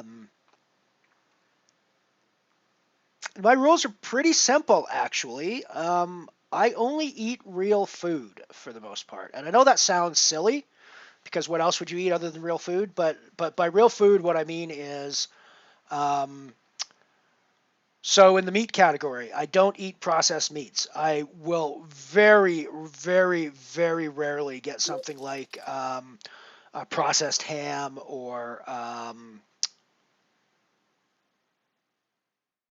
cured meats or cold cuts or any of the like pastrami's or salamis or anything like that. I don't get any of the prepackaged frozen meat dinner things as well. I just don't do any of that packaged processed food for meat. I buy pieces of chickens. I buy cuts that are identifiably cuts of meat off of a pig, off of a cow, that sort of thing. Why did I just fucking fold top pair? What the hell am I doing? I'm telling a story and I'm not. Yeah, I'm on autopilot and I'm not telling and I'm not paying attention to the poker game. I need to stop doing that. I will continue the story though. Same thing when it comes to the sort of accoutrements that go on the side of the thing. The closest I get to quote unquote processed food these days is bread, which is the original processed food that we've been eating in our diet for thousands of years. And that's the closest I sort of get to processed food. But my typical meal, like tonight, my typical meal is going to be roast a chicken thigh, bone-in chicken thigh with the skin on it, roasted, lightly seasoned with salt, pepper, garlic, Seasoning salt, pepper, garlic, some onion salt usually, or onion powder usually as well. Not onion salt, onion powder. Very low sodium. I have a very low sodium diet as well. That's key to me. That's one of the reasons why I stay away from processed food, so I can control the amount of sodium that's in my food. So it'll be that roast chicken piece, and then I'll have probably a baked potato, although sometimes I'll fry the potatoes. And then I'll have steamed corn usually, or steamed peas, or steamed, some sort of steamed vegetable like that. And a piece of garlic toast, and that's usually my piece of garlic toast or two, and that's usually my average dinners, and that's kind of what I eat all the time. I lie. I suppose the other processed food. Well, no, actually, and again, it's not processed food. It's a cured food. It's not a processed food. I eat bacon. I think bacon gets a bad reputation. It's not a food. It's obviously not a food you should eat like huge heaping helpings of. It's something that is kind of a guilty pleasure for extra taste, but it's real food. If you're eating real bacon, it's a specific cut of meat off of the side of a pig, right? Or if you're eating back bacon, it's a specific cut of meat off the back of a pig. So that's basically my rules for eating. Eat real food.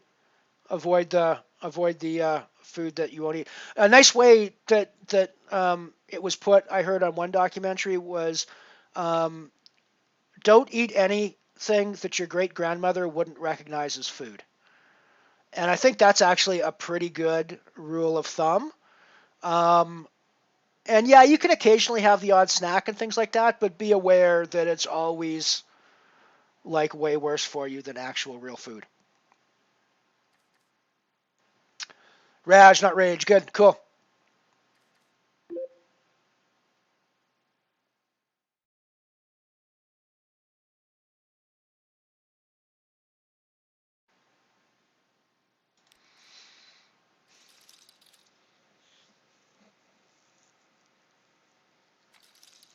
It's weird, Raj. I usually go the other way. There's been a couple of months. One of my claims to fame, quote unquote claims to fame here on the MotherShip, is that I've not had a single month of play since I started playing at Unibet where I've lost money. Now, there's been at least 1 month where my profit was like 16 cents that I slid into on the last day finally. So it was pretty darn close on that month. And I can't quite say that for every week. There's been a couple of weeks when I've like 3 or 4 weeks that I've lost profit in. But somehow or another, I always manage to turn it around and pull a profit out near the end of the month. I know eventually that has to stop, and I know eventually I have to have a month where I lose money. But I mean, hey, if I can keep it up, I'm gonna be happy with that.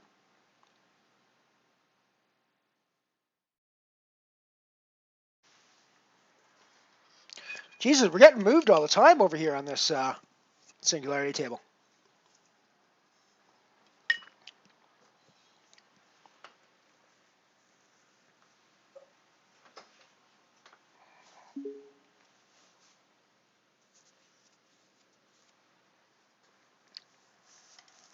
I don't know if things are arranged exactly the same elsewhere in the world, but here in Canada, I call it perimeter shopping because our supermarkets are arranged in such a way that you've got when you walk into the store, on the left-hand side of the supermarket is going to be your,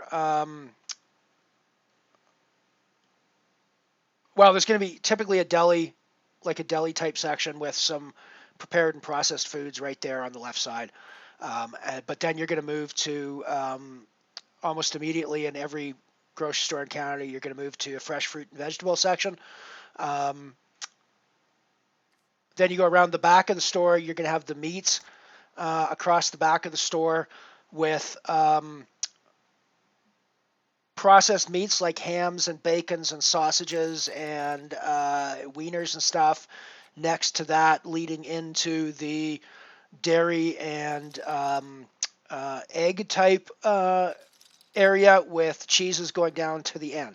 So you walk around the perimeter, you get all the sort of fresh, real foods, and it's up and down all the aisles that you get all of the processed foods and all the crap for the most part. This is not 100% true. There's, I do go up and down. But so what I do is all of my shopping is typically done around the perimeter of the store. And I will go into the aisles for specific things that I want. Like I'll go into the aisle specifically when I need coffee to get coffee, or I'll go into the aisle specifically when I need spices to get spices, or I'll go into the aisle specifically when I need another batch of olive oil, or something like that, right? So yeah, I call it perimeter shopping because I never shop the aisles. I only shop the perimeter of the store.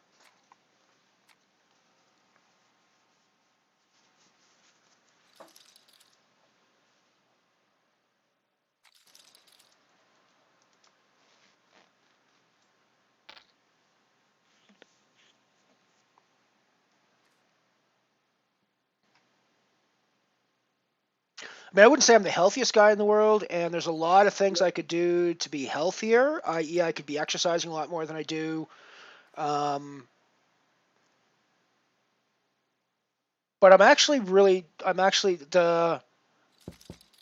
my eating habits are something that I'm relatively proud of. So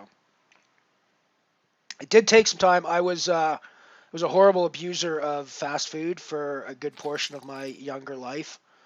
To the point where it seriously affected my health at one time. I had cholesterol levels that were through the roof, and the doctors were quite worried about my condition for a short period of time when I was in my early 40s, and I just totally turned it around and changed my diet completely at that time, and I felt 1,000% better almost immediately, and it's just never gone away. So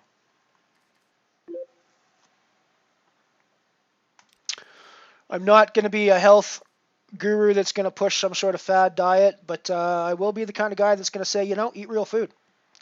If your great grandmother will look at it and go, "What the hell is that?" Probably you should probably think twice about whether you want to eat it or not.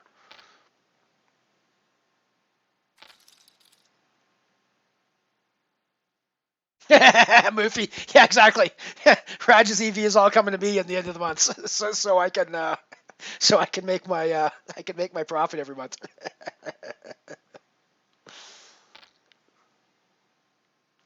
I mean, that is an astonishing run, really. It's like the idea that you would make profit playing tournament poker in every single month of the year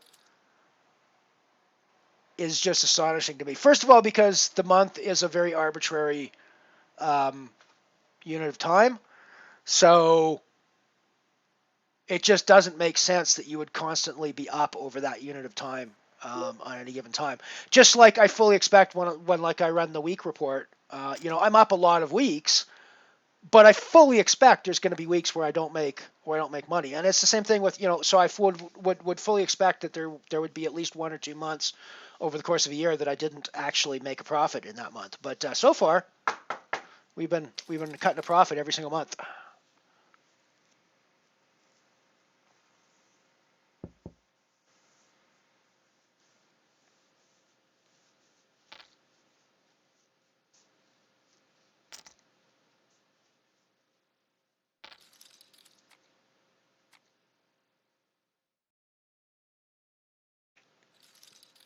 So actually, in my supermarket, it's interesting, Mike. In my supermarket, they don't have the loss leader near the door. The thing that's the closest to the door in my supermarket is their prepared meal island, where they've got a bunch of hot pots of half of it is Indian food, so they have like butter chicken and a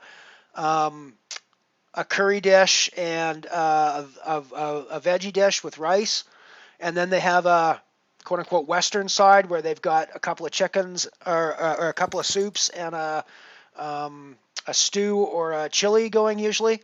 And to me, that's got to be like a pure profit zone, right? Because they're charging like $5 for people to come in and fill a dish with this. But I mean, the whole hot pot of chili is fucking less than $5, right? if you do it right. So you're like literally the first person scoops a bowl out of that, you're already in profit. So it's like a pure profit as far as I can see. Their little fresh meal island. And don't get me wrong, they make a hell of a good butter chicken, considering it's from a supermarket in a hot pot sitting on the side as you walk in the door. So I've been known to grab that butter chicken once in a while when I am on the way home and I'm hungry and I don't really feel like I want to make any food.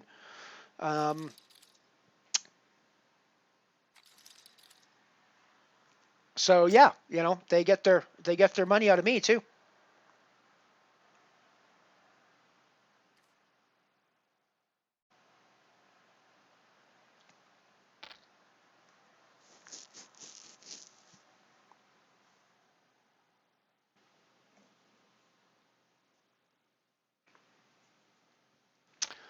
I'm only going to be able to call when I close the action here, aren't I? Unless somebody else raises. I'm not sure if other people can raise or not. I'm only going to be able. Oh, I can raise. That's weird. I thought for some reason I was only going to be able to call to complete the action. I'm not sure that I necessarily want to raise. Yeah, let's see a flop.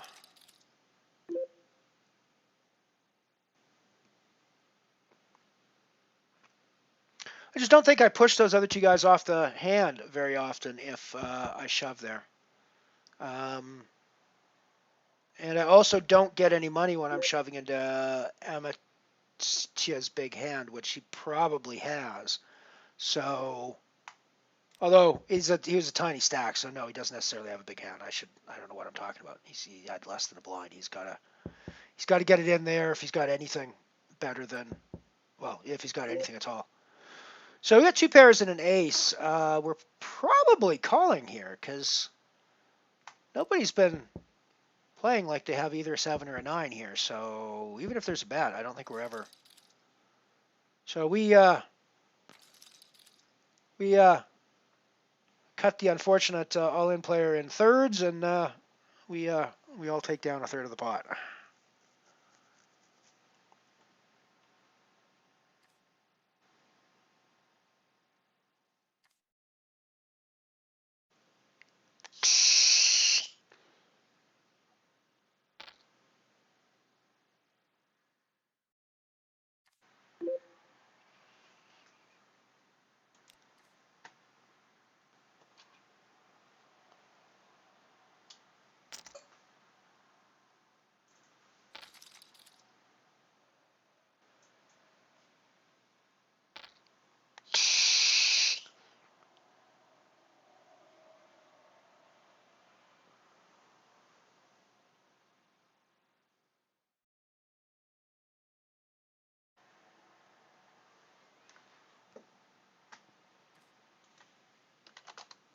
Yeah, the smell, it's super dangerous if you go there when you're hungry because the smell just hits you as soon as you walk in the door and you're like, holy shit, I need to grab myself a butter chicken on the way out, or I need to grab myself a chicken noodle soup on the way out, or whatever, because yeah, the smell's right there, and it's quite a good smell.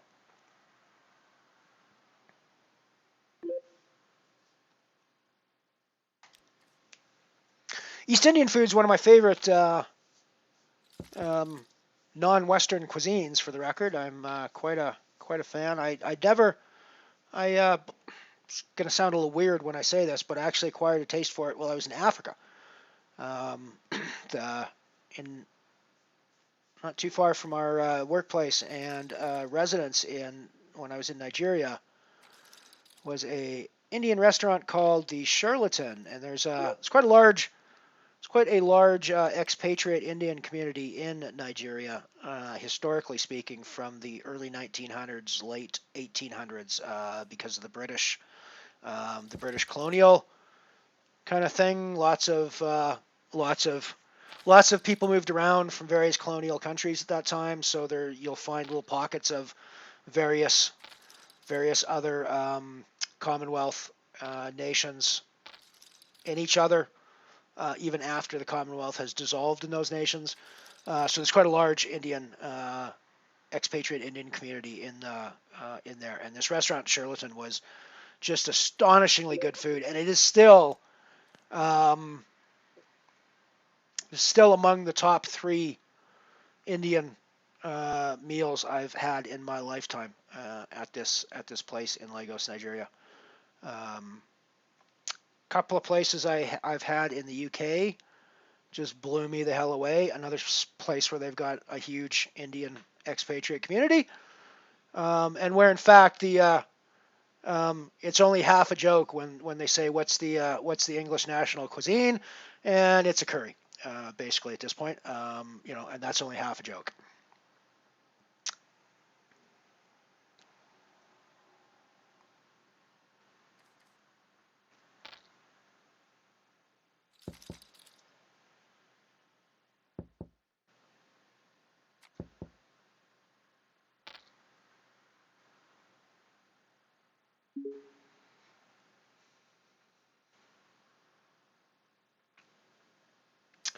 Big fan of butter chicken. Big fan of tandoori chicken. Typically a big fan of a lot of the curries as well, although I don't like things to be super spicy.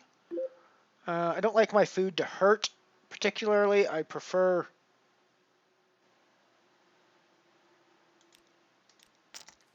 I like the spice to give it a bit of a tang and a bit of a bite, but I don't like it to actually hurt me. So I'm a bit of a he's just got 8s. Oh, we get there. We get there with the clubs. No, he gets there with the clubs. He's just got the 8 of clubs. Of course, he's just got the 8 of fucking clubs. Why would we think that we would have? Why would we ever think that we would have the winning hand there? Maybe I should have shoved Queen 7 there. I don't know. Queen 7 is technically what the computer hand, so that's the actual. It's right on the 50% line, right?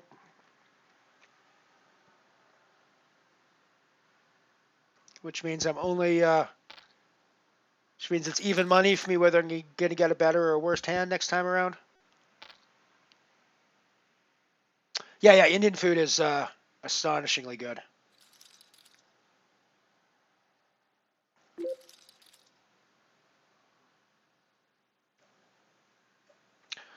Arguably, 7-9 is better than Queen 7, even though Queen 7 probably would have won that last hand. Yeah, what the hell. It's probably better than the hand I'll get in the big blind.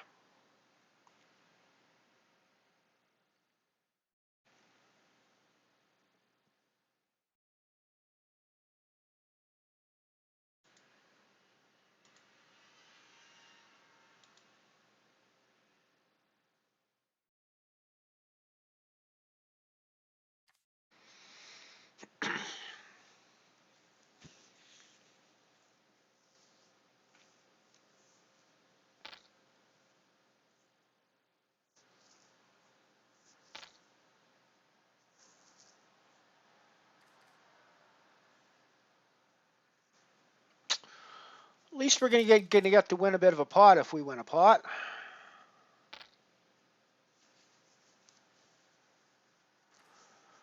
We do still have backdoor straight outs. And we are done like dinner. Alrighty, well it's been a fun ride on the mothership today. Hasn't been the most successful day in the world for us profit-wise. We're down about €7 today, but shit's gonna happen. And we're not always gonna strike gold when we go out asteroid mining in our mothership, but sometimes we will. Sometimes we will.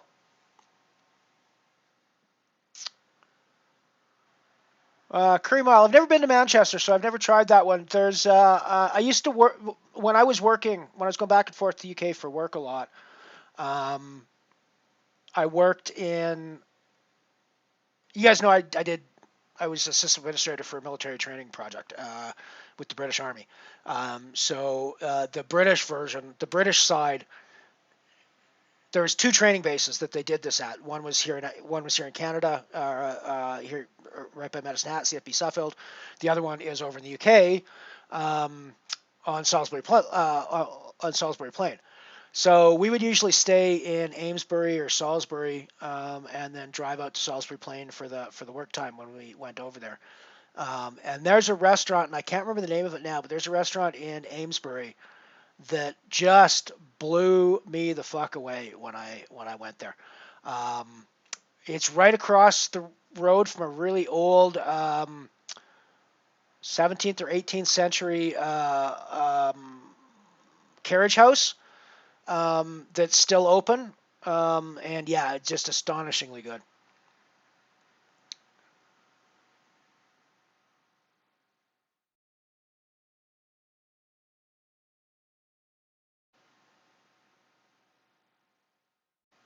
Wow, Mike, that would be amazing. That would be amazing. A mile of Indian restaurants. Spend a lifetime just walking up and down the street and never eat the whole thing. Alrighty, folks. Well, thanks for hanging out with me today on the Mothership. It's been a blast. It's been a good flight. I even have fun usually even when I don't win. It's sometimes it's hard, sometimes it's gross, but it's been a fun day, and it's always fun to hang out with you guys. So thank you for coming and hanging out with me. I think we're going to bring this puppy in for landing now. So this is Elron out.